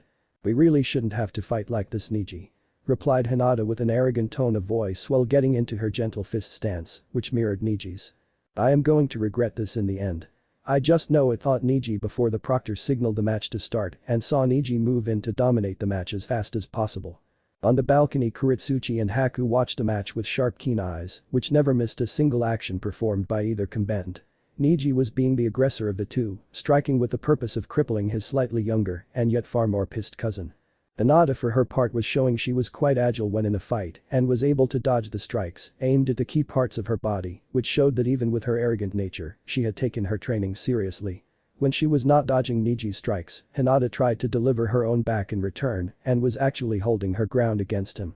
This pissed her off since in her own mind, she should be winning at his point since Neji was a branch member of the family and as such had far less training, yet here he was matching her blow for blow with skills that he should not possess. But while Hinata began to grow slowly tired from all this, Neji's sheer hatred for his cousin kept him going strong. So eventually he powered through her attacks and began to inflict damage. As they fought, Naruto appeared via his door since he was done with Lee's surgery. The process, while unorthodox in application, did not take very long since he knew exactly what he was doing. This was not the first or even the last time he would do this. So he took his place back next to his friends and nodded to Guy to let him know Lee was fine. I smiled and gave him a thumbs up in appreciation. So now that he was back without any form of distraction, he looked down to see Neji kicking Hinata's arrogant ass, and he had to admit that he had not expected this chain of events. "These damaged her arms pretty badly," whispered Naruto to himself and saw Neji deliver an uppercut to the girl's face before delivering another blow that sent her flying back onto the ground. Hinata was practically seething in rage at this point and people could hear her growling in anger. It is said the Hyuga clan's gentle fist jutsu focuses on shutting down chakra points of their targets using the byakugan. It has the power to see those chakra points and shut them down with each strike using the chakra in their hands. By hitting the specific points all over the body, a person's chakra network cannot function, or if the Hyuga wishes to be cruel damage the person's internal organs without actually piercing the body, added Haku, while seeing Hinata get up and Neji once more going on his brutal attack on the girl. With his dominance being clear with each passing second, Neji decided to go in for the kill and hit Hinata right at a point in her chest near the heart. The girl gasped in surprise and in pain before stumbling back, clutching her chest and looking at Neji in shock that he would hit such a point in her body. She knew the chakra points of the body almost as well as Neji did and also knew that point when hit could cause serious damage to the heart muscles, if not cause heart failure if left untreated. Before Hinata could even manage to speak, Neji was upon her again, hitting her in the stomach, making the girl cough up blood and cause the girl further pain. Neji thought now was the perfect time to finish this once and for all, but he then fell over in pain as the seal on his head was activated. Hinata had a smug look on her face as her hands formed the hand signal to activate the seal, and as she saw her cousin on the ground crying out in pain from the agony shooting directly into his brain, she could only picture what horrific punishment her father would give Neji for attempting to strike her down like he did. Who knows? Maybe he would end up like her pathetic uncle and be shipped off to die, but that was a question for later, and Neji's pain was her enjoyment for now. Naruto looked at this with eyes full of disgust since she was basically cheating. She was given a handicap in the form of the seal on Neji's head. Neji had been moments from victory, and yet Hinata cheated, so he was unable to finish her off, and what pissed him off even more was that all the people watching this weren't even doing anything to try and help the poor lad. See, this was another reason he disliked the arrogance of clans and villages, since they used the whole clan matters excuse to get away with shit like this kind of thing. Naruto loathed Hinata for her attitude towards others she deemed as beneath her. Plus add in the fact that the little bitch of a princess had used her family's style to force him to his knees and then stepped on his head before slamming it to the ground so that he bowed to her only made the hatred he had for her far more understandable. Well, he wished to deal with the bitch personally in a manner such as he had done to Kiba, but the thought about it for a moment before he grinned since the situation provided the perfect opportunity to do what he wanted without repercussions for himself. So with that in mind he bit his finger and then pointed the bloody digit at Neji. He fired the blood at the tip like a bullet from a flintlock pistol, but without the bang caused from igniting gunpowder. The blood hit Neji in the side of the head, but he was already in tremendous amounts of pain, so a little more from this new source went undetected. The blood seeped into Neji's pores, there it began to infect the lad from the inside quite quickly. Naruto felt as this happened and waited until he had full control before he acted. He forced Neji's body to rise up, still screaming in pain, since he could do nothing about the seal at the moment, and pounced upon Hinata and began to pound her face using Neji's fists as the instrument of both their hatred towards the girl. This surprised many to see Neji still attacking while screaming in pain, but eventually when the shock of the situation faded, several jonin appeared and pulled Neji off of Hinata before medic Nin arrived to take her away for immediate medical attention. Once the match was over, Naruto clicked his fingers so that the blood infused into Neji's body became dormant and he no longer could control it since it morphed into blood type of the person it was inside of. He learned he could do this and it came in handy from time to time like it did now. This caused Neji to pass out and fall over in exhaustion since his body was far beyond its limits with all that transpired. He was picked up by a medic Nin as well so as to get medical aid for himself. Minato congratulated the genin who were still here and told them that the finals for the events would be held in 1 month's time. He then had them all pull out a number from a box to determine the matches for the finals and they went as such. Naruto vs Gaara. Garitsuchi vs Sakura. Haku vs Ino. Shikamaru vs Temari. Shino vs Tenten. Neji vs Naruto. Toji vs Kankuro. Once the matches were set up and official, Naruto met up with his group so as to walk with them back to the hotel in the village itself so that they could collect their stuff and head out from the village. But before he joined them to begin the walk back, he called over Guy and told him to wait for a minute before he entered his operating room to collect Lee. Guy grabbed a hold of the sleeping lad and told Naruto he would make sure Lee took it easy for the next couple of days as well as have the money in full by the deadline before he disappeared in a swirl of leaves. Naruto then smiled as he finally joined his group who were still glaring at each other the entire time that they were walking back without a word being spoken by either of them the entire way back. Naruto had tried to get a conversation started to break the awkward silence, but the moment he opened his mouth to try and say anything he felt the killing intent they had towards each other directed at him and he knew to simply keep his mouth shut if he wanted to survive unscathed. He may be a surgeon capable of gruesome maiming and killing, yet he was a man who knew when to fear women at times like this. Eventually they made their way to the hotel, where Naruto separated from the girls since he could sense they were still pissed at one another, so he was not going to get in their crosshairs. He left a simple note that explained that he would meet them at the front gate by 8 p.m. to take them back home so that at least they had a proper departure time set. So Naruto set out to find something to eat since he had been eating dried meat for the past few days and he wanted a proper meal to leave this village on. So he searched for a place to eat at and finally decided on a BBQ restaurant that he had seen in his youth but never was able to go inside since him and his mother never had the money to pay for it. He went in and sat at a table before a woman came and gave him a menu. He ordered what he wanted and waited for a bit until she came back with his order. The meat was raw, but then again there was a mini grill built into the table so he could cook it there. So he did just that and enjoyed his meal in peace. He left a good tip and paid for the meal up front before he left to find something to pass the time until they left the village. He found a quiet place to sit for a spell and write out messages for various people that he summoned crows to deliver for him with the utmost haste, since timing was essential for this matter. He smiled as the last one took off with the message he wrote out and then sighed in relief that he could finally relax for a few hours before he set out. Yet the second he got comfortable his gut went off like firecracker and he moved just in time to dodge a swipe of a clawed hand that sliced large chunks out of the tree he had been resting under. Naruto quickly got to his feet as he rolled out of the way from the surprise attack and got a good look at the person that attacked him out of the blue. She had long, spiky, untamed brown hair, vertical slit-like pupils, elongated canine teeth and nails.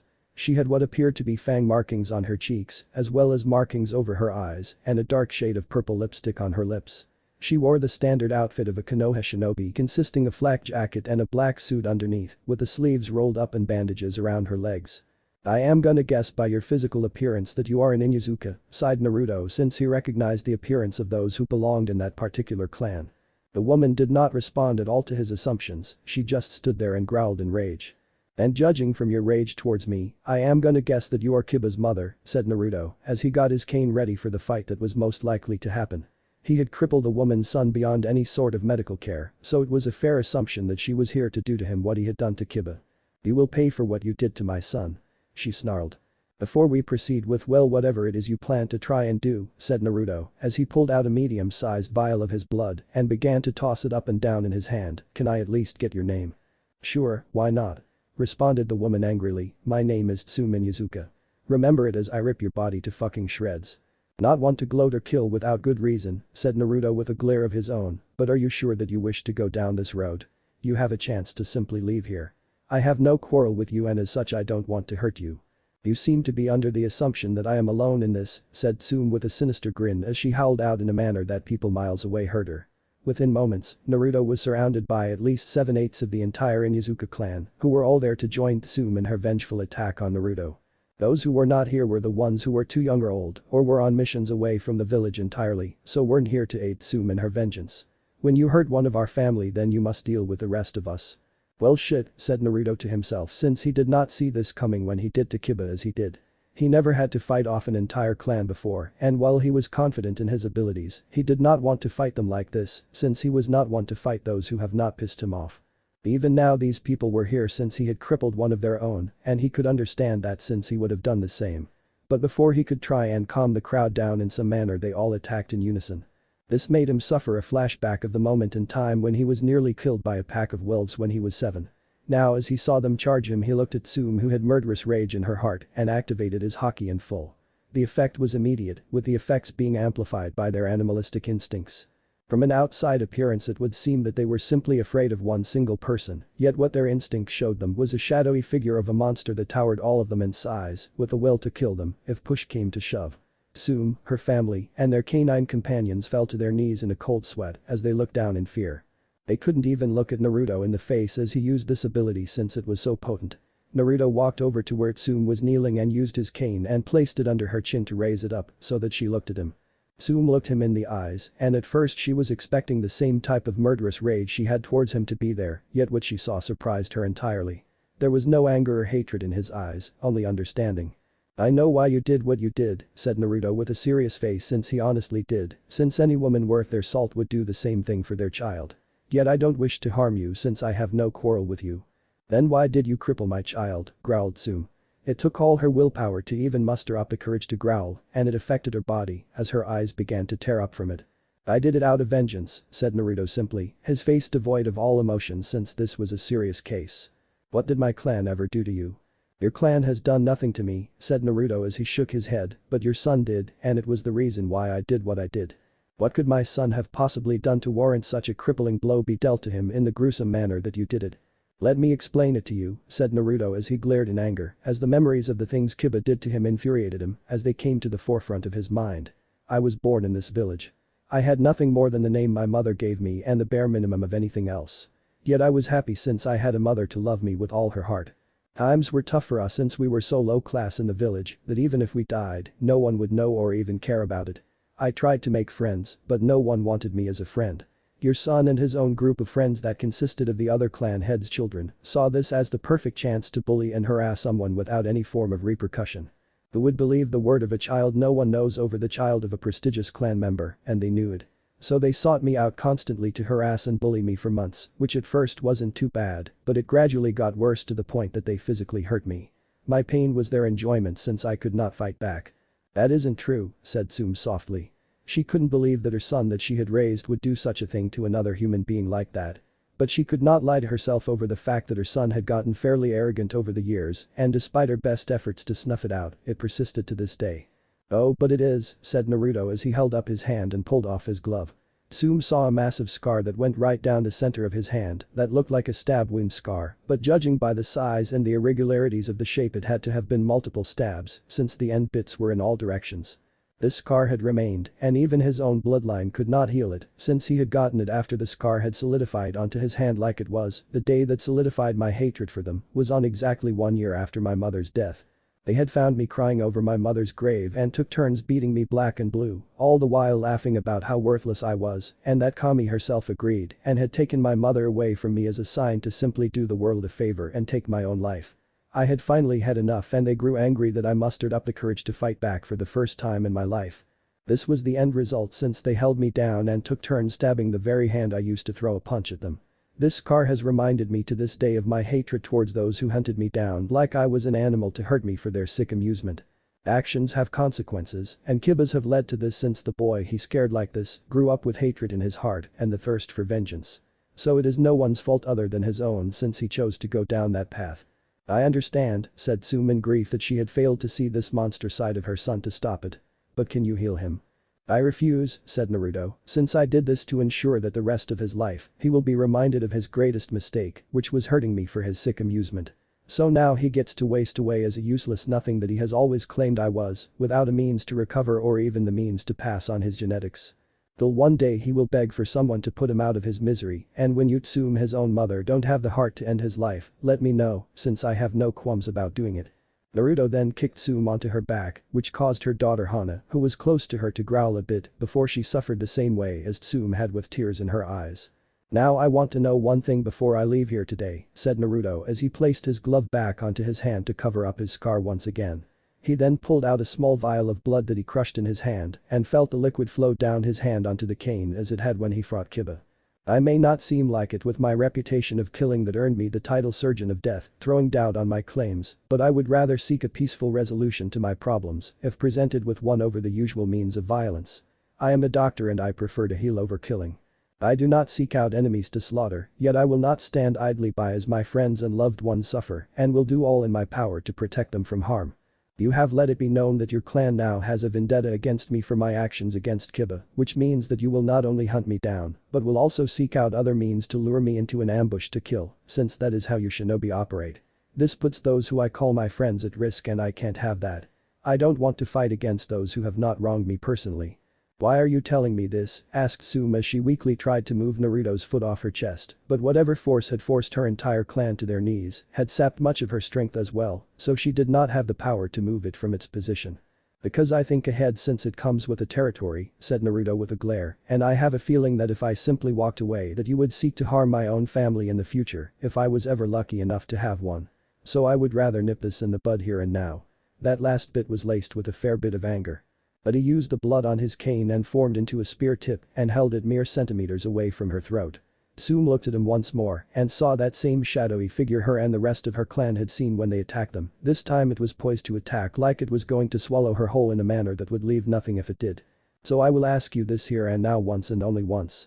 Will you let this vendetta go and forgive me for seeking my just vengeance? Or must I bloody my hands with your clan here and now going down the lines of succession until I find someone who will? Tsume looked at him with utter shock that seeped deep into her very soul, since she knew that he was telling the truth when he said that he would kill them one by one if push came to shove. In a sick twisted way she could respect that since the boy had come from nothing and had overcome everything, life had to throw at him to obtain the balls and threaten an entire clan known for their ferocity. She weighed the option given to her in her mind and thought it out fully. She knew that whatever power this kid had to subdue her clan like this would eventually have to end, since all powers required energy of some source and his would eventually run out. So with that being said, she had no idea how long that would take or even how many of her family would die before then. Her worst fear was that in the end their clan would end up like the Uchiha, with nothing more than a few members that would then be tasked with repopulating the clan towards greater numbers. While she would always hold anger towards the man who crippled her son, she was the clan head and had to think of it as a whole and not just one person. So in the end she simply nodded her head to show that she agreed with his offer. With that, Naruto retracted the blood from his cane and felt as it seeped into the pores on his arm. He held his hand out to help her up to her feet. Once she was there, he began to walk away from the clan who all backed away from him, since any man who could force an entire clan to submit like that was not someone worth fucking with. Many had heard what Naruto had said to Tsume about his actions towards Kiba, and most if not all of them agreed to themselves that if they had been in the same situation that they would have done as he had if given the chance. Tsume saw Naruto disappear into the distance, and as she saw him disappear from sight a single thought came to her mind. She would question her son on his actions as a young child. She would do it in a way that he could not lie to her, and if Naruto was telling the truth, she would let this vendetta go, since his actions were not only legal, given the fact they had been part of the Chunin exams and genin were known to die in them, but she would have done it too. She mentally prepared for that talk she was going to have with her son, all the while in the back of her mind she knew that Naruto was telling the truth on the matter. Naruto had checked his watch and saw that even with that random ambush that ended in his victory, not much time had gone by. So he began to walk around to try and find something to do, since he had time to waste until he met up with the rest of his group and left the village with them. And yet no matter where he walked he could not find anything worth his time and as such just kept walking. Just when he had assumed that he would remain bored until the moment where they all left he heard a voice call out his name from the distance. He saw a man who was clearly a Hyuga, which Naruto could clearly see from the attire as well as his eyes. He saw that the man was carrying a folder in his hands, which made Naruto wonder what it was. "Hold on for a moment, young man," said the man as he caught up to Naruto. Once he did, he took a second to catch his breath since he had full-on sprinted to find Naruto once he heard about where he was located. "Are you the one known as the Surgeon of Death?" "That I am," said Naruto as he faced the man fully. He saw no hide or bandana on his forehead, so he was a main branch member. "What can I do for you, good sir?" "My daughter was hurt recently and is in need of immediate medical attention," said the man. "I was told by the head doctor at the hospital that only someone of Tsunade's skill would be able to help her since the damage was too extensive. The problem is that Tsunade is not in the village and it would take too long for her to come back and help her. I heard that you were in the village and had various members of my family seek you out so I could find you." "Well, I'm happy to help if you are willing to pay my fee," said Naruto, "and I am guessing what you have there is her medical charts so that I can look over them and see exactly what needs to be done to aid her." "But they are," said the man as he handed them to Naruto. Well, he was loath to have to pay what he assumed would be far higher prices for medical aid than what he would regularly pay for in the Konoha hospital. Yet the Surgeon of Death had an amazing record when it came to medical field, so it was an easy pill to swallow his pride. "May I ask your name?" said Naruto as he took the file to look over it. "My name is Hiashi Hyuga," said Hiashi with a bit of arrogance in his voice, like it was a privilege for someone like Naruto to know his name. "And my daughter Hinata is the one in need of medical aid." "Oh," said Naruto as he looked over the file he was given. Apparently Neji had done far more damage than even he thought possible using just his hands and saw why someone of his medical skill was needed to fix her up. "So the cheetah requires aid." "Excuse me," said Hiashi in a slightly pissed tone. He didn't like hearing his daughter insulted like Naruto had just done. "I called your daughter a cheater, my good sir," said Naruto as he handed the file back to him since he saw all he needed to see. "How dare you?" shouted Hiashi in anger. "Do you know who you are speaking to?" "The father of a cheater," said Naruto with a smirk. "Yes, I know who you are. I am a Hyuga and you will give me the respect I deserve." "So what if you are a Hyuga?" asked Naruto with a raised eyebrow. "I am not from this village, nor do I care if you are from a clan. We all have the same organs and weaknesses, and while I will admit that your eyes are able to see what mine can't, I am a doctor and know how to do what you do without them. You're not special in my book." "You filthy commoner," shouted Hiashi, whose face was starting to turn red in anger that this brat had insulted his entire clan. "And yet I am a filthy commoner that you spent so long seeking out to aid your cheating daughter," said Naruto with a chuckle. "My daughter is not a cheater as you claim. She fought her own cousin in the Chunin exams and nearly lost. Before he could win she used a seal that I hear was put on him years ago to subdue him. That, sir, is called a rigged fight, and as many people know that is called cheating, so your daughter is a cheater." Naruto could honestly see where Hinata had gotten her arrogance from if this was how her father acted to people. "Enough," said Hiashi through strained teeth since this conversation was getting out of hand. "Will you help my daughter or not?" "Oh, I will help her," said Naruto with a wave of his hand. "That was never an issue, it's just that she is a cheater and I wanted you to know it." "Keep your opinions to yourself," said Hiashi as he took a deep breath to calm himself. "Noted," said Naruto with a frown, "but before I head to the hospital to help your daughter, there is something you must know. The damage done to your daughter's organs is beyond repair and requires new ones to replace them. Now while most people who come to me for an organ transplant wait for a bit while they get the proper one they need so as to complete the operation, your daughter does not have that kind of time. So you have to make a tough decision here, since the only way she will survive is if you sacrifice someone else since the organs she needs are vital ones that people can't live without. And the organs needed have to be from a close family member, such as a brother, sister, or cousin. So ask yourself if you are willing to kill someone else to save your cheating daughter's life." Hiashi took all this information in stride and growled at the added insult on the end. He thought hard about what Naruto said and his eyes opened wide since he had the perfect person to sacrifice so that his daughter may live. "Please head to the hospital," said Hiashi with determination in his voice. "I'll get what you need." "Some family," said Naruto to himself as Hiashi rushed off to get who he was going to get. You can feel the love within it. Naruto then walked towards the hospital where he was met by a few branch members who were there to protect the room Hinata was in while she awaited her surgery. Hiashi had told them that Naruto was coming to help Hinata. He walked into the room and sat in a chair in the corner and pulled out a journal and began to scribble in it. Hinata was fast asleep since she was saving her strength, so she was unaware of the added presence.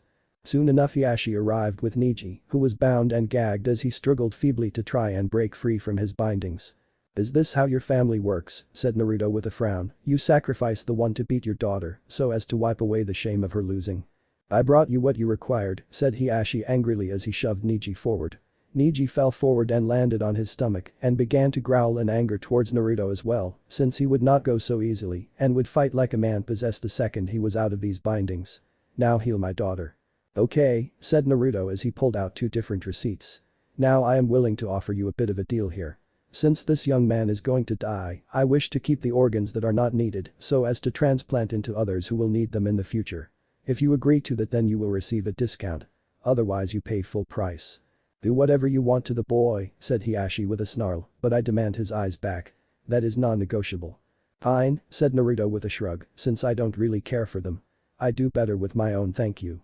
You dare mock our Dojutsu?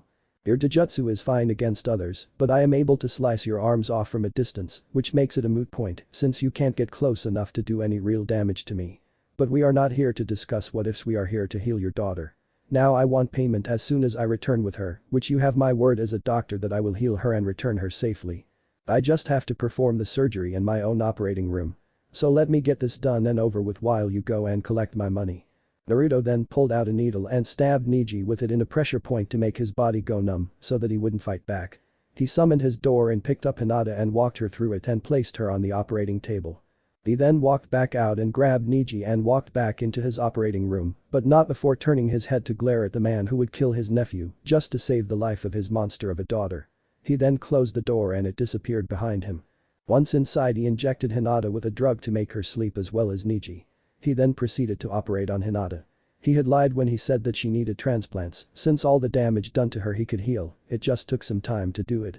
But with the help of shadow clones, he was able to cut the time down to a fraction since they all worked on separate organ each. Once done with, he put her back together and deactivated the room. Once put back together he smirked as he pulled out a container that he then opened up. Inside of it was a small syringe filled with a grey liquid that he took out and injected into Hinata. This was a virus, one that was made to be undetectable as well as slow growing. What it would do over time, which if his tests and calculations were correct would be within the next year, she would go blind. But not only that, but her muscles would begin to atrophy as well, all leading her to become a weak heiress and booted from her oh so prized position of power, since she will lose the strength to maintain it. She could still get pregnant, but the way her body would grow weak over the following year, she would die in childbirth if she ever even attempted to do so. In this way the child had a chance to not learn her mother's arrogance, since she would not be alive to teach it to her daughter. Once everything was done with Hinata, he walked over to Neji who he had placed into a chair and injected him with adrenaline to wake him back up. Neji woke up with a start and began to wildly swing his arms around in a rage. Naruto opened his palm for a second before he closed it, doing so grabbed Neji's arms with his wires so that he couldn't move from his spot. "Please calm down," said Naruto simply. "I won't let you kill me so that arrogant bitch will live." He shouted with all the rage he could muster. "I'm not going to kill you," said Naruto simply with a raised eyebrow. "Bullshit," said Neji, who was not buying it. "I heard what you said to Hiashi. And yet I healed Hinata already," said Naruto as he pointed towards her unconscious form, "and I did it without harvesting your organs to do so. So then why am I here?" said Neji with questioning eyes that were still filled with rage. "You don't remember me, do you?" said Naruto as he shook his head. "And quite say I do," said Neji. Naruto didn't say anything else, but he removed his glove from his scarred hand and held it up for Neji to see with his own eyes. Neji looked at it in shock since he remembered Naruto via that scar alone. He had been there that day, not to hurt the poor boy like the others, but since it was his duty to protect Hinata since he was a branch member and she was a main. He had watched as they had stabbed him in the hand repeatedly. He had to leave with the group when they did, but he had left Naruto, who at this point was crying while bleeding over his own mother's grave, with some bandages to help seal up the wound. "I can tell it by your eyes," said Naruto as he saw it, "that you remember me. You were literally the only person in this entire village other than my mother to help me in some way, shape or form. To you it might seem small, but to me it meant the world since no one else gave a damn about me. So what do you plan to do with me?" asked Neji, who was no longer afraid of Naruto since the man was not hostile to him. "I plan to repay you for what you have done," said Naruto as he retracted the wires. Neji felt them loosen from his arms and rubbed them since it itched quite a bit. "But all I did was give you some bandages," said Neji with a confused look in his eyes. "I don't see why you would help me like this." "It's not that I am talking about," said Naruto as he laughed. "You see, I have a vendetta against those who hurt me all my childhood, your cousin included. I had plans in play to get said vengeance against them, yet you did it for me when it came to your cousin. So it is only fair that I repay you for taking the full force of the repercussions of the event. So what do you have in mind to help me?" "As you heard, you are all but dead to the clan since they think that I am going to chop you up to save her life, but that is not what is going to happen. So what I am going to do is give you a fresh start, the likes that I myself have had when I left this village to seek a life elsewhere." "But what about the seal on my head?" said Neji, since he knew that he could never be free with it on his head. "Can you remove it?" "Not by normal means," said Naruto with a smirk. "What do you mean by that?" asked Neji, who was far more confused than he was before. "What I am going to tell you stays between us," said Naruto as he looked at Neji with a look that promised pain if he told a soul about it. Neji understood and simply nodded his head. "I have a means to clone your body. But it will just be your body since seals are not genetic. Once fully formed I can transfer you into it, fully free from the seal on your head. But while I am doing so I will make a few alterations so that you can hide your identity, such as different natural hair color and pupils in your eyes, while still being able to use your byakugan." "And how am I to know that you are telling me the truth about all this?" asked Neji, who once again was not fully believing what Naruto had said. "I understand that trust is earned," said Naruto with a sigh, "so I will tell you something that I have never told anyone else. Not my closest of friends, or even my girlfriend. I will trust you with my secret if you will trust me enough to help you live a life worth living." "What is this secret of yours?" asked Neji, who was genuinely wondering what it was that he could be hiding from so many people. "I am the bastard son of Minato Namikaze," said Naruto with a growl since he never liked to say that since the man was no father of his after all he had done to him. Neji looked at him entirely shocked by what he had heard. But, how was all Neji was capable of saying since his mind was trying to process it? How was the son of their Hokage treated so badly like he was? Yet he couldn't say any more since Naruto once again stabbed him with a drug to put him asleep. Once he was out of it, Naruto pushed open the secret door he had and entered into it. Inside the room was multiple tanks filled with liquids of all sizes. The smaller ones were cloning individual organs that would then be transplanted into the person they were made for, while the larger ones, of which there were only 3 of them, were used for entire people. He stripped Neji of his clothes and put him in one of the pods so that his genetics could be cloned in the machine next to it. Naruto saw the machine turn on and saw his genetic makeup. He punched in a few things to change his appearance, but other than that there was no need to change him. Before he had put Neji into the pod, he had made sure to take Neji's eyes since Hiashi wanted them. Once the secret door was closed he picked up Hinata and walked her out of the place and put her back into her hospital bed in Konoha. He waited there for a bit until Hiashi showed up, where Naruto handed him a vial with Neji's eyes.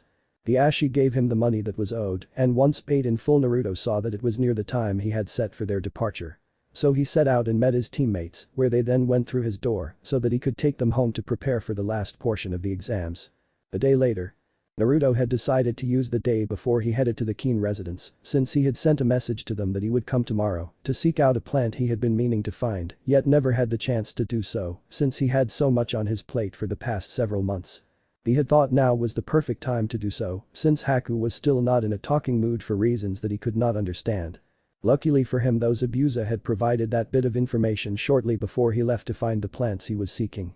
Turned out Haku and Kuritsuchi had gotten into a heated argument over the fact that Kuritsuchi was apparently in love with him since he had saved her life in the past. The fact that made Naruto face-palm himself since he had not seen the obvious signs, and it made him feel like an idiot that he didn't see the very clear signs. She called Haku out on stealing her man from her, which then got into a heated argument with Haku, boasting that she slept with him, and then things escalated from there. Now the two of them had a bet going on that whoever beat the other in the exams would be his girlfriend, and to make sure there was no cheating on the matter, they agreed to not talk to him about it. Apparently that rule did not apply towards Abusa, since Haku had gone directly over to his place to stay at for the month and told him all about it. Naruto groaned since he wondered just when he became labeled as a prize between two women.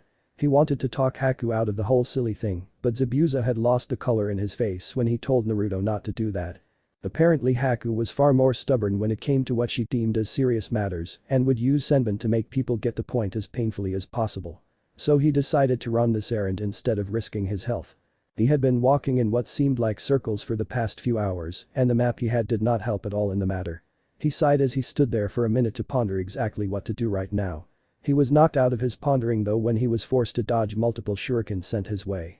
"Sweet merciful Kami," said Naruto as he prepared himself for the fight ahead, "can't I simply go anywhere nowadays without being attacked one way or another?" "Leave now," said a voice that Naruto could not tell what direction it was coming from, "you are trespassing on land that is not yours." "I am?" asked Naruto as he looked at his map again, "to be honest I am completely lost here. Where exactly am I? This map is not helping me." "You are near the land of Taki," said the voice, which Naruto was able to tell at least came from a woman, "and if you don't leave now then I will kill you where you stand." "Taki," said Naruto to himself, "well then at least I'm in the right area." "Right area for what?" "This is ridiculous," said Naruto with a sigh, "could you please show yourself? I'm not here to attack you, and I feel silly yelling at what are basically trees." "Fine," said the woman, "but I want you to know that if you try anything, then I will kill you where you stand." "If I had a Ryo for every time I heard that threat," said Naruto to himself under his breath. He heard a rustle of leaves behind him and turned around to see just who exactly he was talking to. The woman was a petite androgynous tan-skinned kunoichi who wore an orange clip in her short layered mint green hair that matched her eye color, which were also orange. Her outfit consisted of a short sleeveless white midriff shirt with fishnet armor underneath, long wide armlets, and fishnet shorts with a short wide apron skirt over it. Her forehead protector was worn on her right arm and also carried a cylindrical object in red wrapping on her back. "Well hello there," said Naruto with a smile to try and ease the hostile tension she had towards him, "my name is Naruto. May I inquire as to what yours might be?" "My name is Fu," said the now named Fu, "now explain why you are here. If you are a threat to the village then I will kill you." "There is no need for such hostility like that," said Naruto as he put his hands up in surrender. He could understand a guard doing their duty to protect their home, so he was not mad at all the threats of murder towards his person like this. "I was fully unaware that there was even a village out here, so I am not trying to invade or attack it." "Then why are you out here in the first place?" asked Fu with a tone that basically said that she didn't believe him. "I am trying to find a plant that grows in this area," said Naruto simply. "A plant?" asked Fu in a confused tone of voice, "you came all the way out here to the middle of the forest for just a plant?" "Yeah," said Naruto as he pulled the book that he learned about the plant in the first place and began to flip through the pages to find the one he wanted to find. "I am a doctor and this plant will help me in my research." "You're a doctor?" asked Fu as she lessened her stance. For some reason she was beginning to believe that Naruto was not a threat and the demon sealed within her was whispering the same thing as well. "Yes," said Naruto, "and you being here actually might help me since I have no idea where the hell I am. The map I brought along is of no help. Have you ever seen these plants before?" Naruto then moved forward in a non-threatening manner since he was not trying to have her attack him. He showed her the picture that he wanted to show her and saw as Fu looked at it with recognition in her eyes. "I have," said Fu with a nod of her head, "but why would you want those? They are highly toxic." "That's why I want them," said Naruto before he saw Fu's accusing stare, "and no, I am not going to use it to poison someone, so put yourself at ease there." "Then what possible reason do you have for them?" "I am trying to make powerful antitoxins," said Naruto as he pulled out a personal journal with all the information he had on the subject. He handed it to Fu to show her that he was telling the truth, and while it was true that she didn't understand about half of what was written since she was not a medic, she saw that he was indeed telling the truth and making antitoxins. "And the way it works is that I need to build a base before I build from there. I want these plants since they are considered one of the most poisonous plants around and will make a good base. So can you help me find them?" because I will probably be walking around aimlessly for hours with a slim chance of ever finding them without your help." "Well sure," said Fu as she began to lead the way towards where the plants were. She knew that Naruto would not attack her since she sensed no hostility from him in the slightest, and to be honest, she was grateful for the human interaction. She had been forced to live out in the woods and guard the village from attack for years and didn't really get to interact with people other than the occasional nin who tried to infiltrate the village. She had a friend in the past by the name of Shibuki, but he had just abandoned her out of the blue and it had broken her heart that her only friend had done so. So she was happy to spend some time with a person who was not hostile towards her. It took about 30 minutes, but they eventually reached the place where the plants grew, which was a marshy area near a cave. Naruto donned thick gloves that he had to handle things like this since the poison could enter through skin contact alone. Once on, he picked quite a few samples and placed them into a container that he then sealed away for later. They then made their way back to where Naruto had met Fu in the first place. "I thank you for your assistance," said Naruto with a smile, "and I would like to know if there is anything that I could do to help you in return." "Huh?" asked Fu, who was surprised that he said that.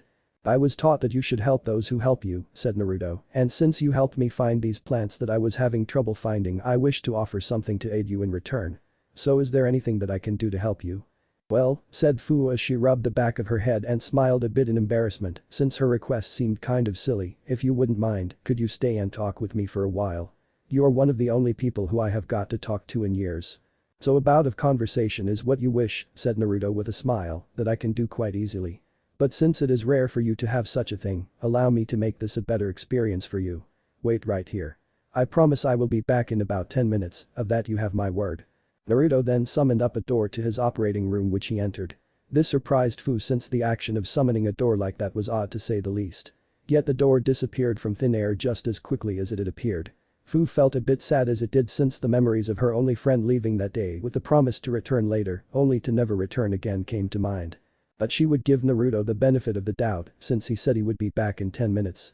So she waited 10 minutes, but he had still not returned and it made Fu sadder than before since she felt as though she had been lied to for the second time in her life. She felt as tears began to form in her eyes since she feared that she would forever be alone in these woods, stuck remaining the guard dog of a village that hated her for what she had sealed within her. After 20 minutes had gone by from the time of his departure, she was just about to head home when the door reappeared. Naruto then came through with a table in hand, while several clones of himself came with chairs and a tea set that was fancy in design. "Sorry for the wait," said Naruto apologetically, "I moved my tea set from my house to my office and forgot where I put it. I nearly tore up my house before I remembered where it was." "What is all of this?" asked Fu in surprise that he had brought all this just to converse with her. "I have learned that some of the best conversations are had over a cup of tea," said Naruto as his shadow clones disappeared once they had set the table. On it was the tea set with hot plate heating up the kettle and had a fancy tin that Naruto opened up to show that it was full of cookies. Fu's mouth watered when she saw them since she had not had a cookie in years and she never knew how much she craved for one until the moment she saw them. Naruto gestured for her to sit and pushed the tin for her to take a cookie at her own leisure. And Fu had to admit that she was happy for the first time in a long time as she took one of the cookies offered and bit into it. She stopped after one bite since it was far more delicious than she had expected. "Do you like the cookies?" asked Naruto with a smile as he picked up match and struck it to light it up. He then put it on the hot plate to light it up and then put the kettle on so that the water could boil. He then spooned out some tea leaves into the 2 teacups he had. "They are amazing," said Fu as she took another as she gulped down the first. "But they are," said Naruto with a smile, "I got them from a bakery in Spring Country. They are a bit pricey, but they are completely worth it in my book. But while you are in a good mood, I have a quick question to ask of you. Why do you live out here of all places? Shouldn't you be in the village?" Fu stopped eating her cookie when Naruto had asked that since she feared answering that question. She had always been told most of her life that Jinchuriki were hated throughout the world and treated far worse than how she was here with the isolation. Now here was a man who had listened to her request of staying and talking to her and she feared that he would hate her if he knew the truth about her. "You don't have to answer that," said Naruto since he had thought about it for a minute and recognized the scenario. "You are a Jinchuriki, aren't you?" Fu was speechless that he had figured it out from her lack of answering and feared that he would just up and leave. "No need to fret," said Naruto as he waved his hand to try and ease her fear. "I am not going to start hating you simply because of the demon sealed within you. I judge people on their actions, not their burdens." "Oh," said Fu as she sighed a heavy breath of relief. By this point the water was boiling and so Naruto poured the hot water into the cups to mix with the tea leaves. Naruto and Fu conversed for quite some time, which both of them thoroughly enjoyed since they had a lot in common. They had both been loners for a good chunk of their lives, but while Naruto's life had improved over time, Fu was still confined to her post on the outskirts of the village. Fu explained how she had a friend named Shibuki long ago, but he had just abandoned her. Naruto felt pity for her, since he had been the same exact way with the lack of friends and the hatred against him, for reasons that he didn't fully understand why it was happening in the first place. Fu at this point had begun to cry since the pain of that day had never left her, nor did she have any form of counseling or person to get over her grief. Naruto had cheered her up though in the end by wiping the tears from her eyes and gave her a hug. She reciprocated it and hugged back hard. Naruto understood that everyone needed at least one friend, and he held out his hand and offered to be that one that she needed. She had smiled as he offered and accepted. But their sappy yet happy moment was ruined when a scythe on a chain came out of nowhere and slammed into the table, destroying not only it but the tea set and the cookies as well. Naruto and Fu looked to see just who the hell had ruined their good time. Standing there were two Akatsuki members, which Naruto easily recognized from the red cloud black cloaks. One of them had medium-length gray hair that was slicked back and distinctive purple eyes, while most of his chest was exposed as he pulled back his weapon and slung it over his shoulder. The second man was a very tall tan-skinned man with long dark brown hair. His eyes had an unusual coloring. Green irises, no pupils and red sclera. Naruto had done his research after the Akatsuki tried to recruit him and he knew exactly who these people were. Haiden and Kakuzu. Both deemed immortal in their own way. "Oh fuck," said Naruto as he signed in anger as he prepared for the fight that was going to happen. Why they were here was the question. Could he not just have a moment of peace? And that marks the end of this part of the story. If you guys made it this far and want more contents like this, comment down below to let me know. Thanks for sticking out till the end. I would gladly appreciate every likes, comments and subscribes I could get on the series. It only takes a minute and best of all, you can show your support for absolutely no cost. See you in the next one.